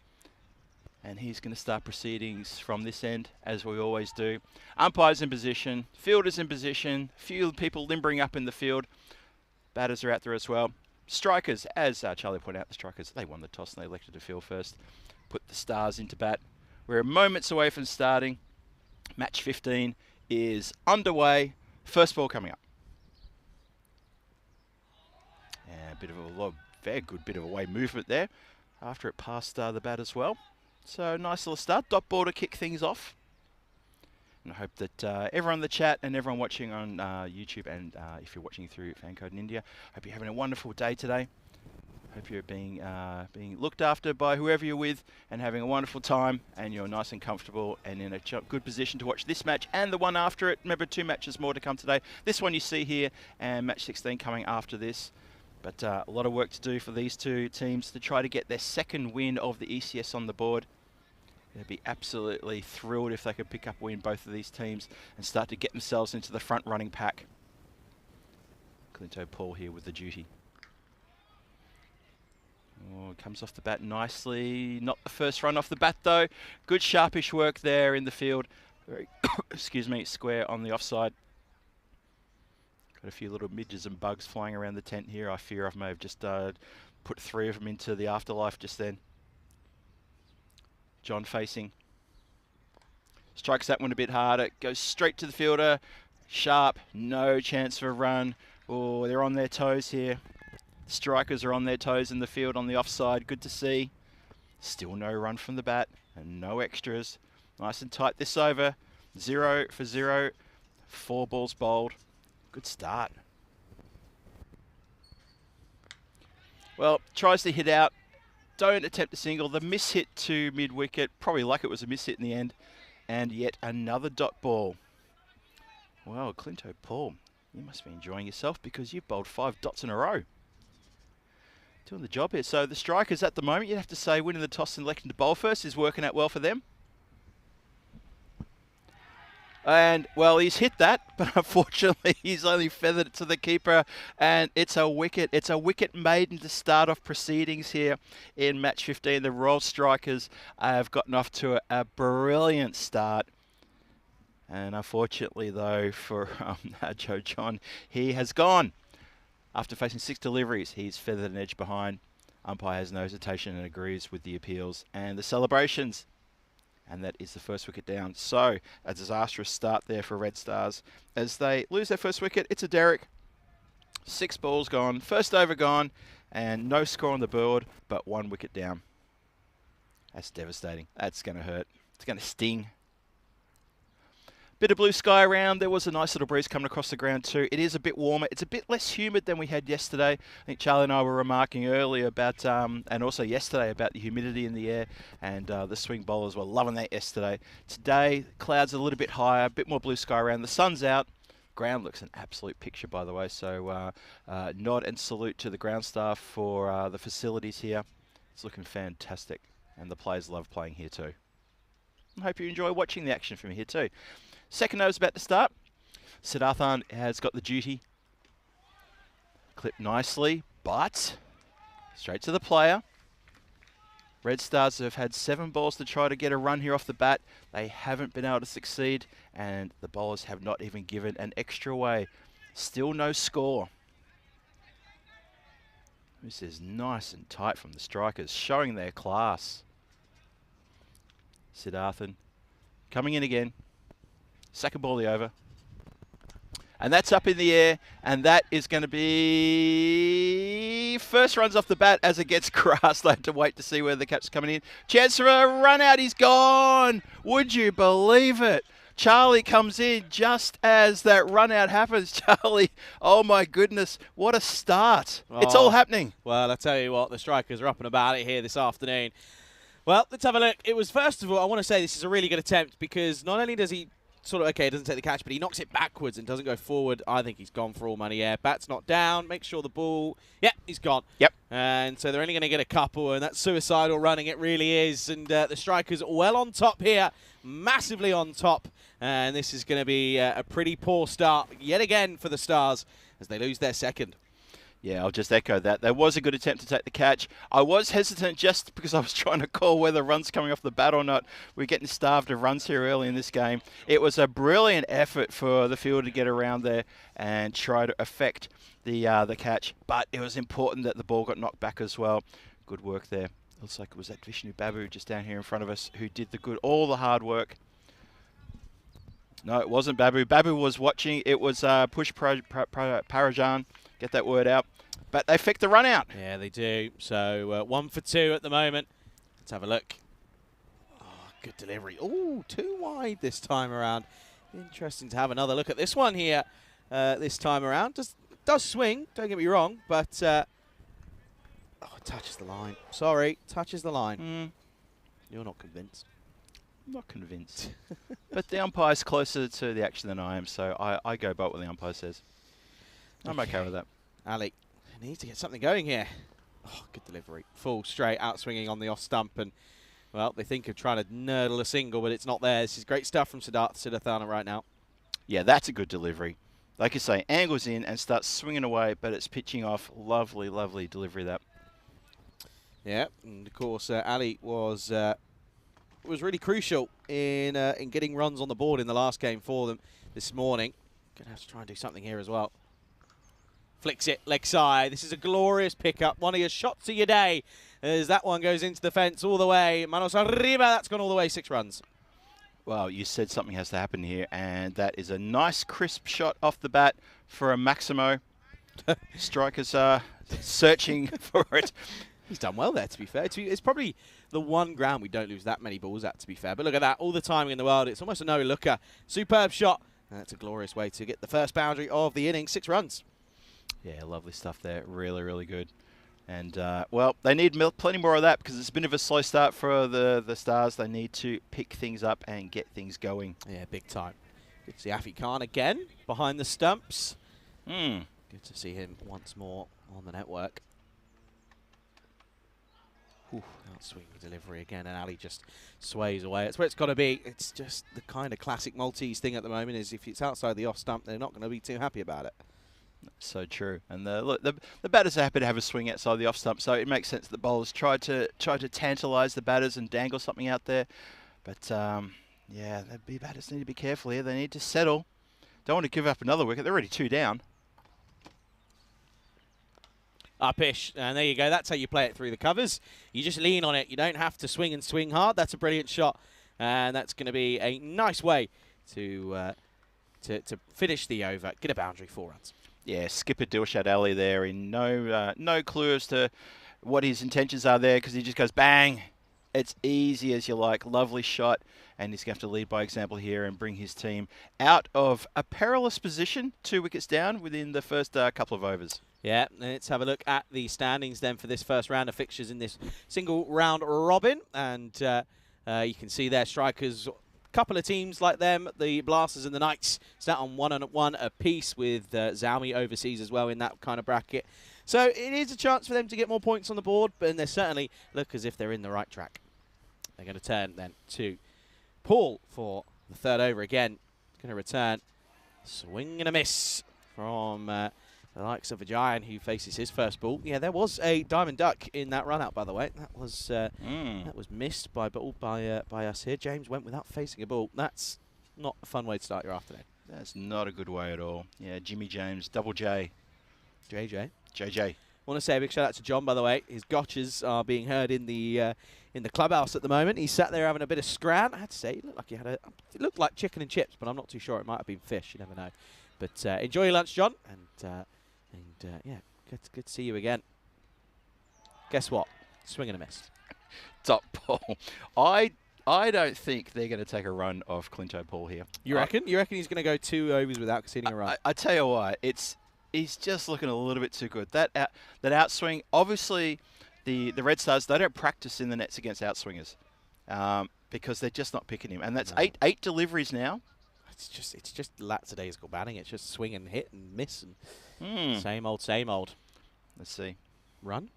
There you go. Oh, Up there we go. Yeah, but it should be a wicket, you know. It is going to be a wicket. It's going to be another one. And it's going to be a 3-ball duck this time for Vagian. And, well, to be honest with you, I think you might be right. I don't think Paul's going to concede a run here. This is outstanding from him. Well, the thing is, though, the 2 times he's found the bat, it's gone to hand. So he's had catches taken. That's why I'm thinking that's how it's going to pan out. We'll see. But this is terrific bowling. Yeah, it really is. Superb indeed. And, well, it's not good batting, though. Sanjeev Vagian goes for a none for 3. Well, there you go. There's Derek. He's been a busy boy today. As Clinto Paul picks up another, it's 12 for 3. Yeah, Derek's getting a proper workout, isn't he? Batter should have done better than that. He should have stayed there and supported his captain. Getting his steps in, I think, is what Derek's doing. Getting the steps in, yes. 12 for 3 then. Thomas in at 5. This is already looking like a... feels as if they have to go and climb up Mount Everest or the equivalent, because this is a mammoth task from here on in at 12 for 3. Seen crazy things, though, but it just feels as if the bowling attack of the strikers is too much for them to handle. It's true. Tony Thomas. He's got a bit to prove here. That's a wide ball. Watch that all the way. There you go. Thank you very much. There's the run. Gutted. Oh, no. I'll have a word to Clinto about that. Genuinely furious. Genuinely upset about that. I tell you what, if nothing comes off the bat, I'm still going to feel like I've got in with a bit of a win. And there's the run off the bat. Charlie, it's all going against me. Damn, I think that's classic, really, to be honest. That is. You couldn't write it. Well, you could. You'd probably make a bit of money. 14 on the board with 3 wickets down. This has been a stunning spell from Paul. Ali, 11 off 6. He's at a glorious shot to the leg side for 6. Can he get another one? Not when it's that wide. And Paul just looking like he's maybe just trying a bit too much here now. I think maybe he's tiring. What, of 10 deliveries? They bowled a few more than that, to be fair. Well, that first over was stellar. Absolutely stellar, don't wasn't get it? Wasn't it? Don't get me wrong. But look, those figures are still fantastic. 2 for 3. Awesome.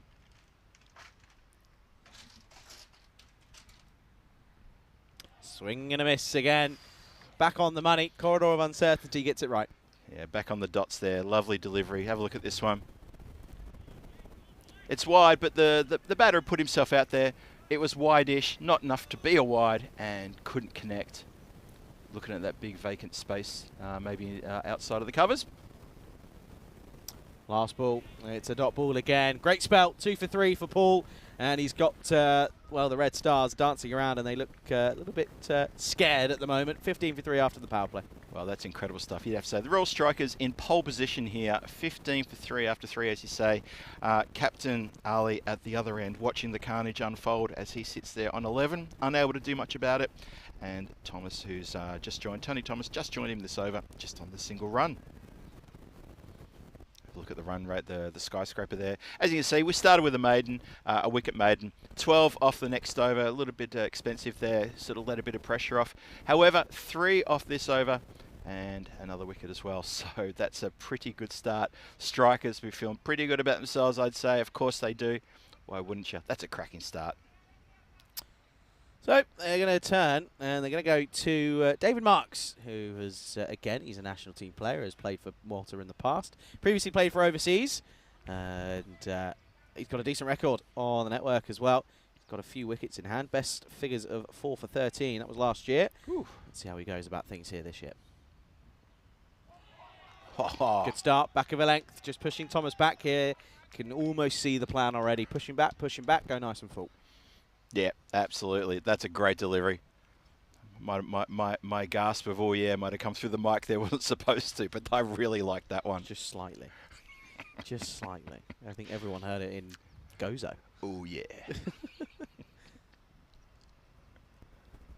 Back of a length, but just a bit wide, almost too wide. Yeah. Let's have another look at this hit. I'm always intrigued, I'm telling you.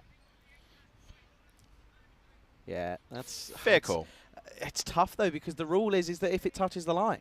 That, for me, is touch the line. It's wide, but it's touched the line. Mm. I'm sorry, but the rules are the rules. Got to enforce them. That's fine. Absolutely no issue with that. Isn't that fair to say, though? We're looking at a 2D situation here. No. I think it is. No. I think the umpire's close to the action. He can see when it's crossing the batsman. I think for us, maybe... I'd almost argue it's harder to judge where they are. Nah, I would argue the other way. I would say it's easier to judge when you're out there. Otherwise, the umpire would be standing over here with us. Slower ball. Very well bowled. Very well bowled indeed. No, listen, it'd be boring if we agreed on everything. He's disguised that slow ball really well. Have a look at this. Batter spins around like a top. Look at that. Yeah, well done indeed. Well watched. Liked it. By Marks. Knew he wasn't really expecting it. Showing his hand pretty early, though.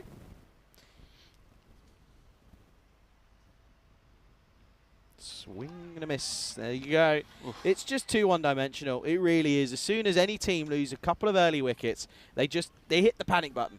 They really do. And all of a sudden they just sort of think, well, I've got to swing from the hip. I've got to get runs. Yeah. And they retreat to maybe three or four shots that all look the same, yet the deliveries are all different. So it just doesn't match up. And that's why you get swings and misses. Great start for Marks and playing and bowling well. Slower in the slot, going to get played away. Might have the legs to go all the way. It's going to be a little teaser. He's got the boot out. Does he come back inside? All right, he does. I think he's done very well in the end as the fielder out there. That's to Johnny. He does a good job. Yeah, I think he's saved that one quite nicely. We'll have a quick look at that one again. On the boot. The old Ronaldo chop. Don't think it was standing on the rope there either at the same time, so he's done well. Yeah, I think he's fine. I think he's done just enough. Good work indeed. 16 for 3. Yeah, yep. You can see as the foot lifts off, he's good.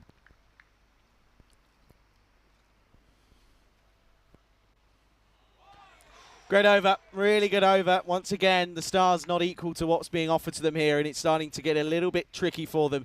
3 come off it, it's 18 for 3 at the end of 4.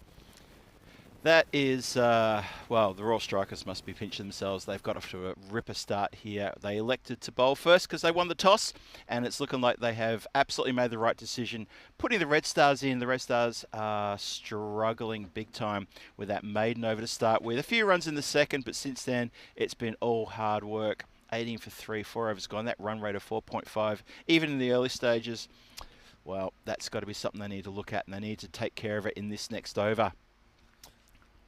Going to turn again back to Jitu Johnny. Going to return and come in with his little skiddy ones. Try and change things up a little bit. Pick up another 1 or 2 here and well into the thick of it in reality. Yeah, they're going to be looking for him to keep the screws on tight, not to do anything wide, nothing short.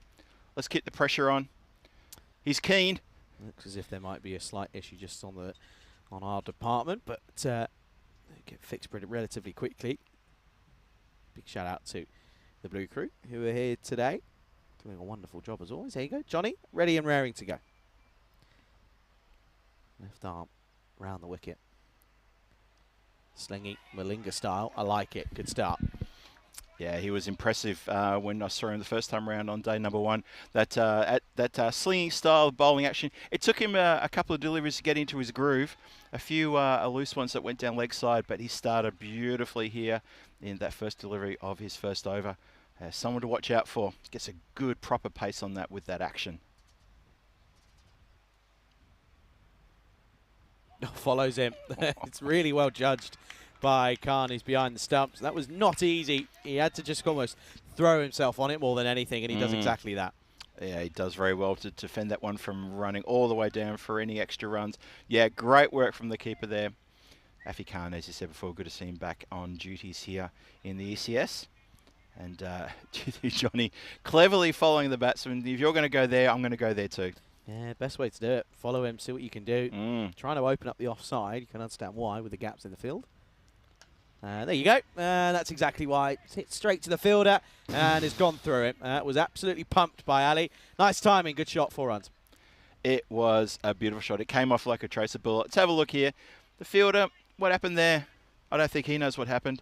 Just threw him. Went down to his knees. Probably got a little funny bounce. That's probably in his defence, but they should have stopped that.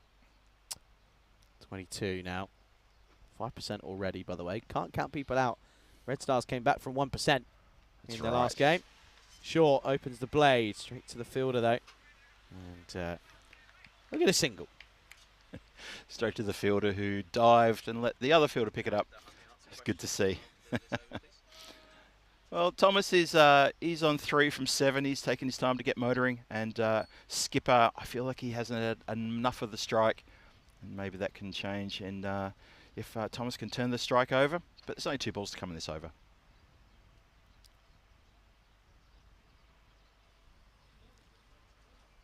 Got him. Gone. And it's as simple as that. On the timbers. It's straight and full. You miss, I hit, says Johnny. And it's a super delivery. The slinger gets there on the money, and it's 4 down. That's an incredible delivery. That's absolutely brilliant. Batter had no idea about that one. Could not get the bat down in time. Terrific. Look how this zeroes in on the stumps. Wash. Wrong shot. Completely wrong shot to play. Again, it's that 1 or 2 shots that are very agricultural in as best way to define them pretty much. And that was a 0% shot to play against that delivery. Tony Thomas on his way.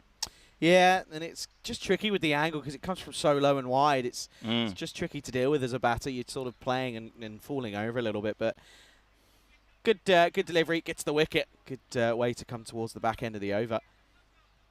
Against someone who's bowling like that, who's coming from quite wide, what do you think? You need to play a lot straighter, don't you? Yeah, just play it. Watch it late. There you go. Like that. Steps down and blocks it away. That'll be a single to end the over. Shakuma gets off the mark. It's 24 for 4 at the halfway stage. Now, of course, today is my second full day here alongside Phil G. And, well, I thought, well, let's spice it up a bit to give you a Hunt the Answer And it was who scored the most ECI runs for Malta ever since European Cricket Internationals were introduced. Now, there are, of course, some big names that have represented Malta in the ECIs. Who scored the most runs, though? That's the question. Give me your answer. How long going to give the chat to come back to you with an answer? Give you to the last innings of the last game. There you go, folks. You got a bit of time. Do your homework. Study up. Maybe you can recall it. I hope you can. That's what we want. Don't look it up. It's boring. Very boring. Very boring. Marksy coming back then for his second. An impressive first over, and it's an impressive start to his second. An absolute peach. Yeah, he knows it. The rest of the strikers, fielders know it as well. And I dare say the batter knows it as well. Too Look good. at that. Too good indeed. Did you ever know as to why they called Dinkwood Wicket Cow Corner? Do you know the reason behind it? I feel like that might be something you would know. I thought it's got something to do with Australia. Because Don't know that's wasn't it on a ground where the cows kept coming onto the field? So that's a why, by the way. I've heard that it's probably in folklore where it's like there's different meanings. Yeah. That's a why. True. I've heard that obviously back in the day, cricket was obviously your traditional shots, play the bat straight, down the ground. So farmers were obviously played on fields. They'd leave their cows there because, well, you don't need to move them because no one's going to hit it there. That's right. And then all of a sudden, these all cross-batted shots and grid ball again, cross-batted shots and sort of playing square of the wicket came into the game, and then you had to move your cows because, well, they kept hitting it over there. It's an explanation that makes perfect sense to me. I thought it might have something to do, just with the fact that maybe that, a game was played on a field that was adjacent to a farm, and the cows just happened to. Used to be where that was where the cow field was, so they would say, "Oh, yeah, I've hit it to cow corner," as opposed to pig corner or wheat corner. 4 runs, by the way. That's a nice gets the old swivel on this. There's a Sri Kumar, and that's going to do his confidence a wealth of good. Yeah, really will. That's a nice shot. And the score motor's along to 29 for 4, halfway through the 6th. So Red Stars need to sort of try to find something here to make this a competitive total. Give their bowlers something to bowl at as well. They can't be left floundering on a score around about 50 or even less than that, and that will be all over Red Rover. It'll be an early finish this game if they're not careful. Still a fair way to go in this game, though. Good delivery again, and pushes this through wonderfully.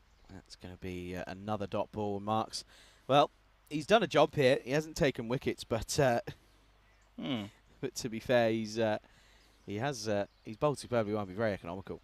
Yeah. I mean, most of the fielding positions in cricket, they're self-explanatory. There are a few funny ones that sometimes you have to explain to the non-cricketing person. I know my wife has asked me several times about third man, what happened to the first and second, and is there a fourth? Swing and a miss. Another dot. Join him up. Terrific bowling from Marks, by the way. Really, really good. Just very difficult to get away here. Sri Kumar, he's got 5 from 6. But at this current rate, he's just not looking like he's going to get bat on ball. And if he does, it could be a feather. Marks really shaping up nicely to pick up a wicket here. Love to see him go toes here. Go toes, full and straight. Doesn't. Goes short and wide. Complete opposite. Ends the over nicely. Only goes for 8 off his spell. 6 down. Well, the Stars are... Well, they're not aligning at the moment for the Red Stars. It's 29 for 4. Not at all. They're not having a good time out there at all. The strikers, well, they're having a brilliant day. I have to say, this is a really good display from their bowlers. Very disciplined, terrific bowling. Just too good for these Red Stars, who are coming off a win from the previous game that they played this morning against Malta. But they're just looking a little bit shell-shocked here. Look at that. 3 ducks in that total. Dilshad Ali, the skipper, leading by example with 16 from 12. Extras equal next best score with Sri Kumar, who's out there with his skipper. And these two have only got 4 overs to build something respectable that their bowlers can defend.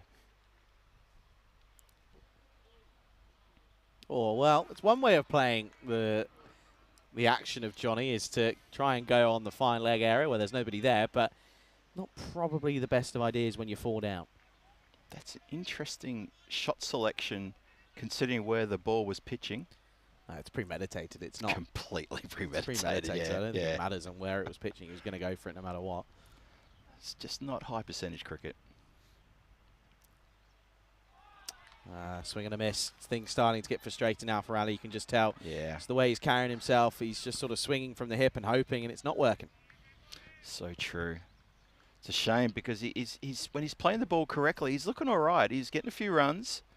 I don't mind the way he plays, but yeah, just when that frustration creeps in, you look at the scoreboard and you think, when's the next boundary going to come? He's done himself a bit of damage here. I think he might have a bit of a cramp on his calf here, which is why he's just pulled up a little bit. I think he might need to get a bit of fluids in there and just have a little bit of a hand here. Yeah, I think so too. Looking a little bit worse for wear. It's getting a few people come over to make sure he's okay. Yeah, just maybe want to make sure that just give him a helping hand. I think he's just got a bit of cramp. You could see just bat ball before. He was just swinging, and as he did that, he was a bit short. Let's have a little bit as we take a break here. As we'll have a look at the ECL groups. And, of course, well, you got Dre, who are in there as well. Drew are in there for France, of course. And, yeah, they've got an interesting group. Stary Grant from Serbia is going to be interesting. Pilner St. John's from the Isle of Man. Isle of Man, of course, very good side. Darmstadt as well from Germany. Going to be some good competition in there. Both English sides in Group B, Hornchurch, Northern CC, Austrian Cricket Tigers, Byron and the Cyprus representatives. Going to be very, very interesting. Come on then. Well, I asked you about the Czech women's. You didn't give me much. Let's talk about Brno in that fourth group. Well, the Brno team, what can you say about them? They've obviously had a fantastic season playing T20 in Czech Republic. They're deserved winners.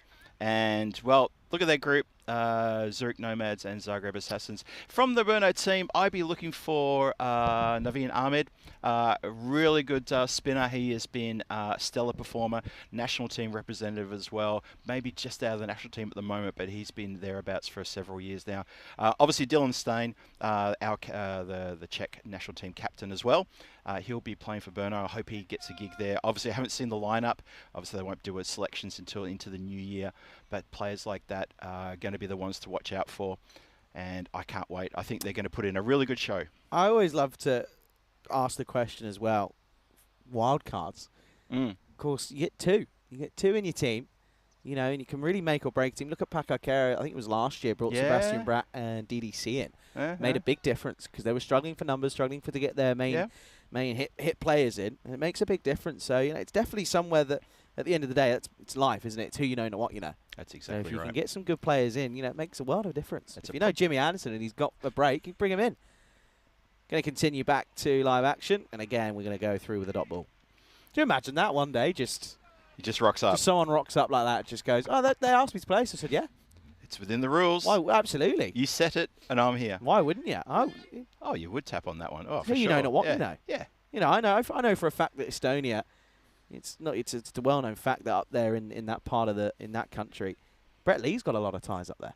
Has he? Yeah, lots of ties up there. Yeah, big time. Okay. I know he played in one of the cups up there. That is a glorious shot, by the way, and that's gone all the way. In fact, pushed into the offside, pushed all the way for 6. Cracking shot there from Skipper.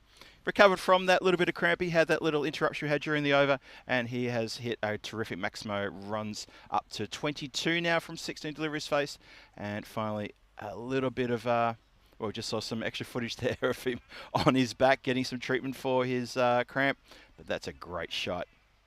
And off Jithi Johnny, who's bowling very well with very proper pace. Here he is. Well, the quicker it comes down, the further it goes, and the quicker it goes towards the rope. Goes and gets it. That's fetched all the way for 6. That's glorious. 2 cracking shots there from Ali. And that's why you just want to keep him going, because if he gets into a mood, he can really take the attack to the bowlers. Well, since his little sort of little bit of attention he got for a little bit of cramp, he's come out and hit 2 6s. So whatever intention he got, it's working, and he's trying to get things back on track for the Red Stars. I reckon that's a Grizzly gone, by the way. That's going to be out of shape for sure, right? That's in the car park somewhere. That's a goner. Oh, he hasn't come back with it either. No. Oh, hang on. Wait for it. Hey! There we go. It's definitely absolutely scruffed up. That is going to be replaced. But Brett Lee, I know, has played. He's done a bit of stuff with the Talent Hippos.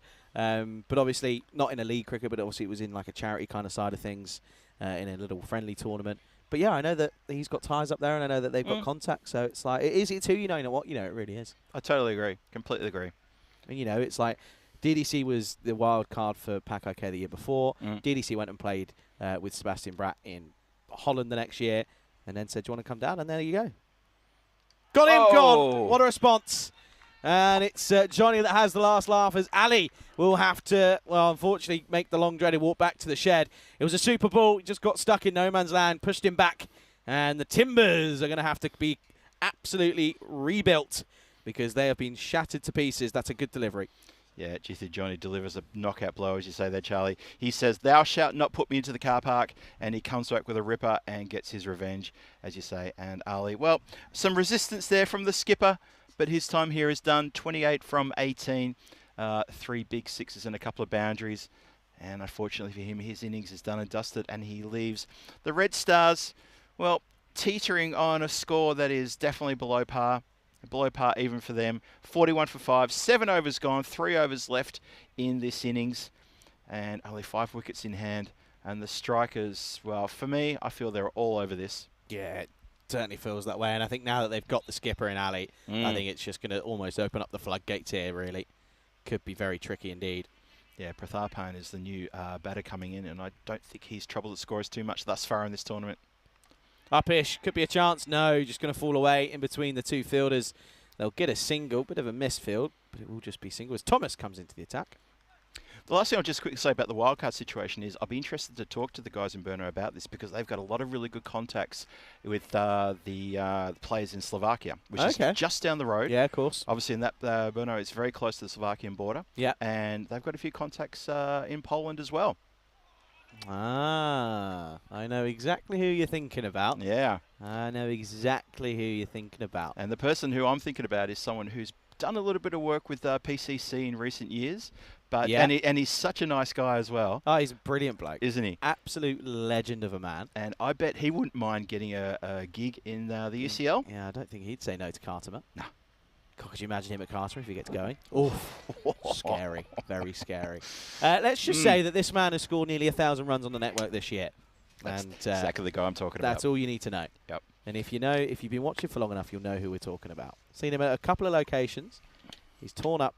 He's taken bowlers to the cleaners, but yeah, if he gets going, it's a bit scary. But he can be quite hit and miss at times, though. So that's something to consider. But as you said, it is who you know, not what you know, and that's kind of that's kind of what you got to go about it. Yeah. Okay, so interesting little point of the game here. I think the Red Stars, they're looking around the ground, but they just need to get bat on ball. I mean, yeah, swing hard, but try to use a bit of your nonce as well, and try to pick these gaps. They need to get something on the board here. The score is suffering. Wide ball. Apologies, folks. Just losing our graphics on screen for a moment. Score I've got it is 42 for 5 at the moment. After that wide. Did you know? We've got a nice sunny day today. Didn't have one yesterday, but Malta enjoys 300 days a year of sunshine throughout the year. Did you say 300? 300. That is pretty astonishing. That is something Makes else. sense as to why we're playing here in November. It's going to be a dot ball. Yeah. Malta, very flat landscape though. Quite unique in that respect. No, it's an interesting one. It's got no mountains, but also it's got no rivers. No rivers? No rivers. Now that's an interesting stat. I did not know that. No rivers in the country of Malta. Wow. Unique. It's just very unique in comparison to other Mediterranean islands.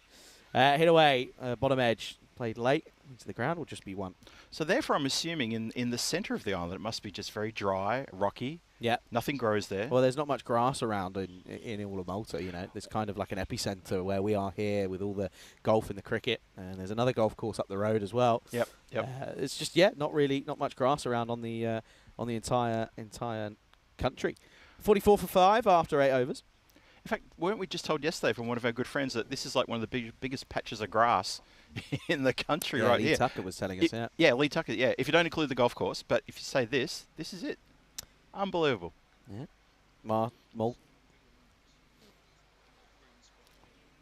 There really isn't much. Not far away from the airport as well here at the moment. That's true. It's just over the back of the golf course, I think, isn't it? Yeah, it's not far away at all. Landed, and there were 2 Emirates planes, which was a bit of a surprise. Whoa, hello. There we go. Hit away. Another one that's just going to be pushed for a single. This is, of course, a new over, the 9th over. And, starting nicely. Maltese cross, of course, features on the flag. Yep. The iconic 8-pointed cross, symbol of the island's history with the Knights of St. John And, well, to be honest, can be seen everywhere from coins to souvenirs on the island. Okay. That's a good historical piece of trivia there for everybody. Next side wide, can't be bowling that. This is a bit of a looser start for Siddharthan after a good tight first over. Yeah. What has got for us?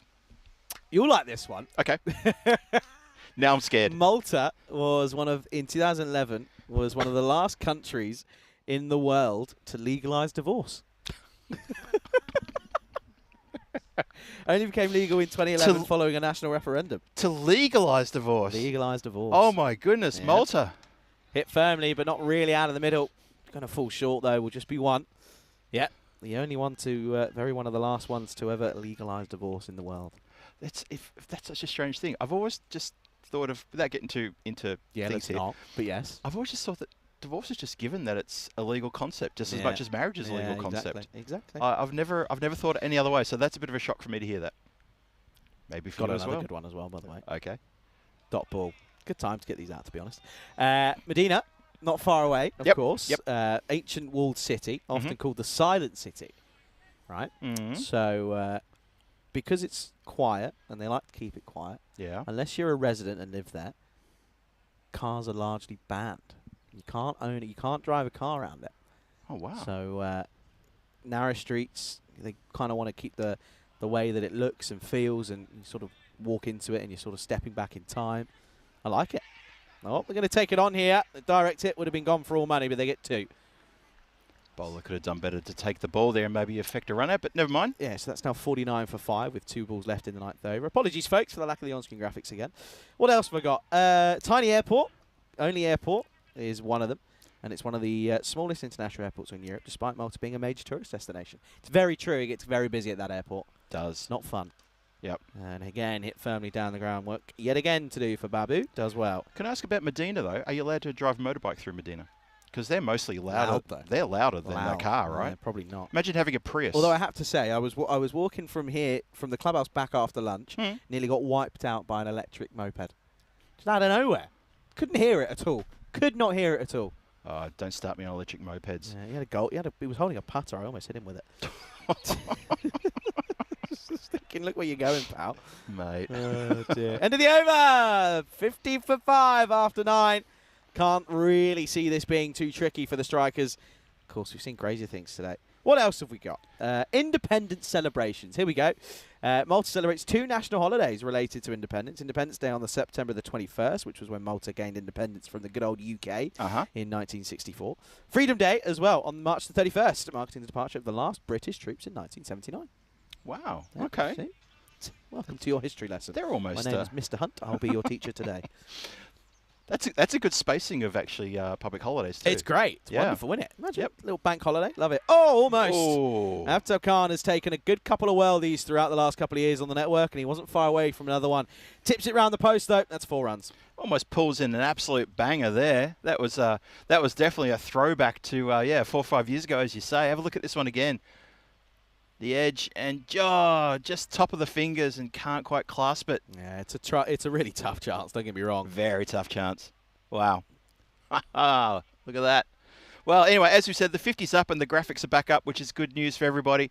And 5 balls for the Stars to do something. And back to the regular programming of swinging and missing. Normal service resumes. Oh, dear, dear. Oh, no. Yep. I share those sentiments, Charlie, believe me. Oh, I've neglected the chat because it froze, and I'm back now. I'm going to have a little catch-up. Okay. Yeah. So there you go. Yeah, James talking about Brett Lee and his son playing in Estonia. There you go. See, I think it was in like a Mediterranean Cup or something. That's long, hard, and high, and that's 6 runs. Nice pickup. That's going to go all the way. 6 glorious runs. Prathapan gets something going, and that's a welcome boundary in the last over here. That is a very good shot indeed. The fielder running back over the boundary line there, he did take the catch, but he took it like a good 4 or 5 metres over the boundary line and then turned around to his bowler and said, "Why are you putting it there? Why'd you put it there?" That was Push Parajan on the boundary. But obviously the catch doesn't count. Needs his bowler to do better, he says. And again, hit firmly this time. There's a fielder down there. Will just be one. Lee Tuck's got a good thing about the divorce. He said, because there's not enough people to remarry. Well, there is. If there's enough people that divorce, you just keep going. It should be on a rota. Develop a rota system and you're done. Every 5 years, you just switch out. Everyone swaps partners. We've just solved that problem. Next. It's going to be hit into the left side. Shakuma just gets a single. Okay, more information on Medina as well. You need a permit to enter Medina with any vehicle, motorised or not. There you go. See? Okay. The internet can only tell me so much. God bless the internet. Lee's like my little Malta cyclopedia. He tells me everything. It's great. Okay. Motorised or not? Last ball of the innings, potentially? No, wide ball. Does that mean Medina, you'd also need one of a permit for those little electric little bikes? The scooters? The scooters, No, yeah. I doubt it. I doubt it. Okay. Because they're annoying. They're not. They're great fun. Prague is a wash day off. for them. I had a great day off in Tallinn. And that's literally, my day off in Tallinn was amazing. I'll walk you through it. Went for breakfast, hotel, went back upstairs, got a bit of work done. Went for a little wander in the old town because the old town in Tallinn is stunning. Up in the air, last ball. Might have to put a little halter on that story. Going to fall between the three of them. Marks comes back. They're going to try and take on the second. It's a wayward throw, and it's a good dive. They will come back for two. And that will be 2 runs to finish. 65 for 5 is what they'll finish on again. It's been a low-scoring day here in this day action.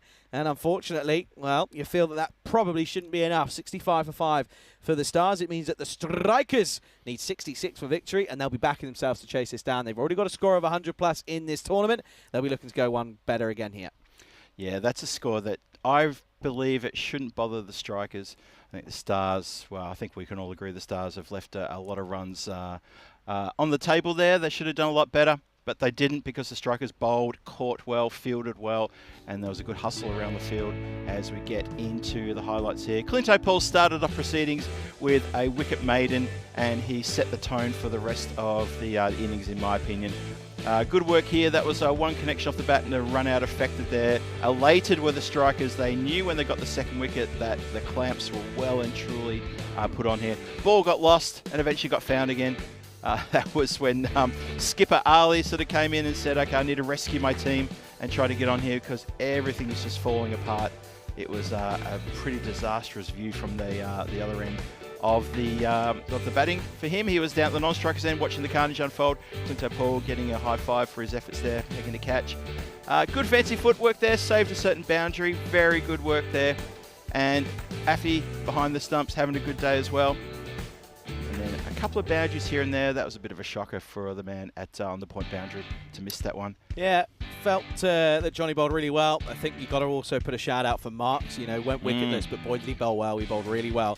Again, it's just that bowling in partnerships, you know, holding up an end, but applying the pressure means that someone else can come on and really sort of take on the load and really just sort of go for the attack, really. And there is the man on cue. He did bowl a terrific spell and held down one end for a couple of overs. And then poor old Ali, he went down, the skipper went down, and he came back for a bit of treatment. And when he came back, he hit 2 sixes. Big hit down the ground over the covers. That was the second hit. And into the car park. Had to be rescued from under one of the cars there. Yep, there it is, he says. Didn't see it the first time round, got it the second time round. Came back into the stadium. And then Johnny with an absolute peach. Affy Khan turning the clock back a couple of years, going for the big grab, doesn't quite make it. And the innings sort of petered to a halt. And the Strikers, all smiles. If you're a Strikers fan, Strikers player, Strikers part of the club, all smiles with that performance there as they, they keep the Stars down to a very low score in that allotted 10 overs, very low indeed. Only 65 runs on the board. We're seeing low scores in the first innings here today, but you have to say we're seeing tough run chases. And a few teams have made a bit of a hash out of doing these runs. Obviously, Matty D at the start of the day were the ones I'm talking about here. Mind you, though, they did come back well. So, it's all for the Red Stars to try to defend this.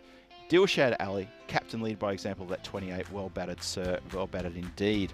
The bowling department looks pretty good. Clint O'Paul, 2 wickets for 3 runs. Jithu Johnny, 2 for 18 runs. Both bowled with good pace and really good direction. Probably that wicket maiden at the start set the tone. Ably assisted by Savio Thomas and David Marks. David Marks, I thought, bowled extremely well. Didn't get a wicket, but only yielded 8 runs. And Sanjal there, the other bowler, didn't get a wicket.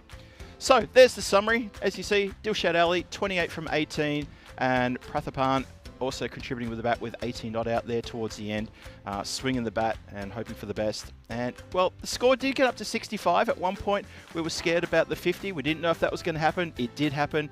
And 2 wickets apiece to Clinto Paul, Juthu Johnny. That's how it looks right now. Roll Striker is going to come back and try to get 66 runs off their allotted 10 overs.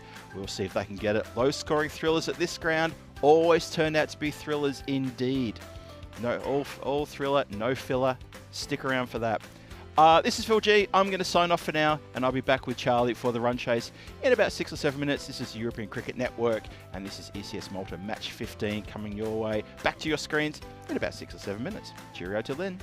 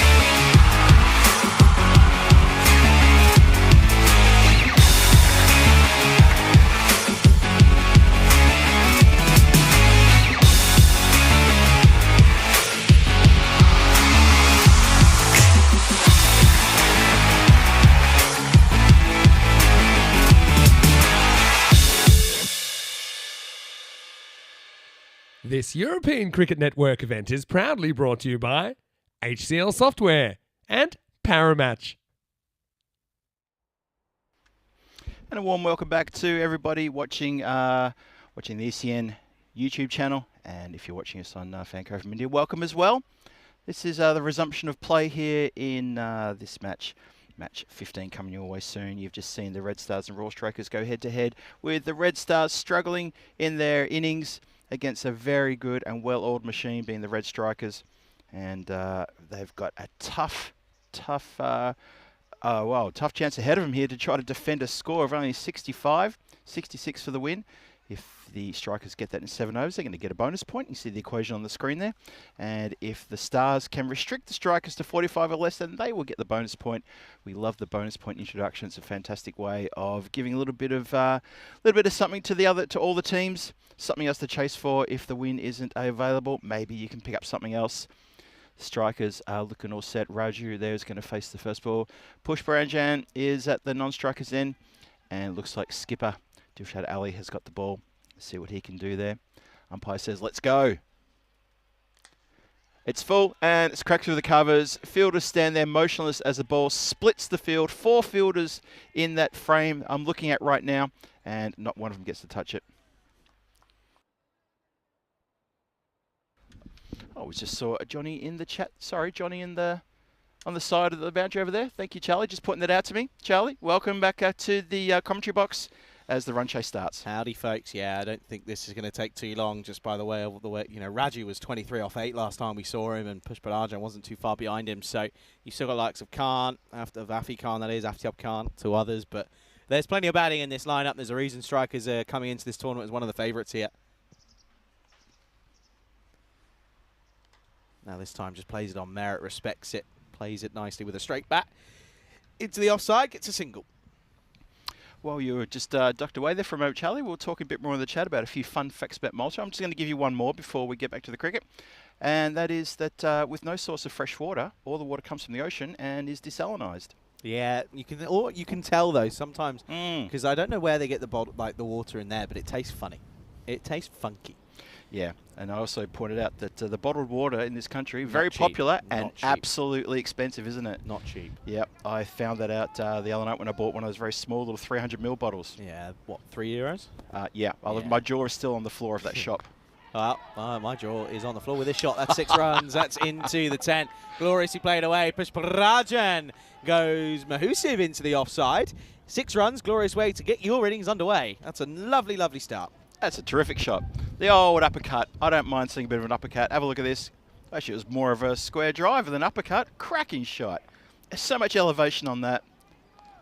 In no danger whatsoever, unless you're, of course, a spectator or one of the officials in the tent over there. It might have even bothered our scorers for a moment. Push Ranjan. He's opened his account with a big hit. Goes again, and it's going to get over the top. 6 more. This is glorious, glorious stuff. 12 off 2. Stand and deliver your money or your life. And only needing 66 for the win. Strikers now up to 17. Still 2 balls to come in this first over. And, well, this could be over before you know it. Yeah, I think the old vocal cords of the fat lady are certainly starting to get warm, aren't they? You can understand as to why. She's limmering up behind us as we speak. Yeah, it's tough for the Stars. Listen, they bowled well against Maladay, but not quite looking the same here. I think the batting's just a bit of higher class, to be honest. Yeah. Pushed away, nice shot, gets a single. This is the thing. You can tell straight away with these 2 openers, they haven't faced a dot ball yet. The difference is, he could have easily have swung and missed there, but he plays it away, gets a single, off your pop. Totally agree. Yep, that's a really good point and a good spot there. I agree. 18 for no loss, 1 ball to come.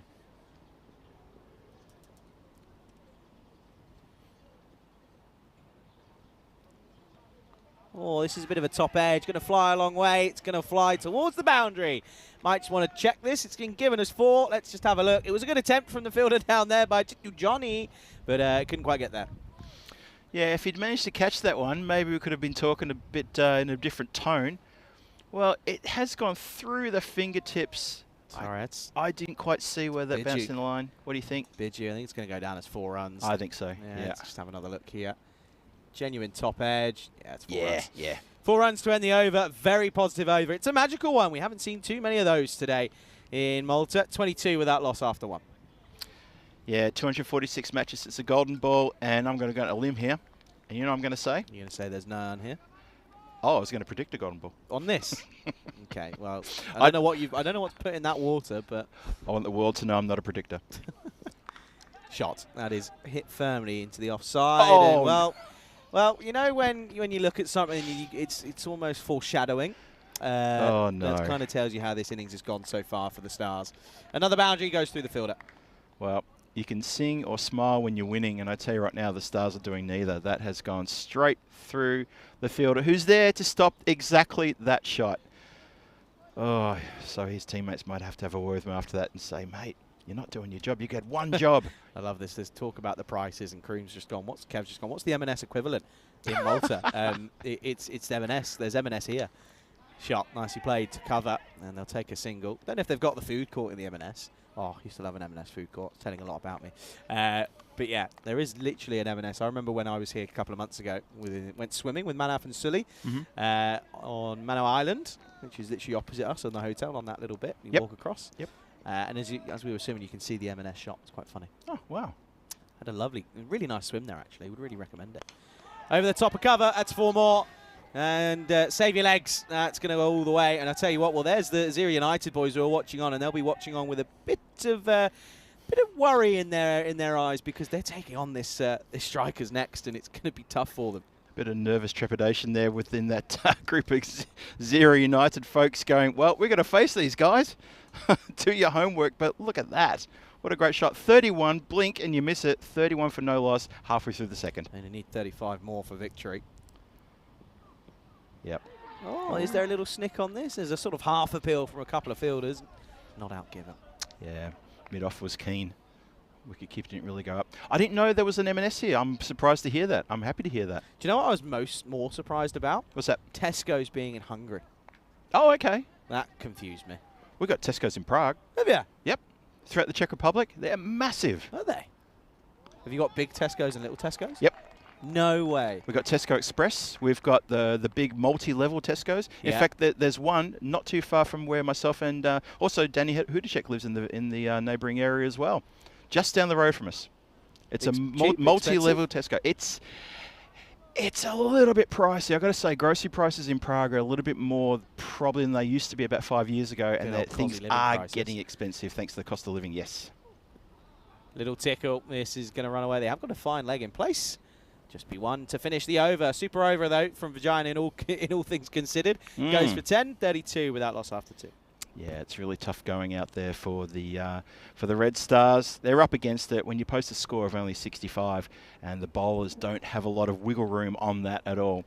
And then 2 batters come out and start going pretty hard right from the get-go. Makes it tough. Lee Tuck's got a good point. He says the difference between a €3 bottle of water and a €1 bottle of water is about 20 metres. It's probably very true. My hotel room looks out to a little Oriental market, and I reckon if I walked in there, it would be €1. I bet you went to the shop that was under the hotel. Yes, you did. Thank you very much. Yeah, but it was Andy House who took me there. I know, I was there. Of course you were. What am I talking about? Yeah. Oh, see, that's right. So you would have seen me, my jaw hit the floor, and that's why you walked away giggling. Now it all comes together. Where did I buy that? I can't remember what I bought. I bought an energy drink. Yeah, exactly. Yep. They're going to turn to different bowler here to try and change things up. They've gone to Tony Thomas. Well, the runs keep going. That's going to be a single. Some nice work in the field there. Just gets his hand down and knocks it intentionally or not to his counterpart, who was also running in there. Hope he hasn't done an injury. He's sort of holding his forearm there. Hope he's all right. Might have fallen just a little bit awkwardly. That looks like that's a log out there. 33 off 29 at the moment. That's just the equation for an extra point. Shots like that aren't going to get you there, though, I'm afraid. It's a funny odd shot. Sort of goes against the grain of what we've just been talking about. Pushparanjan just sort of eyes probably not properly on the ball. Rather that he was looking to where he wanted that ball to go. 33 for no loss. Chases the wider one, goes square of the wicket, and this is going to get over. It might have gone over everything you factor. I think this is going to be 4 runs. Might have to have a look, but nevertheless, good shot. They've just bounced. I think it's just bounced inside line. I think the umpire's got that right. Have a quick look again.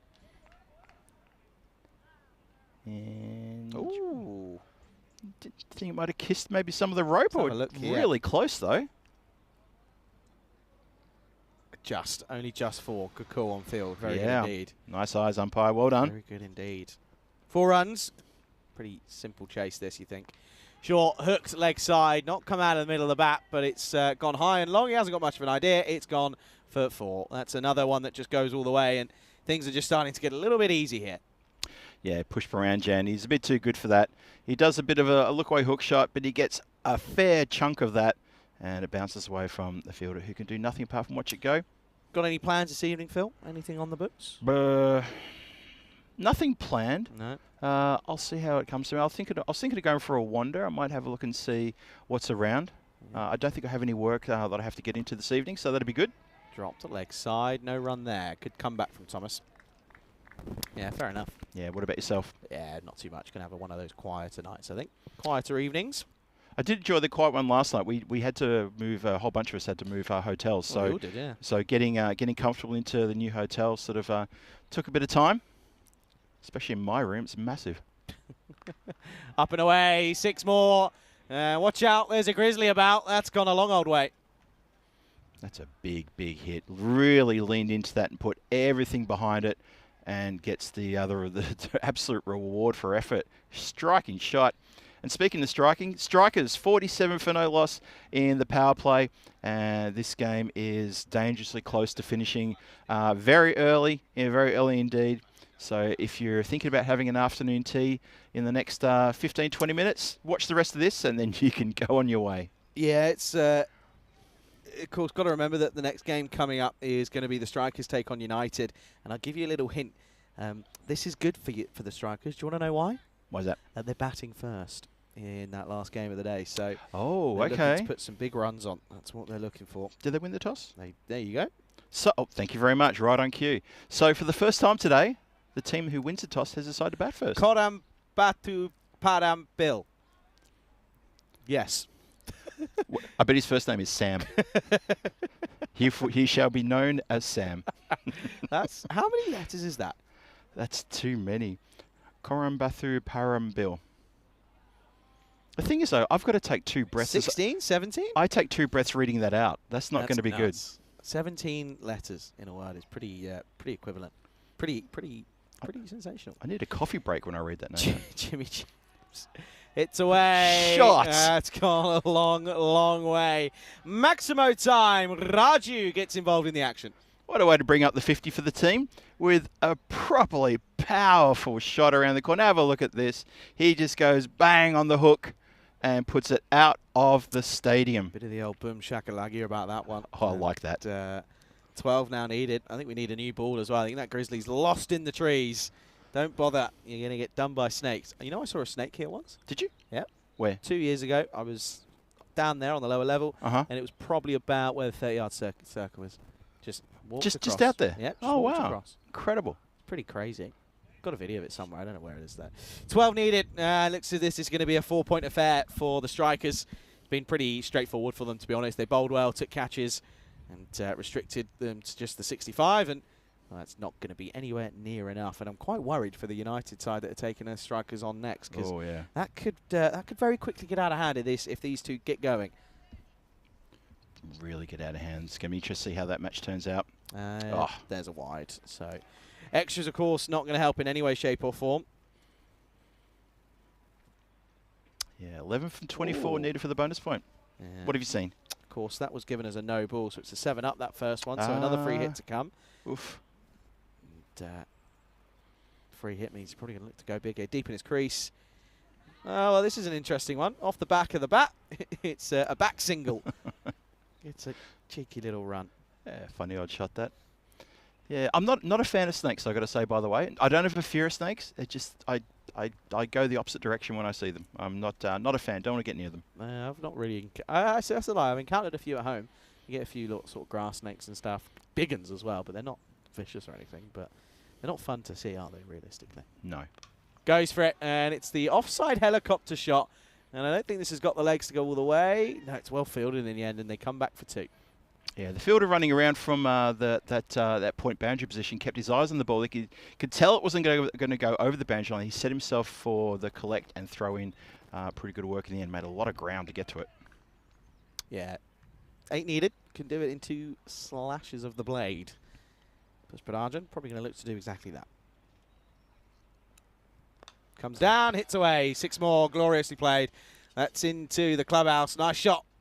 Good work, Charlie. Look into your crystal ball and you saw that one materialise right before our eyes. Lovely strike, that one.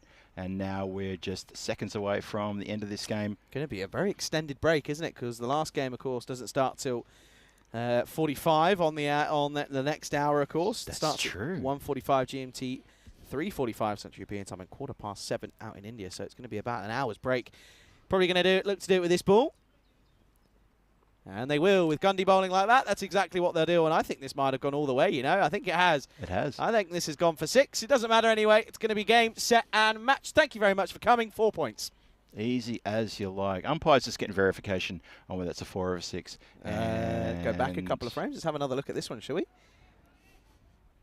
Double check. Oh, there we go. 4 runs. Oh, 4 runs. 4 Okay. runs, but nevertheless, a victory for the strikers, who were just a level above in every department of the game, in all 3, in the batting, in the bowling, in the fielding. Just too good for this Red Star side. Yeah, it was a complete mismatch, wasn't it? It was the heavyweight champion versus someone new to lightweight boxing. Just a big, big difference in the teams in every department, as you say, Charlie. And the strikers get away with the 4 points, and they're going to be very happy about that. Well-deserved, though. Completely well-deserved. They outplayed them in every department. And the Stars, well, they need to go away and have a bit of a think about it while the strikers get set for their next game. That's coming up, as you say, in just over an hour's time. And there's the dashboard there. Zero United back in action against the Strikers. Zero United, they're coming off a bit of a disappointing loss in the game that they had earlier. And Strikers, well, they're going to carry the momentum that you've just seen just now. And it's going to be a very tough last game for the day for Zero United. Yeah, it is. Let's roll these highlights. And, well, it's going to be a pretty quick affair because it was just shot after shot. And well, it was glorious. Really, really was. A 10-wicket victory, mostly just down to Pusparajan and Ali.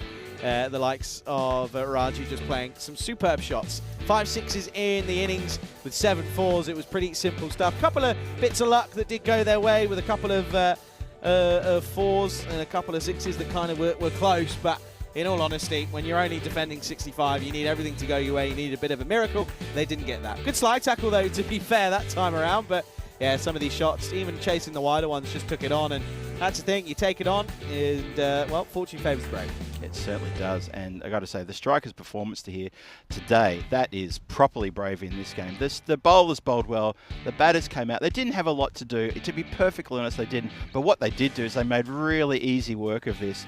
Seriously, it was like me being given a slice of chocolate cake. Just give me the spoon and say goodnight. Woof, it's gone. And they took care of this in quick time, and that is a big morale boost to them. And the other thing is, as we said before, with Zero United watching on from the shadows under the trees to our left, that is going to be a little bit demoralising for them to watch that one. Yeah, it would have been a good toss for them to win if you're watching that and you're thinking, oh, okay, well, this is going to be interesting. Yep. Let's have a look at the scorecard. Not too much to tell you. It was very one-sided. Raji 22 off 10, Pusparajan 44 off 13. And yeah, pretty simple stuff in the end for those two, and the likes of Afia Khan and the Babu not being have to really be used is always a positive. And I think if you want to be optimistic as a Red Stars fan, you probably would say, well, at least we only bowled 1 wide in that. And that's probably the only thing to crow about, because there's not much more to crow about. The Strikers just took care of business and delivered a knockout blow. 3.4 overs is all it took to score 68 runs. All the bowlers, well, I won't say all the bowlers got a bit of stick, but it was enough. It was easily enough. 65, never going to be enough to contain the Strikers. No, absolutely not. So then we'll take a break. It's going to be an extended break, pretty much bang on an hour. And we're going to look to enjoy a bit of the sunshine here. We'll keep an eye out for some snakes. We'll see what happens. Make sure you make the most of your break. Get some coffee, get some tea, maybe get some food. Maybe if it's 5 o'clock somewhere, you can have a little something. But we'll be back soon in about an hour's time. You're watching the European Cricket Series here in Malta with myself, Chana, alongside Phil G, right here on the European Cricket Network.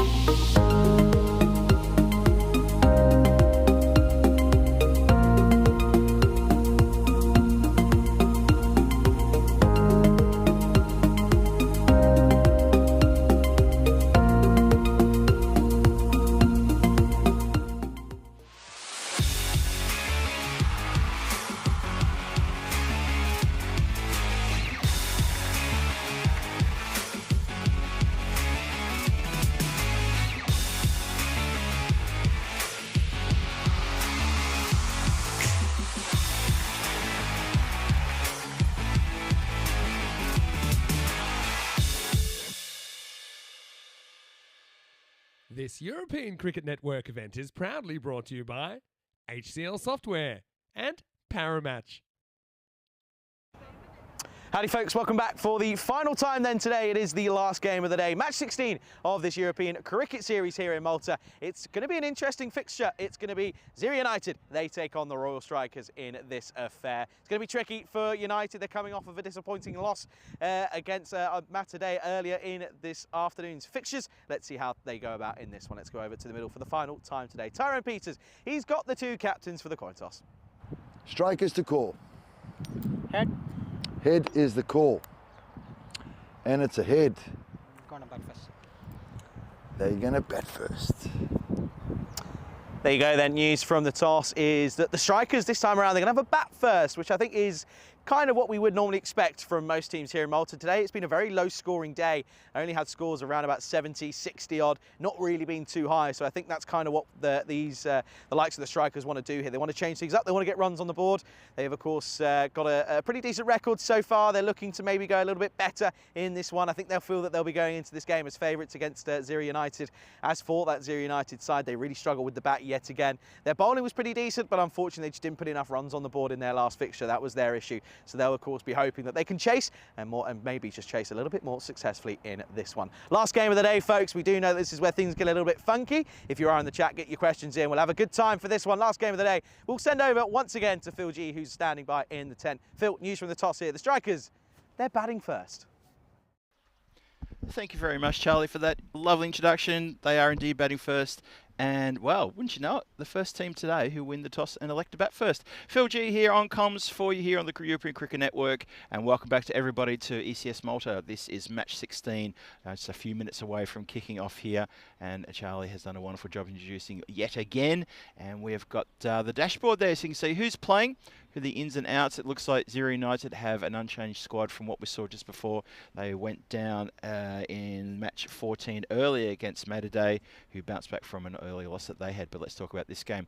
Royal Strikers looking to get their second win in this ECS on the board. They're currently 1-1. They came along on day number 1 on Sunday, just gone. And they had 1 win, 1 loss. So the Strikers looking to step up here. Sorry, what am I talking about? I'm talking about the Red Stars, aren't I? This is the Strikers. They're not 1-1, are they? No. Anyway, computer says Strikers. 86% loves the Strikers. Not too much of a fan of Zira United, and I think as Charlie quite rightly pointed out, Zira United, they haven't clicked in the batting department. Their bowling is okay, but the bowlers are under pressure because the batters aren't putting the score on the board, and it's a team game and the team needs to click. I tell you who is clicking, and that is the Royal Strikers. I'm liking what I see from them. They had a good game against the Red Stars. Not much of a big hit out, but they did the job. They did what they had to do. They got the win on the board, so well done to them. And they picked up their second win of this ECS, and they're coming out to open the batting. Oh, to open the proceedings here in this match, match 16. And they're going to be looking for a big start from their two openers there, Raju and Pushparanjan, taking their guard out there. Umpires are out there ready. Players are out there ready. Looks like the Zira United are going to start with Hom Gurung with the ball, as they did in the previous match that they played here. And they're going to be looking for quick wickets, try and tie down the Strikers. And if the Strikers get away from them in the power play, then this could be a long old day in the afternoon for Zira United when it's their turn to bat. See what they can do. They must have a game plan here. They can't just come into this blind and just think, we'll do our best. They got to have a game plan against the Strikers. They need to notch up a win here.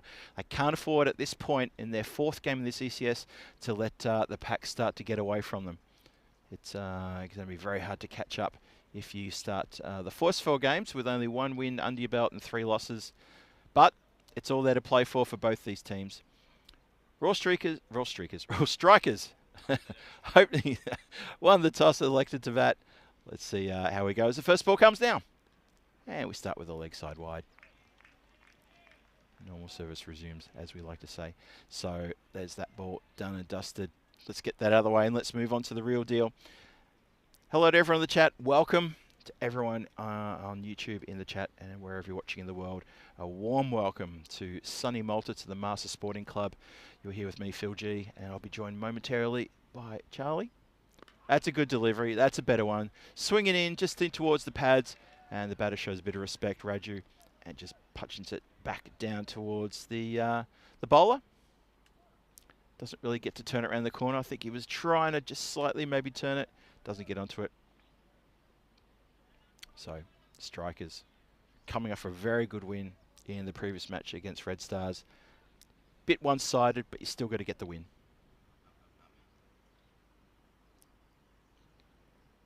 Gurung in. It's full, and it's been tucked around the corner. That's pretty good placement. The very squarish third man, he's almost a deep backward square leg, but he's a wide deep backward square leg. Gets past him, he's inside the circle. As soon as it gets past that fielder, it is 4 all day, every day. Nice shot, good placement, 4 runs. Raju is off the mark with a good boundary. Gurung needs to check himself here. He's got some good in swing. He's going to keep swinging it down leg. They're going to take advantage of that, the Strikers. In again. Oh, lucky to get away with that. He pays for it with a wide, but he's lucky not to get collected and put out of the park with that one. And Raju's eyes lit up and he thought, I can go again there. Doesn't quite get it though. So I can see a few of the regulars in the chat. You see Wayne in the chat. Croom's in there as well. Good to see you, Kev. And I can see Charlie lurking around the chat as well. Keeping you all up to date on the goings on here. Good delivery from Gurung. Tucks the batter up. Shy at the stumps and well backed up. Good running though. Run was always on. Turning over the strike, getting those singles into the scorecard. Singles better than dot ball, that's for sure. And now Push Parajan. He's going to get a chance to have a look at Gurung. See if he can contribute to this over. Currently 7 runs off the over, only halfway through the first, early days. And as we said at the top of this this game, Supercomputer from ECN likes the Strikers and likes their chances here in this game. Pro built on the back of that previous very big dominating game that they played against the Stars. Oh, a bit of a slip up in the field. Fielder overruns it, and they're going to get back for an easy 2. Push Paranjan doesn't really feel the pressure there whatsoever as he nudges it into the leg side and goes through mid-wicket. Only 2 fielders allowed back during the power play. I can see there is a fielder deep on the point boundary patrolling the area over there, and you have a deep mid-wicket as well. Apart from that, it's open season. Bowler in. And flicked nicely just over the head of the fielder in mid-wicket. He's a squarish mid-wicket. It did go straight to him, but it just went probably about a metre above him. The replay is going to tell us the story. Have a look at this. Gurung in. Flicked. And yeah, it was on its way down when it went over the head of the fielder, who's quite deep there. I wouldn't put it down as a chance, but oh, that was really close. Would have been out of their seats. The crowd here, and Zero United would have been properly happy with that. As it is, not out. Clipped down the ground. Don't worry about that. That is a big 6 coming towards us. Lovely shot there. Push Parajan gets on with a Maximo, and he finishes the first over with a big 6 there. 19 for no loss in the first over. Raju on 5, not out. And Push Parajan, let's have a look at that one again. Lovely strike with some spectators in the car park enjoying that strike. I dare say they may have been from the golf and they would have enjoyed that tee shot as well. They would have said very well done. He moves to 12, does Push Parajan. 19 for no loss, 1 over down. And just a reminder about the ECC Championship Women coming up at the Cartmere Oval on the 9th of December, running through to the 20th. 2 divisions, Challenger Division and the Premier Division, which is a wonderful idea to do. And obviously we'll have, we believe there's a relegation promotion concept will be in that as well. So Spain, Austria, Germany, Jersey and Czechia, and the Premier Division, England, Ireland, Scotland, Netherlands and Italy. Fantastic stuff coming your way on ECN. And there we go, full delivery at the stumps, castled. Raju on his way, gets a little pat on his back as Tankar, the new bowler, comes in and strikes immediately. And the Strikers have lost their first wicket. That's a cracking delivery. Love to see that one again. Tankar Kandel. Check this out. Nice and full. Straightens slightly. didn't really sort of like keep its line and hits the base of the stumps.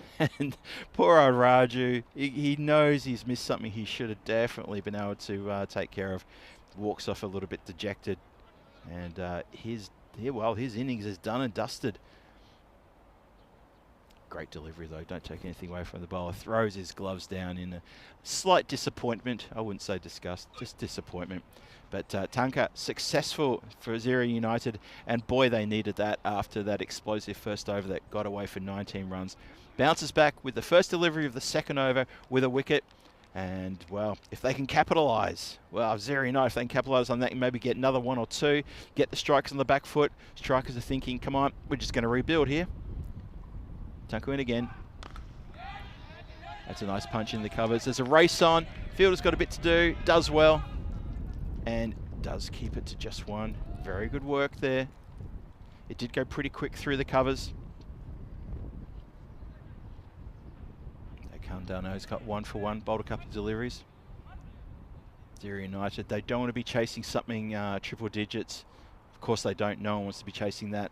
But for them especially, having been spectators in the previous match and watched the strikers. Oh, he's down. I hope he's all right. That right foot just went out from underneath him. He's walking okay. Just keep an eye on that ankle.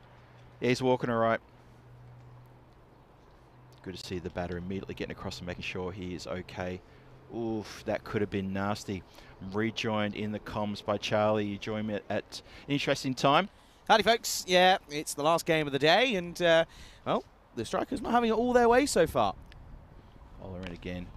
That's just been punched into the covers. They're going to run for a quick single here, and that's quite safe to do. So bowler looks like he's walking okay now, though. Yeah, going to be tough, isn't it, this for the United? I think they've done something good, which is get Raji pretty early, but I think, you know, we still expect the likes of Pushparajan to, in all honesty, sort of capitalise on the bowling that's going to get offered on him here. But Candle, well, he's going well so far. A little bit of a slower ball there. Nicely done. Good pickup and shy from backward point. Keeps the striker batter honest. Gets him moving very quickly. Got rid of this ball very quick indeed. Batter was home. But you want to put the pressure on the batter straight away. Get those quick singles on my watch. I'll make you work for it. Push for Rajan now. He's on 13. He's only faced 4 deliveries. Just remember that strikers won the toss, elected to bat. First team to do that today, to win the toss and elect to bat first. Oh, lovely strike that. Whipped quickly off the pads. It was a quicker delivery, and that has gone all the way for a big Maximo. He races to 19, 28 for 1 the score. Glorious, glorious pickup. That's such a good shot, to be honest. And in all honesty, it's one of the best shots in the game. If you can flick off your pads, it's one of the most aesthetically pleasing shots in the game of cricket. It's lovely to watch, isn't it? There's something about it. It just shows sweet timing. It's great from a righty, but if a left-hander plays it, it just looks that little bit better. Yeah? I've seen clips of like Joe Root and Steve Smith and stuff. Okay, maybe not Steve Smith, but like Labuschagne and stuff like that. Kohli. If you like mirror it and watch them look as if they're playing left-handed, yeah, it's unreal. Okay, I'll try that out. That's unreal. Lofted over the covers. That's big 6. And Pushparajan, he's on the march now. He wants to post a big score for his team, and he's doing the right thing. He's now 25 from 6. That's the end of the second, 34 for 1. Good start this. Again, it's no real surprise, though, because they're a good side, the strikers, and they've got a good top order. And I just think United might not be up to the race, and I think that's why the supercomputer picked it the way it did thus far. 2 overs in. 34 for 1, going at 17s, which is relatively nicely at the moment. Have a look at the standings, then you can see strikers at top of the table. 2 and 1, their current record. 9 points clear at the top, but United, they're 4 points behind with the same amount of games in play. Of course, just the American University of Malta yet to get a win on the board, but of course, long way to go in this tournament. Yeah, I mean, the strikers will be looking at those standings and they're going to be thinking, look, we stamp our authority on this series with a good win over Zero United here, and suddenly we're the people that everyone has to chase. So they've got some real motivation to take the win here against Zero United. And of course, Zero United, they're going to be saying, well, hang on a minute. It's not, don't have it all your own way. We're not going to allow that. Yeah, they're going to go to spin early here. They've gone to Karki. It's a good move. Oh, it's a good move. You could just see you going, it's a good move, and then them get slapped over cover for 6. It's just exactly what I was expecting. Normally, that was exactly what would have happened. Normally, filthy. The filthy commentator's curse descends upon me like a rotten little rain cloud. Kaki, come on then. Good start. Top ball, nice and full. Balls in again. Oh, he's gotten away with that. The old dodgy inside edge is going to race away to the boundary line. Cut off, though, by third man, who has a lot of work to get around there. And he does indeed. Gets it, keeps it to 2. Aftab Khan in at 3. He's the old season pro here on the island. He's been here for a good amount of years, played a lot of cricket. And he's a solid batter as well. I remember back in 2022 at the Valletta Cup, time and time again, he got Malta out of really tricky situations. And he was really very, very Mr. Reliable. Kaki gets hit into the covers, straight to the fielder. They run. Oh, I tell you what, let's go upstairs. Umpire concurs, let's go upstairs, he says. Well, I tell you what, United are keen on this. Pushparajan's sort of holding his ground. Maybe that's just in hope more than anything. But let's have a little gander at this one. Is it a direct hit? It is. Oh, I think he's... actually, hang on. This is going to be frame by frame. So he's gone there, but then the bails aren't really off there. This is a tough one. It's literally in between frames. It is in between frames. You're absolutely right, Charlie. Look at this. Next frame will show the ball. Looks like it's touching the stumps. He's not over the line, but then he's over the line on the next frame when the bails are disturbed. You've got to kind of go between those two, and it's really in between frames. I'll be interesting to see what the what would have been given as almost soft signal. You know, on field, kind of go with that maybe. Because, you know, it's one of those where there's probably not enough evidence. No, he's going to survive. He will. It's one of those. It's such a tricky one. And again, in the game of T10, if that goes the way of United, it could be completely different. But Pushparajan gets a life. You think Pushparajan's saying, thank goodness we don't have super slow-mo. Could have been in a little bit of strife there. Just a little bit of trouble. Even super slow-mo, it's like that's so in between frames that even if it was going... 120 frames per second. It's crazy to think about how close that was. Gets through though. Got to give him the benefit of the doubt. Totally agreed. Pushparajan survives. He's on 25, and he faces a dot ball there. Delivery. Really good delivery. Good comeback from the bowler. Yeah, cricket all round of that in that delivery. I know it was a close run up, but the direct hit it was a good shot to cover. Good cricket all round. Last game of the day, folks. Get your questions in. I know that. The chat's had a bit of an interesting period over the last 3 hours. Shot. That is a cracking good shot, and that is going to land well over the boundary. Even the cover fielder said, I'm not going to chase that. He's letting his skipper go and chase it. Well, I need to be careful about how you ask your skipper to go and chase the ball that's gone further away. That's a big, big 6 over the covers. Lovely shot indeed. Yeah, gloriously played. Really nice. Just goes a little bit. It's too wide. Means you can sort of throw the hands at it, and that's exactly what Pushparajan does. Yeah, as I was saying, chat. Let's just you know, as I said, got any questions? Get them in. Last game of the day, things get a little bit funky. Kaki again. Well, that's funk with a capital F. Look at that. That's a cracking good shot. That is whipped away over a wide deep mid wicket for another Maximo. And so suddenly Kaki, who was one of my picks of the players on Sunday, first day, he has been spanked to all areas of the park. Yeah, love it. You had a bit of Sunday fun day, didn't you? Some close games on the first day. Yeah, a bit of Sunday fun day. I was spoiled. I've got a question for you. End of the over, 49 for 1 after 3 at the end of the power play. Good start for the strikers. Yeah. Friday coming up. You got a peacock shirt? I'm going to be honest. I don't. Okay, well, it was great to have Phil G on air. It's been really good to have him. Thanks so much. And on that note, you don't. Look, I reckon. Hey, hang on. There's time to go buy one. No, that's what I was going to say. I was going to say it's not Friday yet. It's only Wednesday.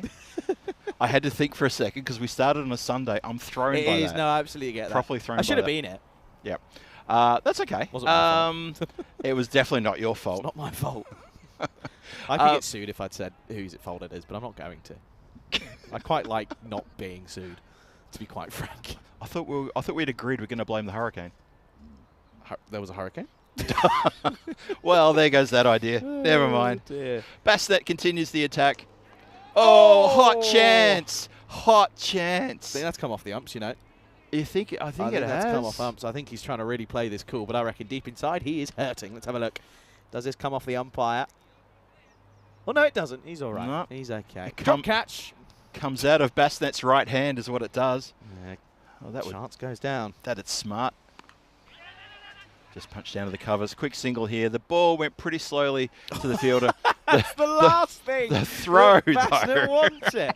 It's the last thing he wants. You've got to feel for him. Fielder's absolutely whammered it in. That's a new word. He is not a whammered. Whammered. Whacked and hammered. Sounds like something Sunday fun day. Sounds like something Elmer Fudd would say. Sunday fun day. That's hit down the ground for a single. Had to hustle quick. And Basnet was not interested in fielding that to the ball that was going to come in like a rocket. He just pointed to his backup and said, "You've got that. I'm getting absolute barrage here." 50 up, 52 for 1. Halfway through the 4th. Strikers looking like they're going to amass a very scary total as this comes down the ground and over the head of Buwan. He thought he was in with the shy. It's literally come directly towards the commentary position, but unfortunately we don't get a chance to field it. And skipper Buwan has to take care of business. That's a lovely strike for 6. Poor bowling, though. Sorry, it's not good enough. You can't be doing that.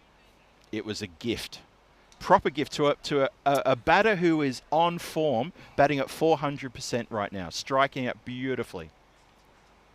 In again. And that's a carbon copy. Buwan, hands on hips, watches the ball sail over his head. Where'd that go? There, don't worry. It's just there. 50 up, off just 12 deliveries, superb innings. And that run out, this is what I'm saying, it just could have gone the other way and it would have been a different game, but I just feel that now Pushparajan, when push comes to shove, he's going to take it on. Bang, that's a zinger. That's a ripper from Charlie out of left field. I was looking the wrong way and that came like a lefty when I was expecting the right. That's a lovely shot there, Charlie. Thank you. I'm here all week. Good question here from Tim, by the way. Phil, you'll like this as well. Yeah. Who's got the favourite ECM batter? Oh. I'm going to give you a left field answer An ECM that no batter. one is going to think of. So this is completely open. Any batter on the batter European that's Cricket ever been Network. on the ECN. I'm not, normally Okay. when I'm with Rico, just to really annoy him. By the way, that's 65 for 1 at the end of 4. Okay. When I'm with Rico to really annoy him, I always say Paul Sterling because he's been on the network, obviously with the internationals that we did in Netherlands, and he's like, "But that's not an ECN player." So I turn around and go, "He's played cricket on the network. Be quiet." That tends to be how most of our conversations go, myself and Rico. Nice. But I'm going to go very left field. Okay. I'm going Hungary. Yeah. Doesn't live there anymore. Recently moved to Scotland. Okay. Dara Peretti, left-handed batter. Oh. And the reason is because every time I've seen him, and I saw him play in what was the most exciting bronze final, and obviously stereotypically bronze finals are very, very boring and dead rubber. And I saw this man hit 35 off 5 deliveries. Legally. 5 legal deliveries, obviously.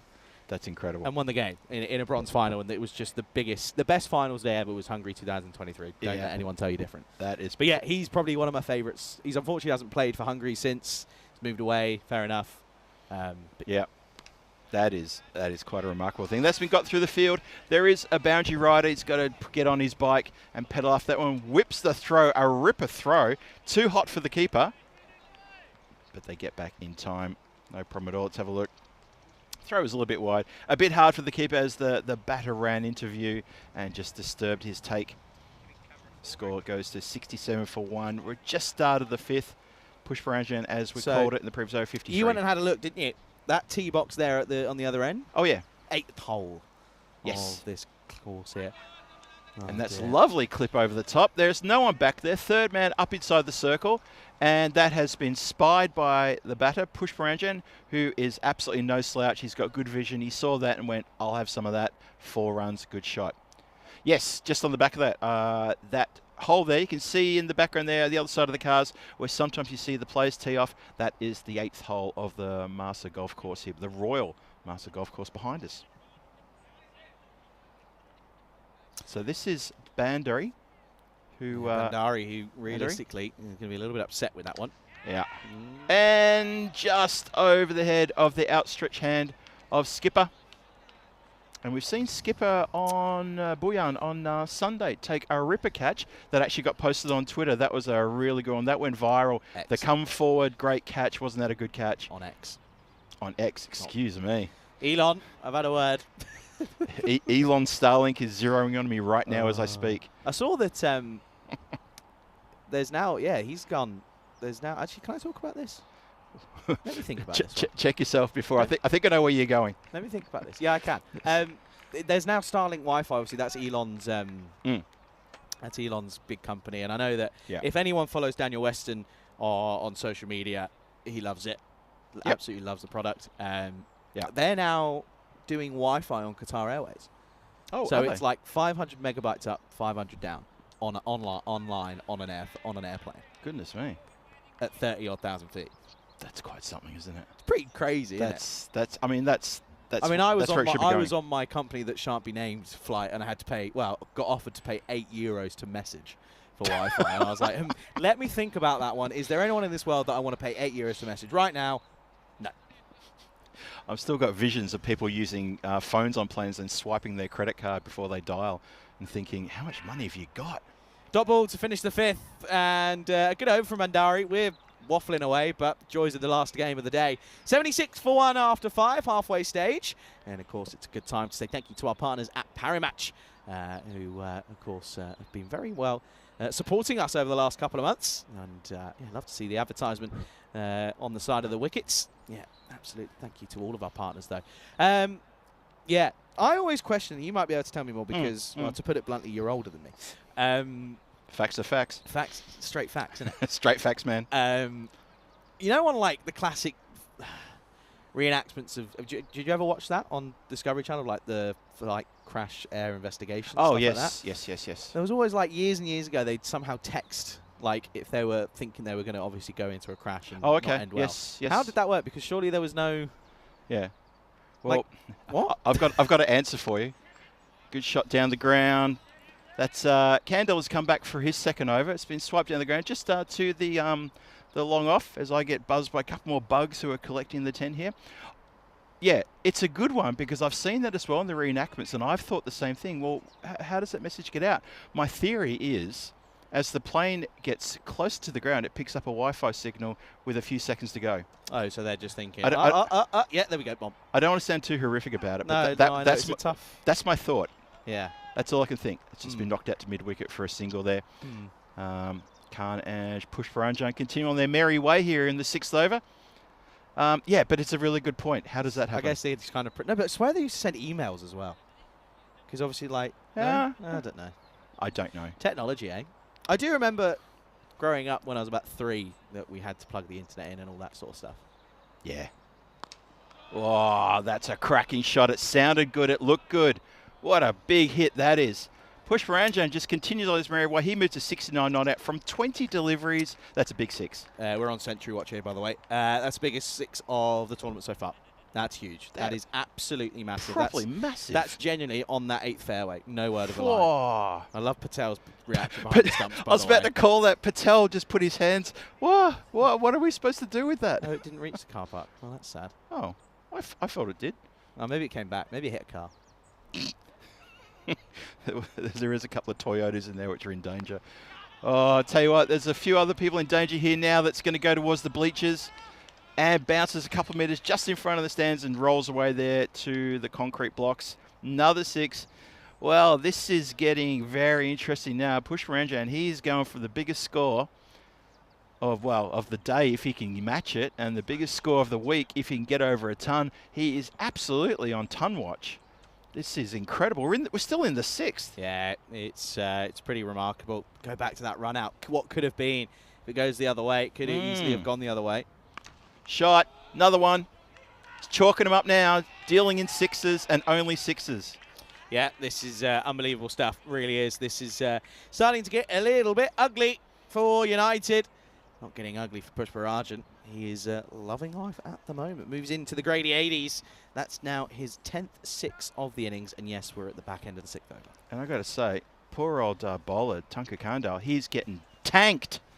Thank you. He's got thank you on the back of his shirt. That is what Push Paranjan's saying to him. He's saying, thank you. Bang. 6. Yeah, you're welcome. You are very welcome. Thanks for coming. Thank you, mother, for the fish. Big delivery of the over this. Totally. Oh, it's just whipped away. It's a better delivery as well. To be honest, though, that's a loss for United. Because he's back on strike. Pushparajan's back on strike. End of the 6th. It's a tricky one. 97 for 1. Oh, gets a good shout out there, Charlie. Puts him back on strike. He is batted superbly here. 82 from 23 deliveries. He'll face the next over as well. 4 overs to go. Oh. Hang on a minute. Hang on, I nearly crashed the system there. Hey, there we go. Had the answer for the day. First one in a long time. Who has scored the most ECI runs for Malta since the European Cricket Internationals were introduced? Malta have played, actually, I think Malta have almost played the most games in the ECIs. Is that right? I reckon they're up there. That's a guess. That's not a Okay. genuine bit of info, but that's a guess. I reckon them. Czech must be up there. I think they've played a lot of games in ECIs too. I know that Yes, I know that there's a lot, and I was just about to give away an answer to a question that I'll probably use in the next couple of days, so I won't. But Okay. I'm pretty certain that the Czech Republic have played a lot of games as well. Spain isn't that many. Spain have only had one at home. They played here, I think, once as well, and then they had one in Italy. Oh, dances down the wicket and continues with the Pushparanjan show. It's another 6. I'm going to have to stop saying another because that's my most used word at the moment. This is glorious. It's just terrific batting. This is stunning. They've got no answer. Zero United have got no answer. They don't know how to bowl. Now Kamal Kaki, he's getting absolutely caned. There he is. This is not looking good at the moment. The 100 up inside, well, in the 7th. 6.1 overs to bring up the ton for the 100 for the team. He's on 88. Only 2 big hits away from his own personal 100. Could do it in 2 strikes, to be honest. Could. Oh. Boo. Boo. Boo from the commentary box as we expected a strike and he tries the delicate touch. It's a 0% shot. What are you doing? I think Khan at the other end, Afi Khan needs to get down there and say, come on, mate. What was that? And he's gone for the clip and it's an edge over the top of the third man who'd come up inside the circle. I don't blame him because they're putting everyone back in front of the wicket, but behind the wicket they brought everyone up inside the circle. It goes for 4 runs. Would say it's nervous 90s now, but I don't think he's going to be feeling any nerves at all. This is not exactly uncharted waters for him. He's feeling very. Did you like that one? You like that one, didn't you? What's up? I don't know. You just gave a reaction to me saying uncharted waters. Well, I haven't heard that from you for the time we've been here. I thought it was a lovely phrase. I don't think I've actually ever used that in a sentence before, to be honest. Well, and also the fact we're on an island, it just works. Sharks. There are sharks in the Mediterranean, actually, aren't there? That's what Kaki probably feels like every time he walks into bowl at the moment. That went from the Jaws theme to something very different. No, I know, it's quite good. Remix. 94 not out. 1 hit away from a big ton. Miss stumping. And that totally has been missed. Oh, we should see that one again. That's a miss. Let's have a look. Yeah, it's definitely miss stumping. Tough one, don't get me wrong, down the leg side, but Patel. You can't be giving Pushparajan chances. You cannot. Have a look at it front on. Keeper unsighted. The gloves really nowhere near it. And that's unfortunate for Zero United. And that is been, well, just hit towards him. Oh! Now, has the bowler worn that? He's okay. He's fine. Don't rub it. End of the 7th. It's 111 for 1. Yeah, interesting. I don't know if I would have taken that single, to be honest. I think taking the strike off Pushparajan, I guess he's still quite early in it, to be fair. Tomorrow is going to be another action-packed day. The Victoria Lions will be taking on the Southern Crusaders. Well, the Crusaders got 2-2. They take on last year's champions, Gozo Zalmi, in match 18. And then it's the Knights taking on the Lions. Well, will they be slain by the Knights? That's a question. Well, that's good. Knights take on the Gozos Army in the last game. Good games tomorrow. Really looking forward to that. 7:30 GMT, 9:30 Central European Time. 1 o'clock out in India. Day 5 coming up. Looking forward to that. Seeing our teams back in action that we saw earlier in the piece. And that's going to be a fantastic day. I hope you can join us there wherever you're watching around the world. Join us again tomorrow. But we've still got this game to get through. Still got plenty of cricket here for you to see out the day. Oh, it's got up on him, and that has gone around the corner. 6. Patel singles a 6. And then the umpire concurs and says, yes, that was indeed 6. Yeah. Khan moves to 15. Starting to get a little bit ugly. Khan's, he's only a little man, but he's very good at pulling the ball. And well, there's a perfect example of it there. 15 for him at the moment. Things are starting to really get out of hand. 117 for 1. We've just started the 8th over, so there's still 17 legal deliveries to come, and this score is amassing. And I would say that Zero United are already trembling a bit. The batters are thinking, what on earth can we do here? Well, the bowler knows what he can do, and he can hit the stumps. He's happy. Bandari hits the stumps. Well done. Not too much of a celebration, though, from the rest of the team. Very. I think they know that the damage is being done. Khan's going to have to make way. Not a bad little innings, 15 off 12. He kind of was just holding up an end and watching Pushparajan go and do his thing. But Khan will have to make way. Yeah, it was a very muted celebration around the ground, wasn't it? The bowler did a fist pump and walked over towards mid-off and discovered that mid-off was just staring back at him and saying, yeah, that's good, but we've still got that guy at the other end to get rid of.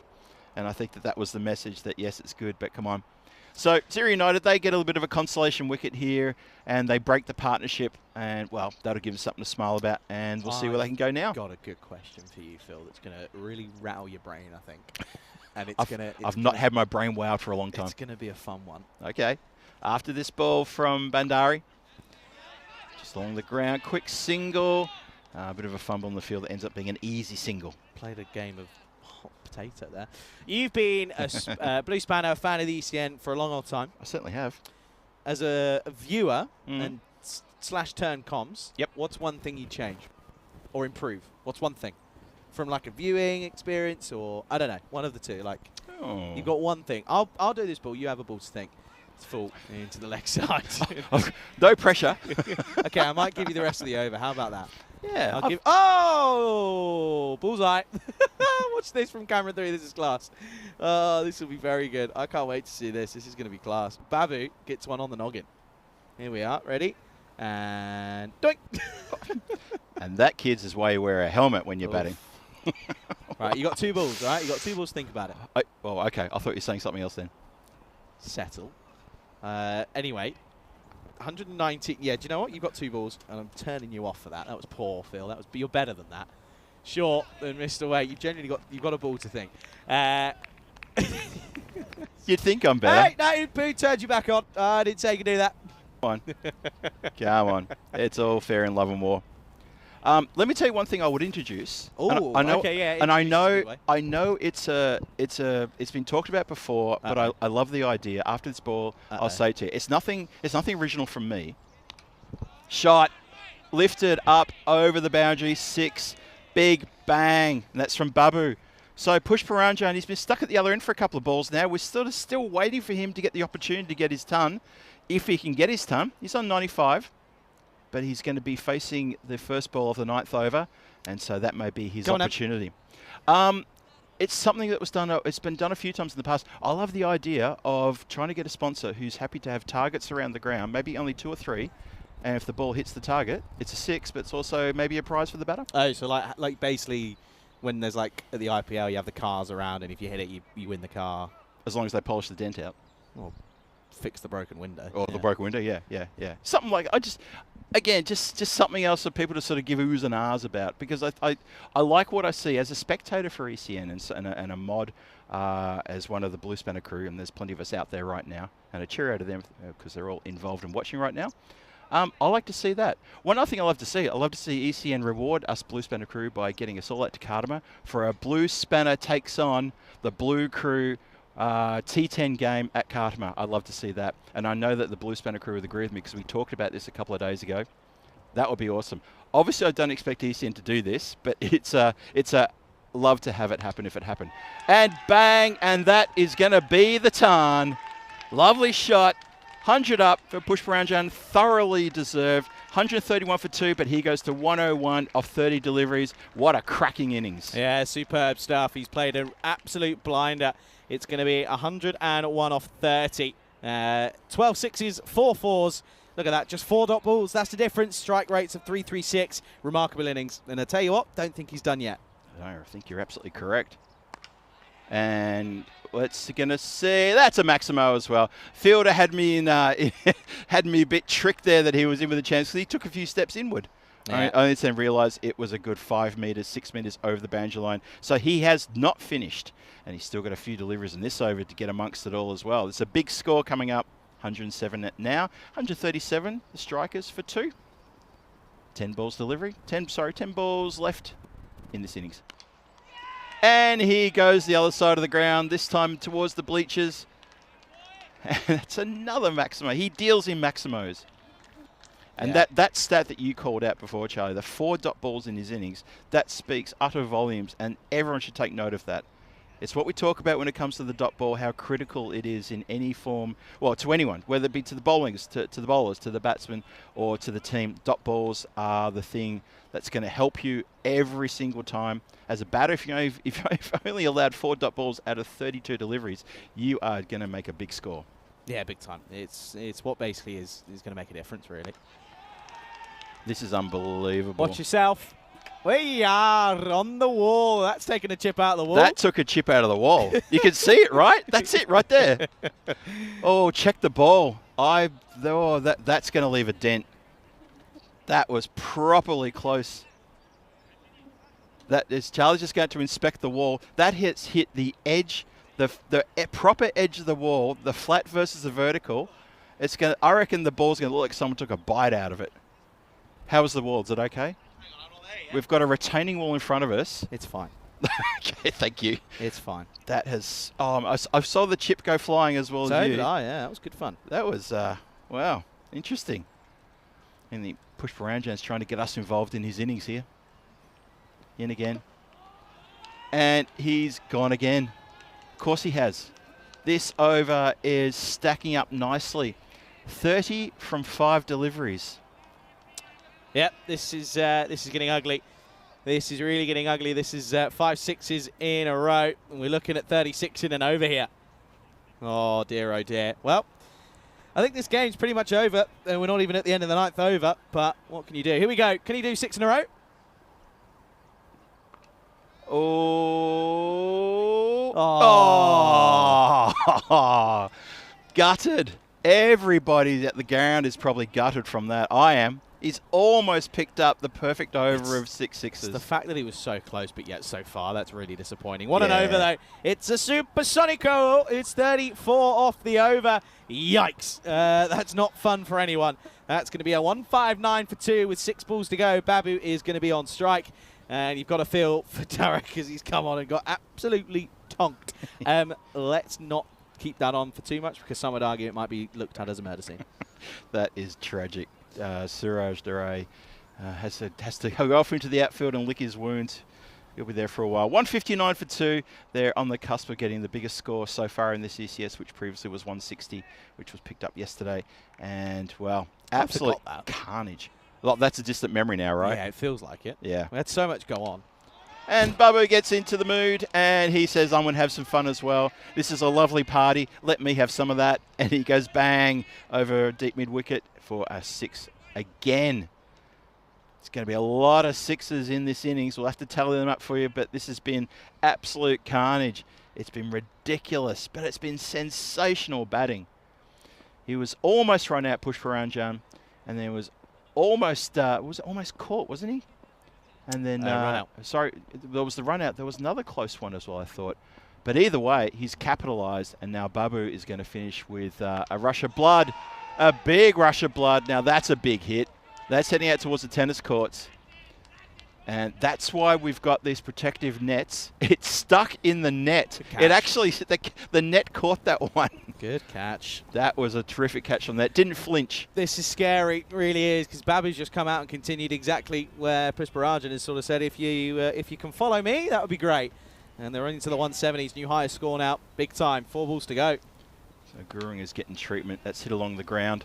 They're going to cut this one off. You have to wonder, though, what is going through the head of the Ziri United fielders, who are then going to become the batters in about 10 minutes' time. Yeah, big time. Just want to very quickly, last opportunity to look at the question before we give you the answer in the next innings. Who has scored the most ECI runs for Malta since European Cricket Internationals were introduced? Get your answer in. There's been a couple of answers throughout the day. I'll tell you the answer in the next innings. Nice one.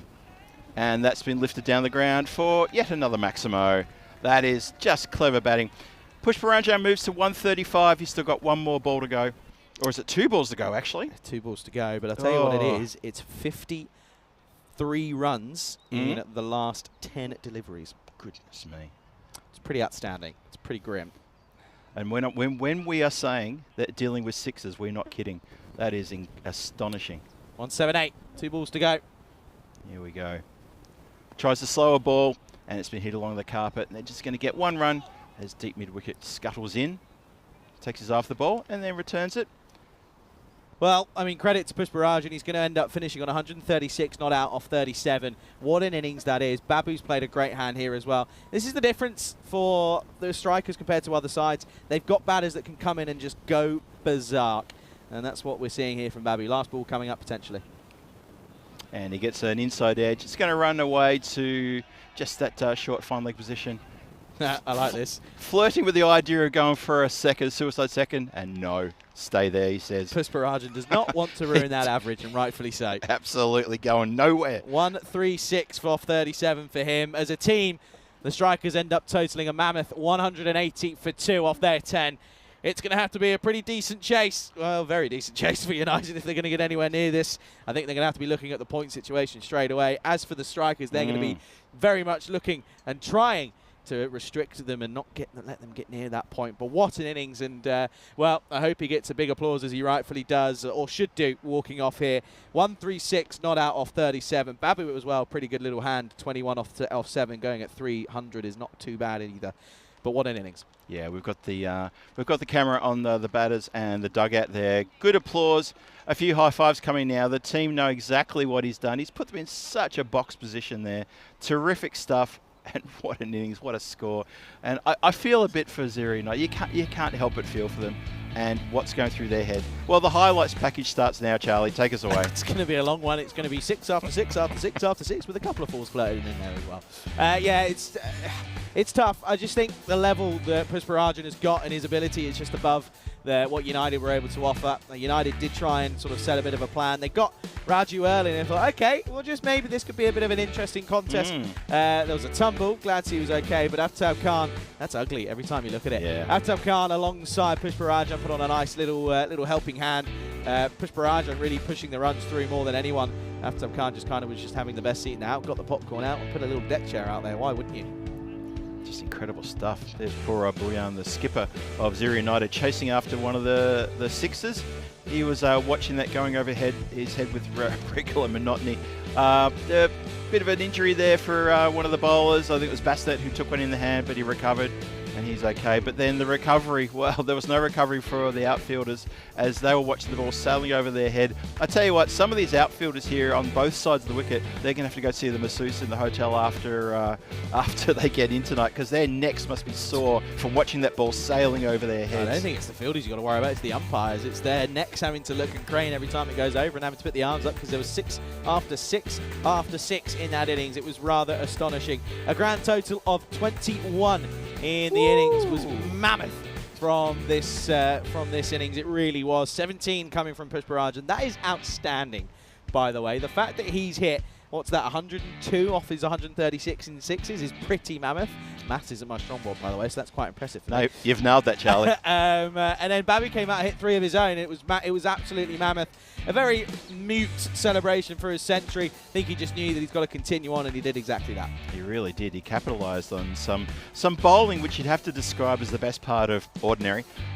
Bowlers, as Zero United, I really felt that the bowlers had almost given up, and they were just putting it in the same spot every time against quality batters. Tough day. It's been a long old day for them in the heat. It's been hot today, don't get me wrong, but it is tough when you've got someone who just, doesn't matter what you try, he's just hitting everything for 6. It's one of those as a bowler, you just kind of go, well, the game's the game, it is what it is. As the players walked off, they got a good old applause, and rightfully so. Not out on 136 off 37. I believe that's the 127th century of the year, but I'll have to double check that. That sounds right, because Michael Das was the 126, I Gill believe 25. Yeah, see? I think you're right. Well done. See, your maths and your number count is pretty good, mate. I'm getting there slowly. Very good. 180 for 2 after 10. I reckon Zero United thinking, thank goodness this was a T10. And only 3 extras, so there is a takeaway from them. Only 2 wides bowled and 1 leg by. But if you have a look at those, well, the economy rates there, that is proper carnage. And I feel really bad for Suraj Duray. As you said, we can't leave that on the screen too long, because that is the photo of a murder scene. He went for 34 of his 1 over. Almost. It almost was 6 sixes in that over. Probably only a couple of metres short of that. Tanka Kandal picked up 1 wicket, and Bandari picked up another wicket. And unfortunately, it's not a lot for the Zero United bowlers to really cheer about. And now it's turned over to the batters to try to do better. And Charlie, I just wouldn't want to be one of those batters right now staring at that prospect. No, big time. It's going to be tough. 181 will be what they need to get, of course. By my calculations, that should end up being that if they're going to get a point out of this game, well, if you give me 1 second, I'll tell you exactly what it is. I think in reality, 118. it means they're going to have to be looking to try and get around about 125-ish. That's where I think it's going to be, maybe 126. That's maths, but we could be wrong. Anyway, we'll be back soon. You're watching the European Cricket Series here in Malta with myself, Charlie, alongside Phil G, right here on the ECS.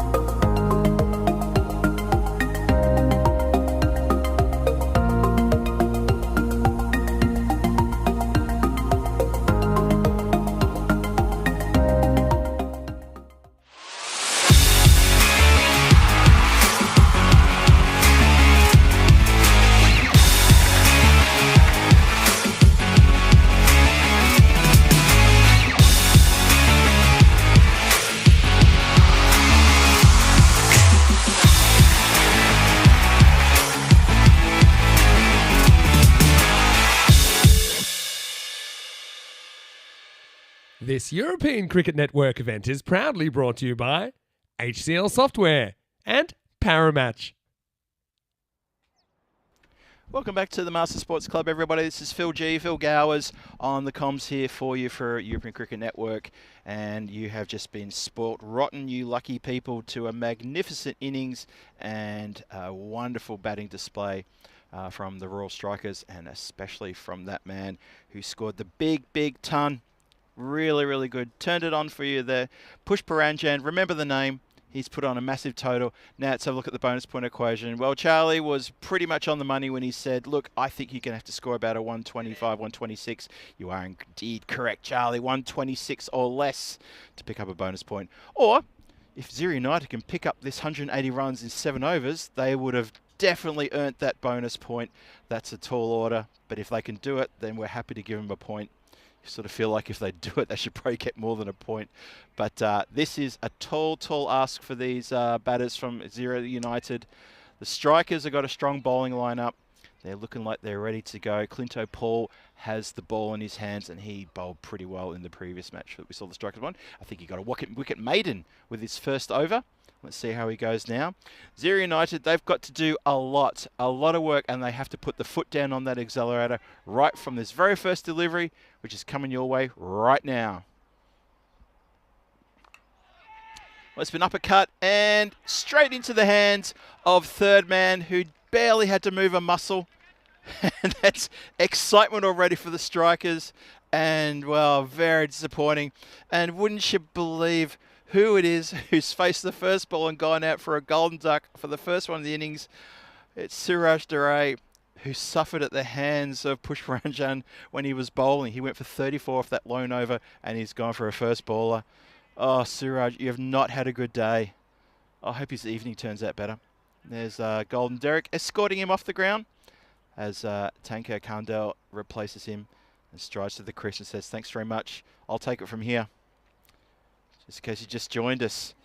The Strikers, they scored 180 off their allotted 10 overs, and the ground was absolutely on fire with a sensational 100 from that man, Pushparanjan. It was absolutely incredible. It was blistering. And Charlie rejoins me here. Charlie, welcome back to the comms. Just as you see that poor old Suraj Duray depart with a golden duck under his belt. I'd like you to call me a new name. Tell me. Mr. Mathematician.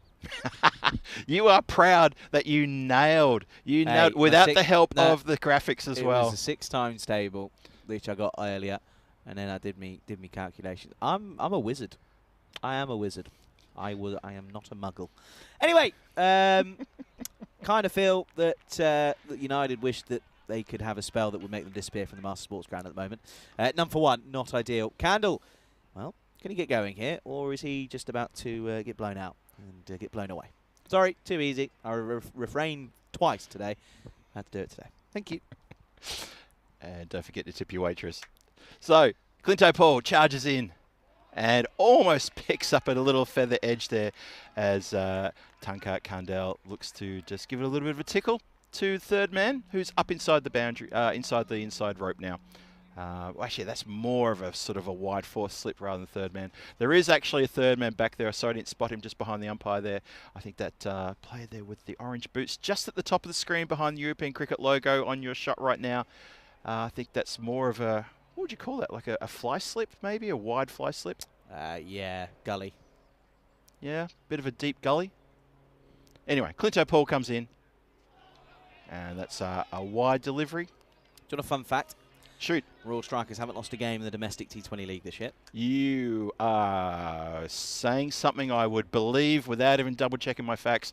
Based on what I've seen here today, I believe you 100%. Yeah, they have not lost a game this year. It's wow. Astonishing. That speaks volumes. Oh, Clinto Paul is bowling beautiful outswingers here, and the bat from the Ziri United players is getting nowhere near it. Yep. Pushparanjan has scored 264 runs domestically this year in Malta in 5 innings. Oh, okay. It's got an average of 66. Highest score of 72, which isn't too bad at all. Did you say 5 innings? Yep. Wow. Average of 66, strike rate of 2.174. So he's done better than half those runs right here today in 1 innings. Yep. Innings T10, baby. That's what T10 can do. Clinto Paul in again.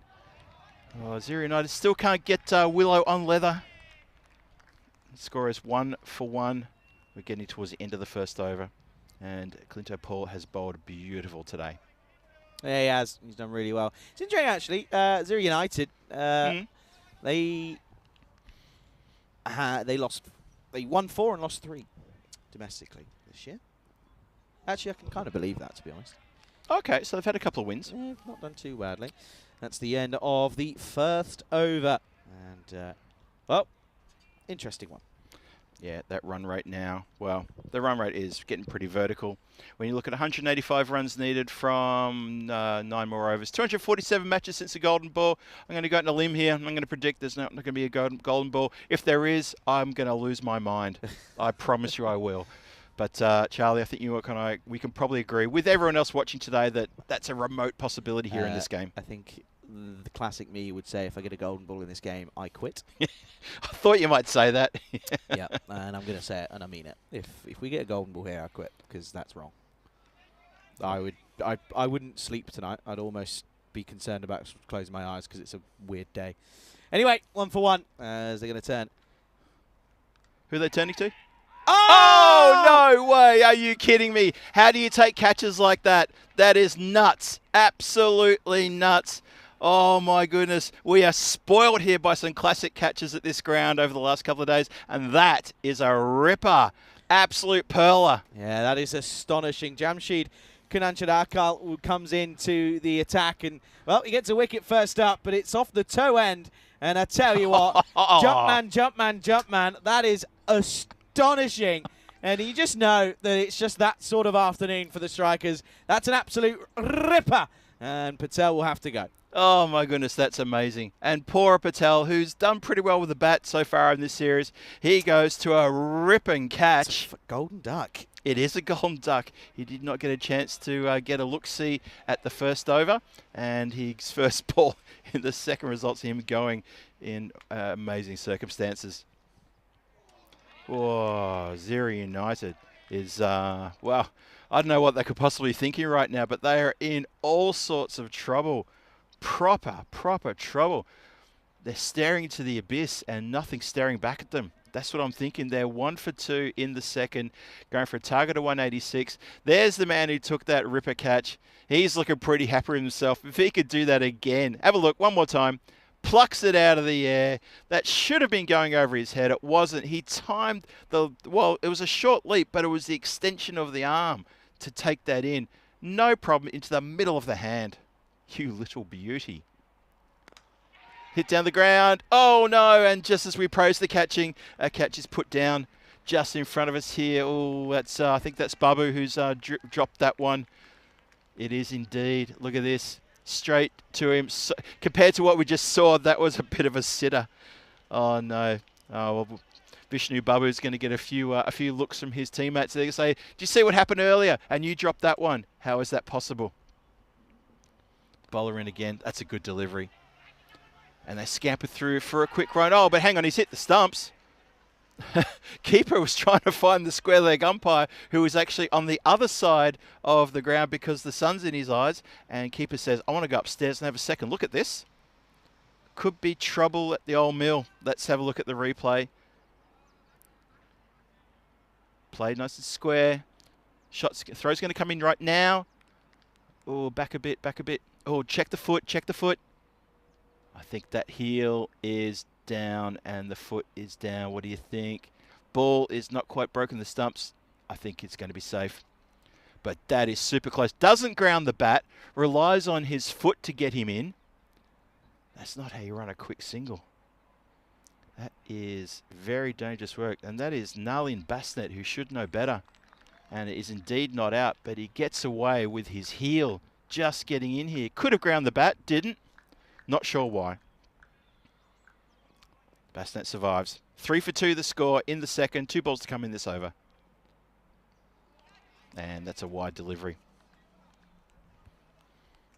So Jamshid Kunan Chikarol, has bowled a ripper here in this the second over. He's got 1 for 3. He does push that one a little bit wide, but he's got some proper good pace here as well, though. That's incredible. Bowler in again. 2 balls to come. That's up, and it's going to be catch in practice. No, it's going to fall in no man's land. Fielder running back had to twist at the last moment to try to see the ball, and that was always going to be a tough chance for the man running away with the flight of the ball.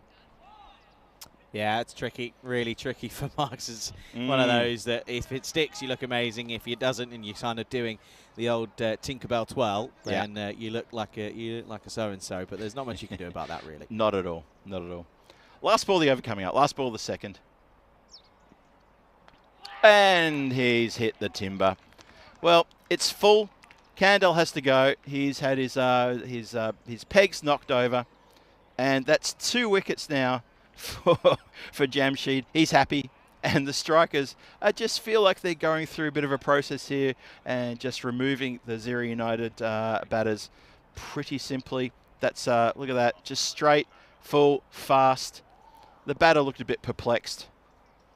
Yeah, he just gets completely done up, doesn't he? So that's going to be another wicket that goes. And, well, another wicket falls, and the score is 5 for 3 at the end of the 2. I wonder if we've got enough time here then. Yeah. Just to very, very quickly give you a little look at the what we're looking at here. So the question of the day was who has scored the most runs for Malta in ECIs, and the answer is Mr. Zishan Khan. 327 runs in 9 matches. Oh, very good. There you go. And I know a few people did guess Zishan, so well done. There was a couple of good shouts in there as well.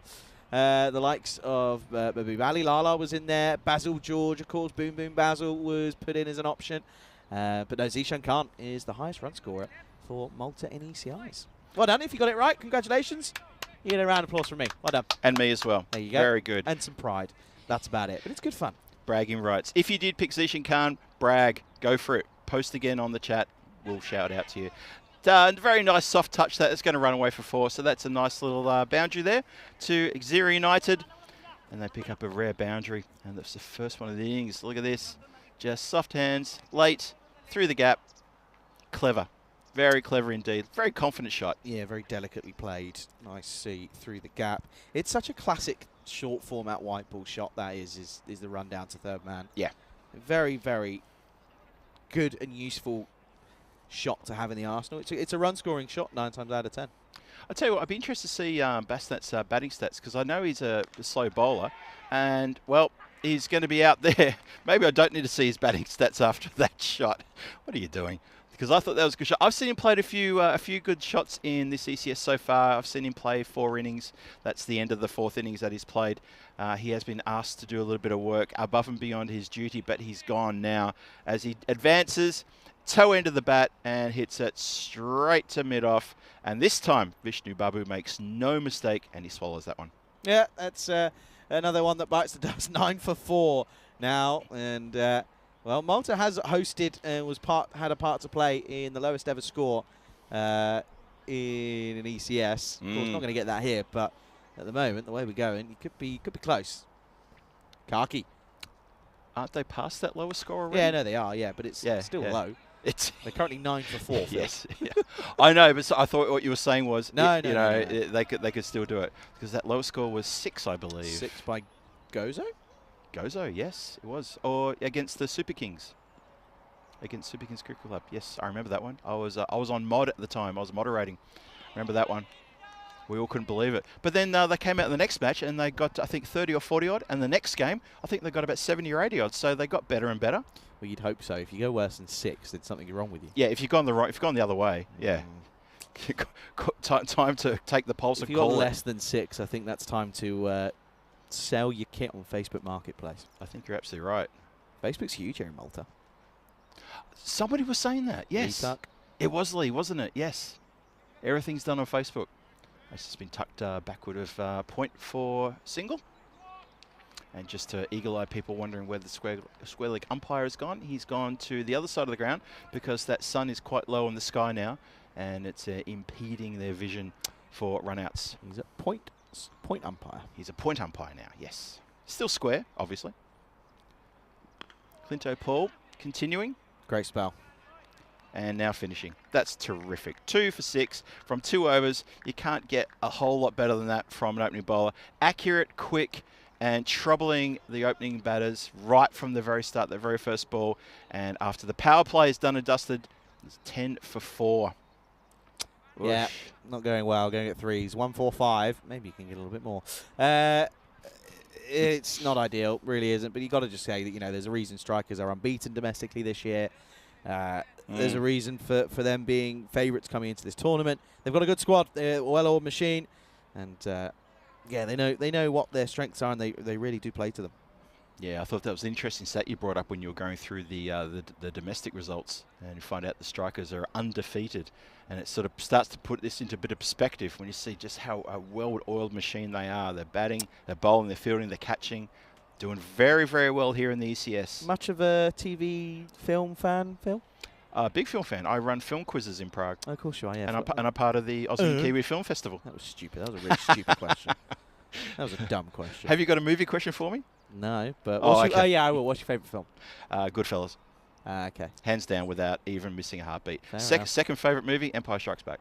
Oh, yeah, nice. I think that is a quality film. Very good. Oh, I'm going to ask you another question in a minute. All right. Well, it clipped around the corner. That's actually a really good shot.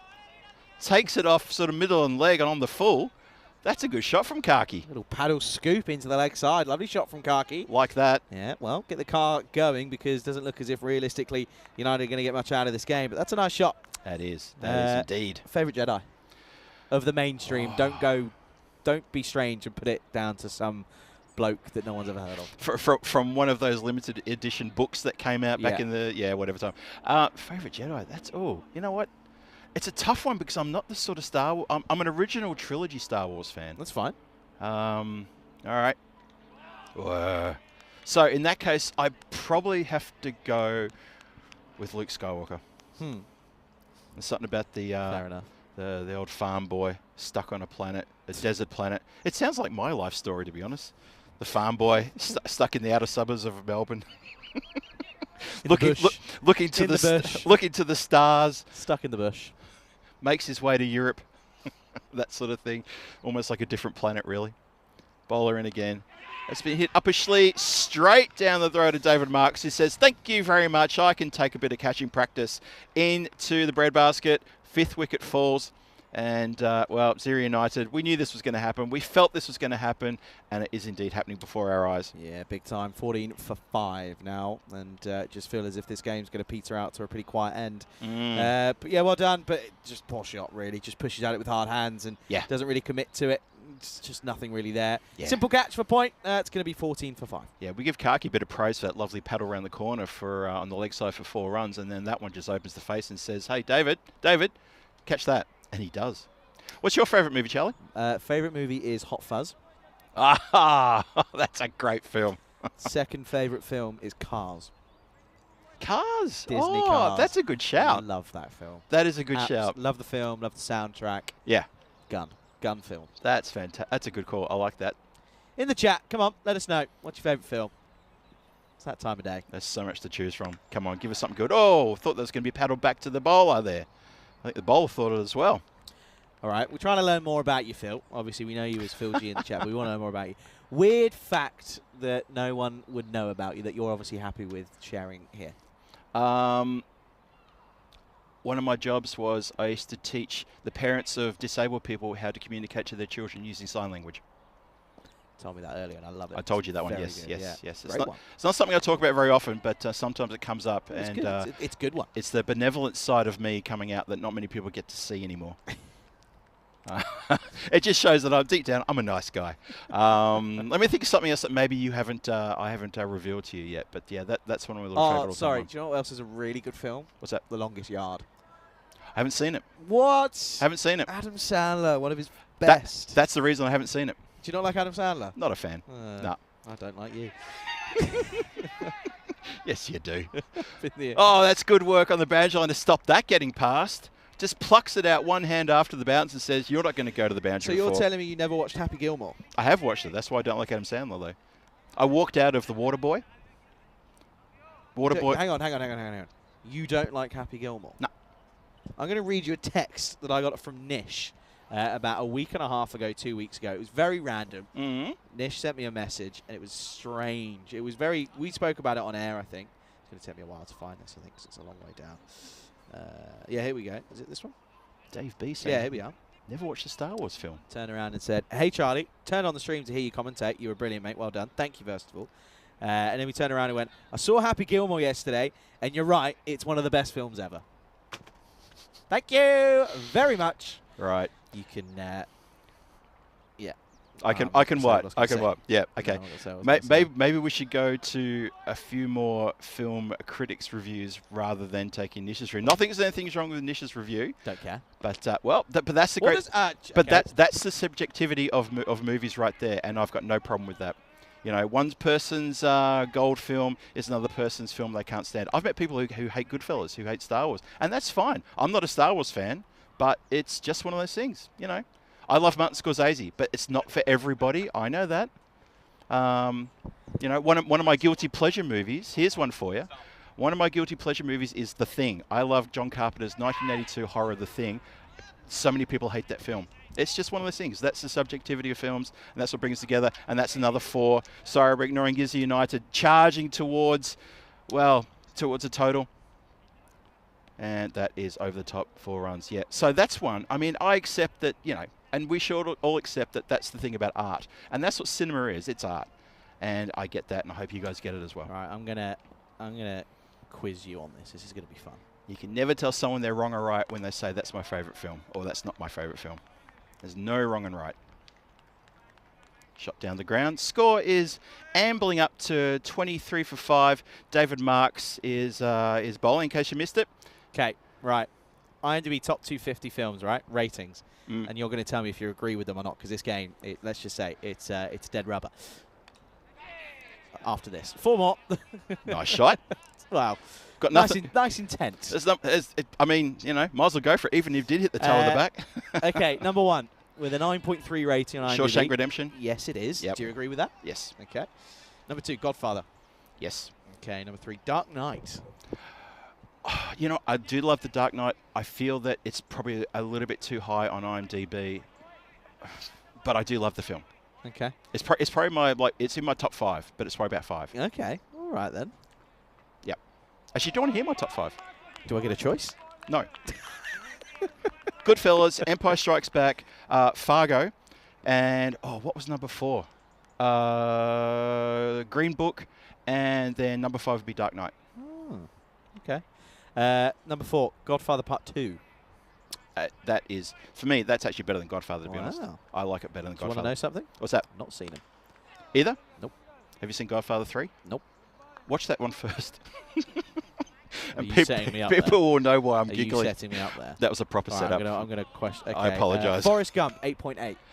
Okay, Sat in 11th. full disclosure, I've never watched Neither have I. There we go. No, there we go. neither have I. And I don't have a drive to watch it either. No, I do have a, because my dad was watching it the other day, and I thought I should really watch this. Yeah. I've been to Yeah. I've been to all the Gump Shrimp in San Francisco. Oh, yeah. Okay. Yeah, done all that. So I kind of feel like I should watch it. Great in-game analysis this at the moment, by the way, from us two. Really good. What else have we got? Fight Club, 8.8. Fight Club. I like David Fincher. Can't and talk about it. in that case, I won't talk about it.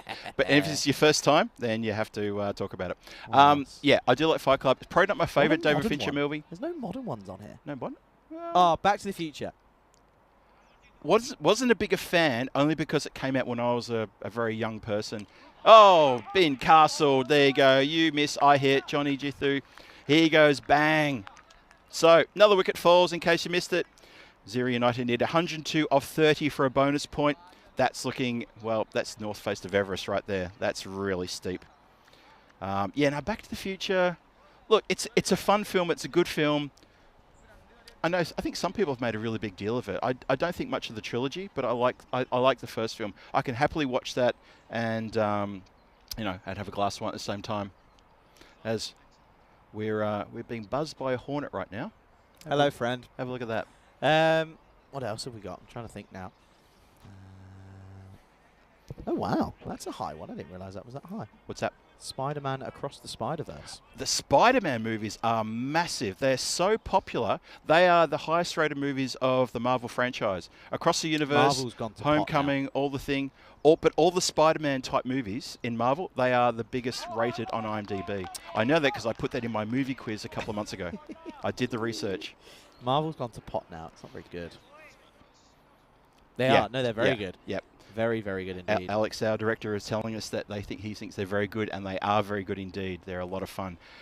Yeah, I've got to say I've gone off Marvel as well completely. I think I finished at the end of Avengers, those movies. I said, yeah, we're done. Anyway, I'll tell you in a minute. I'll tell you now. It doesn't matter. It's only going to push away from. well, bye, Johnny.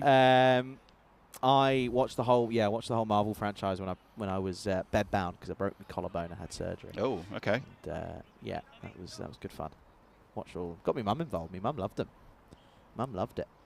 Okay. What's going on in the chat? I'm looking at a few shout outs. A few people also getting behind Happy Gilmore. Shawshank Redemption getting a shout out. Longest Day and Great Escape getting a shout out. Great Escape's good. That's not good. Bad shot. That's not good. What's that? That's the skipper Buwan, and he's on 6 from 5, and he's just watching this the ship slowly sink, and just waiting for the rescue, which is going to be probably the last ball of the 10th over. Is going to be the rescue ship. What other movies you got out there, people? Look, I used to be a big Star Wars fan. I've calmed down a bit now. I think maybe it's just my old age. Fair enough. I have not enjoyed the and castled again. Stumps knocked over. That's not the first time that Johnny's hit the stumps. He has been very, very good in his bowling. He's now got 2 for 1 in this over. He's still got 1 more to come. And he bowls well like that. He might even collect the rest of these wickets here today. Gotcha. He's gone. And it's just the angle that I don't think many of these batters are really capable of dealing with. Yeah. It's the angle. It's the low trajectory. It's tricky. It really is tricky. And there's not much you can do. Yeah. Another one bites the dust. It's 29 for 7. Yeah, there's a lot of trouble here. But this has kind of turned out the way that we all felt it was going to go. Kev Ty Smith says, Dam Busters and Blues Brothers. Love the Blues Brothers. That's one of my, another one of my guilty pleasures along with The Thing.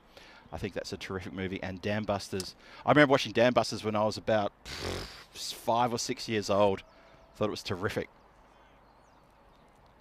Actually, I got a fun fact for you speaking of Dam Busters. The inventor of that bomb. No? Have you seen Dam Busters? I was just going to say I have no idea what you're talking about, but go for it. Oh, no. In that case, it will not have relevance. Well, yeah, but it might have relevance to Kev Smith time. Okay, so the Dam Busters, that's where Barnes Wallace invented a bomb that bounces across the water, and then when it hits something, it sinks, and then it explodes. So that's how they broke the dams in World War II. You're looking to see how long it's going to take for me to explain? Okay, the fun fact I want to say to you is that my father worked with Barnes Wallace, but not on the bomb. He invented the Lancaster bomber. Very famous aeroplane bomber. What your dad did? My dad helped Barnes Wallace. He worked with him on the design and construction of the Lancaster bombers. That's quite cool. There you go. That is quite cool. Yep. And one thing that came from the movie was that when he wanted to test his bomb, he was refused by the Royal Air Force, and he said, well, can I use a Lancaster bomber? And they said, well, why do you think we'll say yes? And he said, well, because I invented it. Good. So they had to give him the bomber. Yeah, fair enough. It's a good film. Very good film. A lot cooler than mine. My dad just played National League football. That was it. Decent golfer in his day. That was about it. The only sport my father played was 10-pin bowling. Ah, did you hear about my bowling? Oh, almost. No. Did you hear about my bowling? No? What about it? What happened? We were in Bulgaria. Yeah? Was it Bulgaria? Yeah, it was Bulgaria. Went on a crew night out through it. We went boxing. Almost plays on. And I love boxing. Great. I hadn't boxing? Bowling. Yeah? And bowling. I hadn't bowled for a long old time. Miscued. So went with the whole crew. I'm trying to find the photos now. Where was that? That's in Romania, so it was after that. Oh. 31 for 7 Here we go. in the 7th, if you're interested. So this movie talk's good, though. Yeah?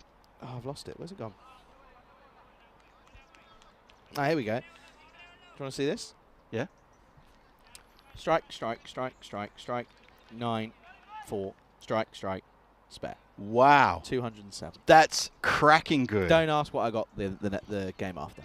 That's absolutely terrific. I was pretty content, pretty happy with that. Bet you were. 207, yeah. There's a good photo of me as well.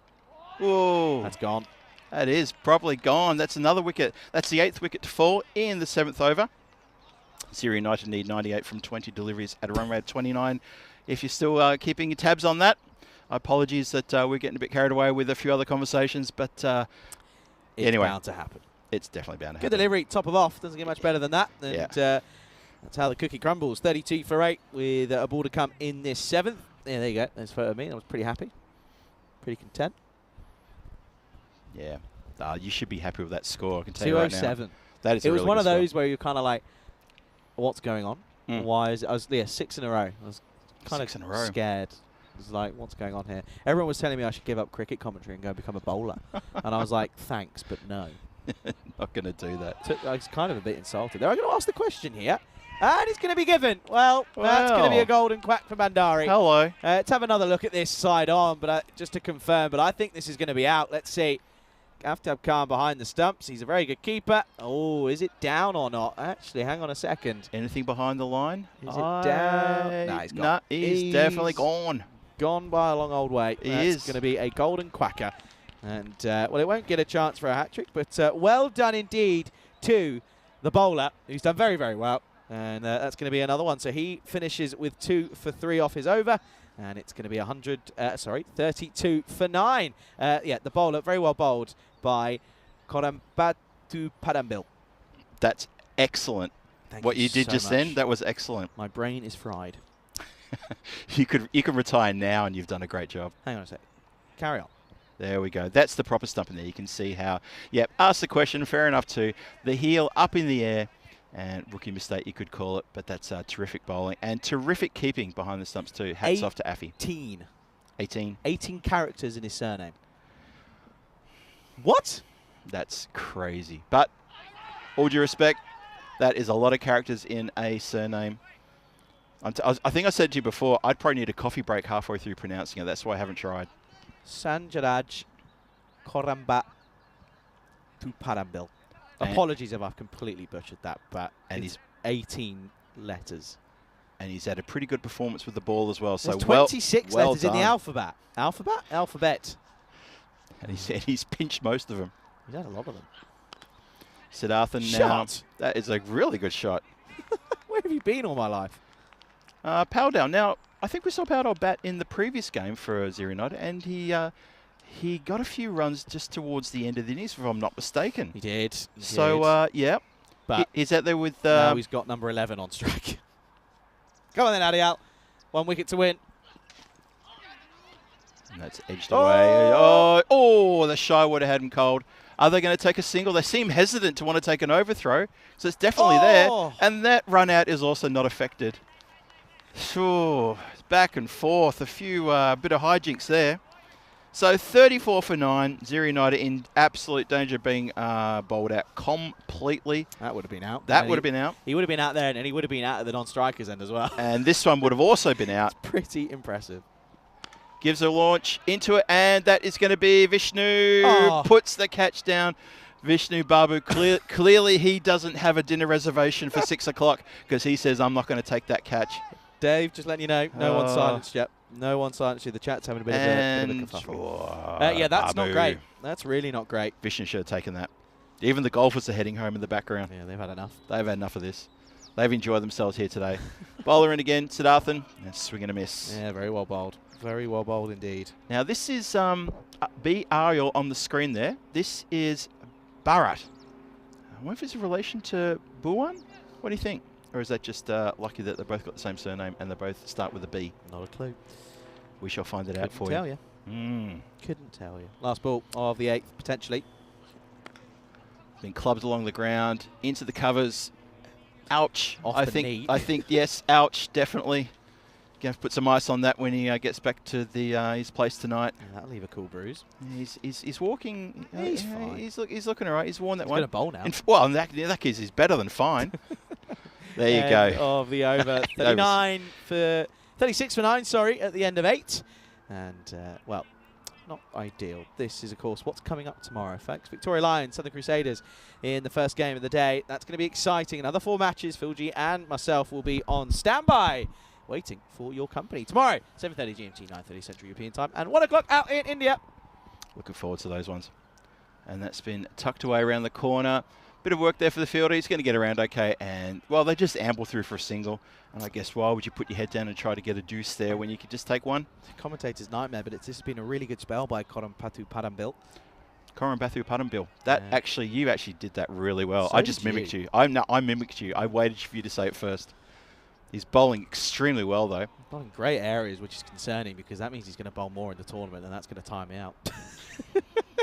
If I'm being quite honest with you.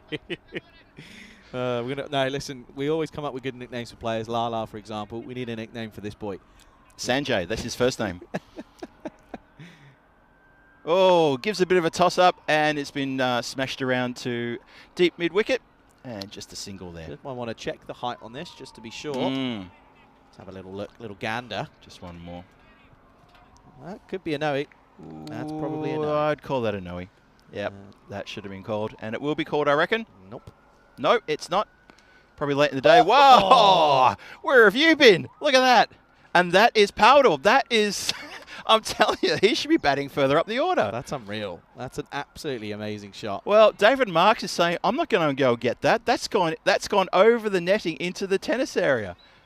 And umpire is saying, we need a brand new pill, please. One that's maybe used. New Grizzly. To represent an 8th over ball. Yeah, new Grizzly. Absolutely. It was funny watching David's expression and his little sort of, well, what do you want me to do? I'm not going. It's 50 metres that way. That's been hit out towards the offside boundary.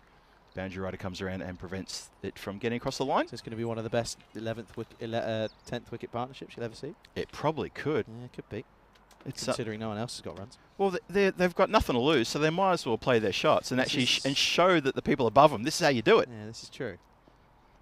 Look at this. It's wide, and oh, it doesn't connect. It was there for the taking. It was short and wide.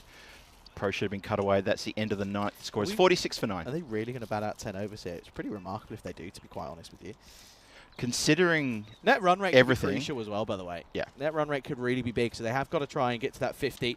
Okay, they're not going to get a point here, but you know that 50, it's going to be a really real negative on their net run rate. But end of the day, it's I think there might be a ball left potentially.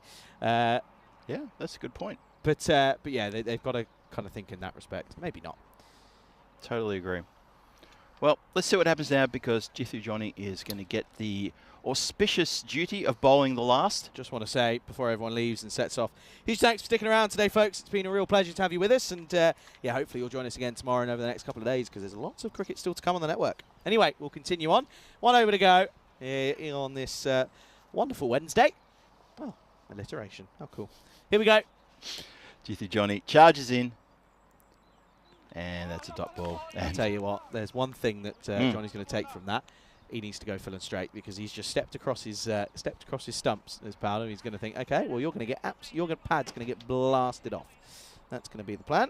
Let's see if Jithu noticed that and if he acts on it and if his radar is in sync. By the way, he's been bowling today. You'd argue it probably is. Yep. Let's see. What do you think? Full stumps. Should be. Tried to. Oh yeah, he got it closer, didn't he? You can just see you have to have behind the stumps, just thinking, lad, just go full and straight. It's not that hard. Hit the timber. I would expect to see the wicketkeeper make the gesture of like this. Like that's what happened. Put it here. You know, put it here. You know when Pushparajan hit his 100? Yeah. That's what happened on that ball. The keeper was like, bowl on the leg side. Don't let him hit it. All right. 4 more deliveries. Johnny comes in. Oh, that was the straight one. That was going straight in at the stumps and played defensively back by Powdell. Well respected, to be fair. Yep. Govinda did well to get the bat down Got and his body defend that behind one. it. Yep. It's been a good day here today. The weather's been lovely. And the cricket, well, we've had a few good close games earlier on. Matter Day entertained us earlier. And, of course, the Strikers have put on an absolute show on both their games. Probably going to get a maiden here, aren't we? I think it's going to end up being a maiden. He's got 2 for 1. Had a few of those today. Couple. It's surprising, isn't it? When there's a maiden in T10, there is a sort of like an eyebrow-raising moment. You think, Well, oh, okay. Yep. we've always kind of said that maybe we should remove that that column on the graphics, really. But to be honest with you, today you wouldn't want to. Nah, Kids. not at all. Well, no, he just says 0, 0, 0. But no, we've had a few today. 2 balls left. Gives him the charge, punches it into the covers. They're going to take a single. Oh, there goes the possibility of a maiden. G3 Johnny will not be happy. I'm sure this next bowl is going to be proper express.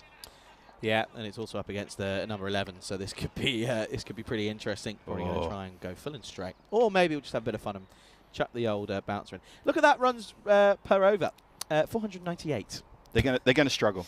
Yeah, just slightly. Last ball. Here it comes. Last ball coming in. It's been punched it down towards a long off. They're going to take a single. Vishnu Babu, he fields it, throws it back in towards the stumps. Bowler accepts, says thank you very much, and so does the umpire. Bowler and umpire exchange the... No, he doesn't hand the ball back to him. He's got the ball, doesn't know what to do with it. But that is game. Game, set and match. Zero United end up on 48 for 9 after their 10. They weren't bowled out, and if they're going to take anything away from this game, it's going to be that and the fact that they only bowled a couple of wides when in the previous innings. Yeah, well done to them. Absolute credit to them. They stuck at it tough up against the really promising side, and the Strikers think they're going to go pretty far and deep into this tournament. But well done to everyone involved today. Let's have a very quick look at what's coming up tomorrow, as just before we go into the highlights, of course. But yeah, just another mention: Victoria Lions taking on the Southern Crusaders. The Crusaders then take on Gozo.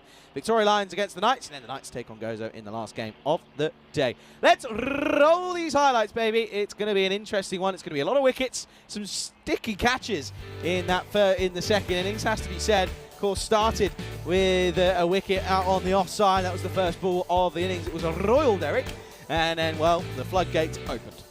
Yeah, it was quite incredible, wasn't it? The destroyation and Clinto Paul's opening couple of overs was absolutely fantastic.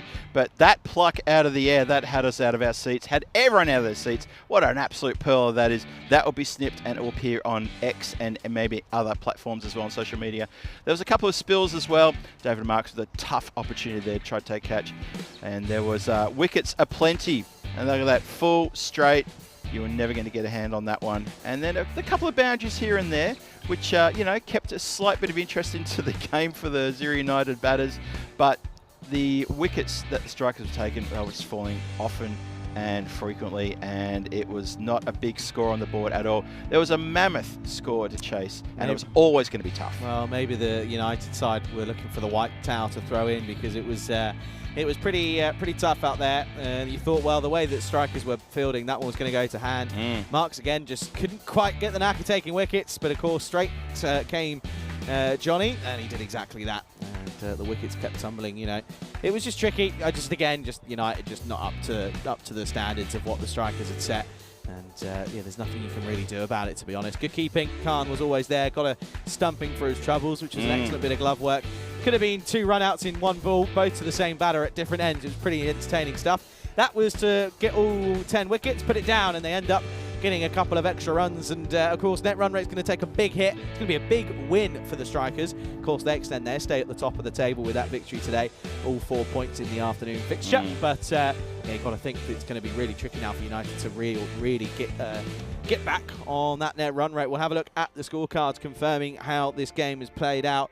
9 wickets falling, and well done to the likes of Adio and Paddle. Did very, very well. Top scorer in the end was Paddle, but 2 extras. Gotta say, very impressed with the amount of, or the least amount of extras that have been bowled in this tournament so far. Yeah, that was pretty good. In this game especially, I think we only saw 4 wides in total, 2 from both teams. That scorecard, that's a little bit disappointing, especially look at the top there, 0-0-1, a couple of 6s, and the 14 by, well, Popa Govinda, who probably wasn't there for his batting at all. And the bowling, as you'd expect, absolutely amazing. G3 Johnny there, 2 from 2 overs. Only gave away 3 runs. And Clinto Paul at the top there, 2 wickets, only gave away 6 runs. Wonderful economies there. David Marks probably is the most expensive of the lot. And that's not down to anything apart from he had a swinging blade to go against. And that is terrific bowling. The wicket falling, look at the fall of the wickets. 5 wickets down by the time they got to 14 runs, and that spoke volumes about their run chase. Did pretty well to get to 48 for 9 off their 10, to be fair. Well, that's going to be it, folks. That is the end of today's action. There's confirmation of 137 runs, the margin for the Strikers. It's going to do their tournament a wealth of good. United got to pick themselves out of the dust and go again. They do get tomorrow off, but they'll be back soon to try and rectify their mistakes that they've made today. Phil, what a day.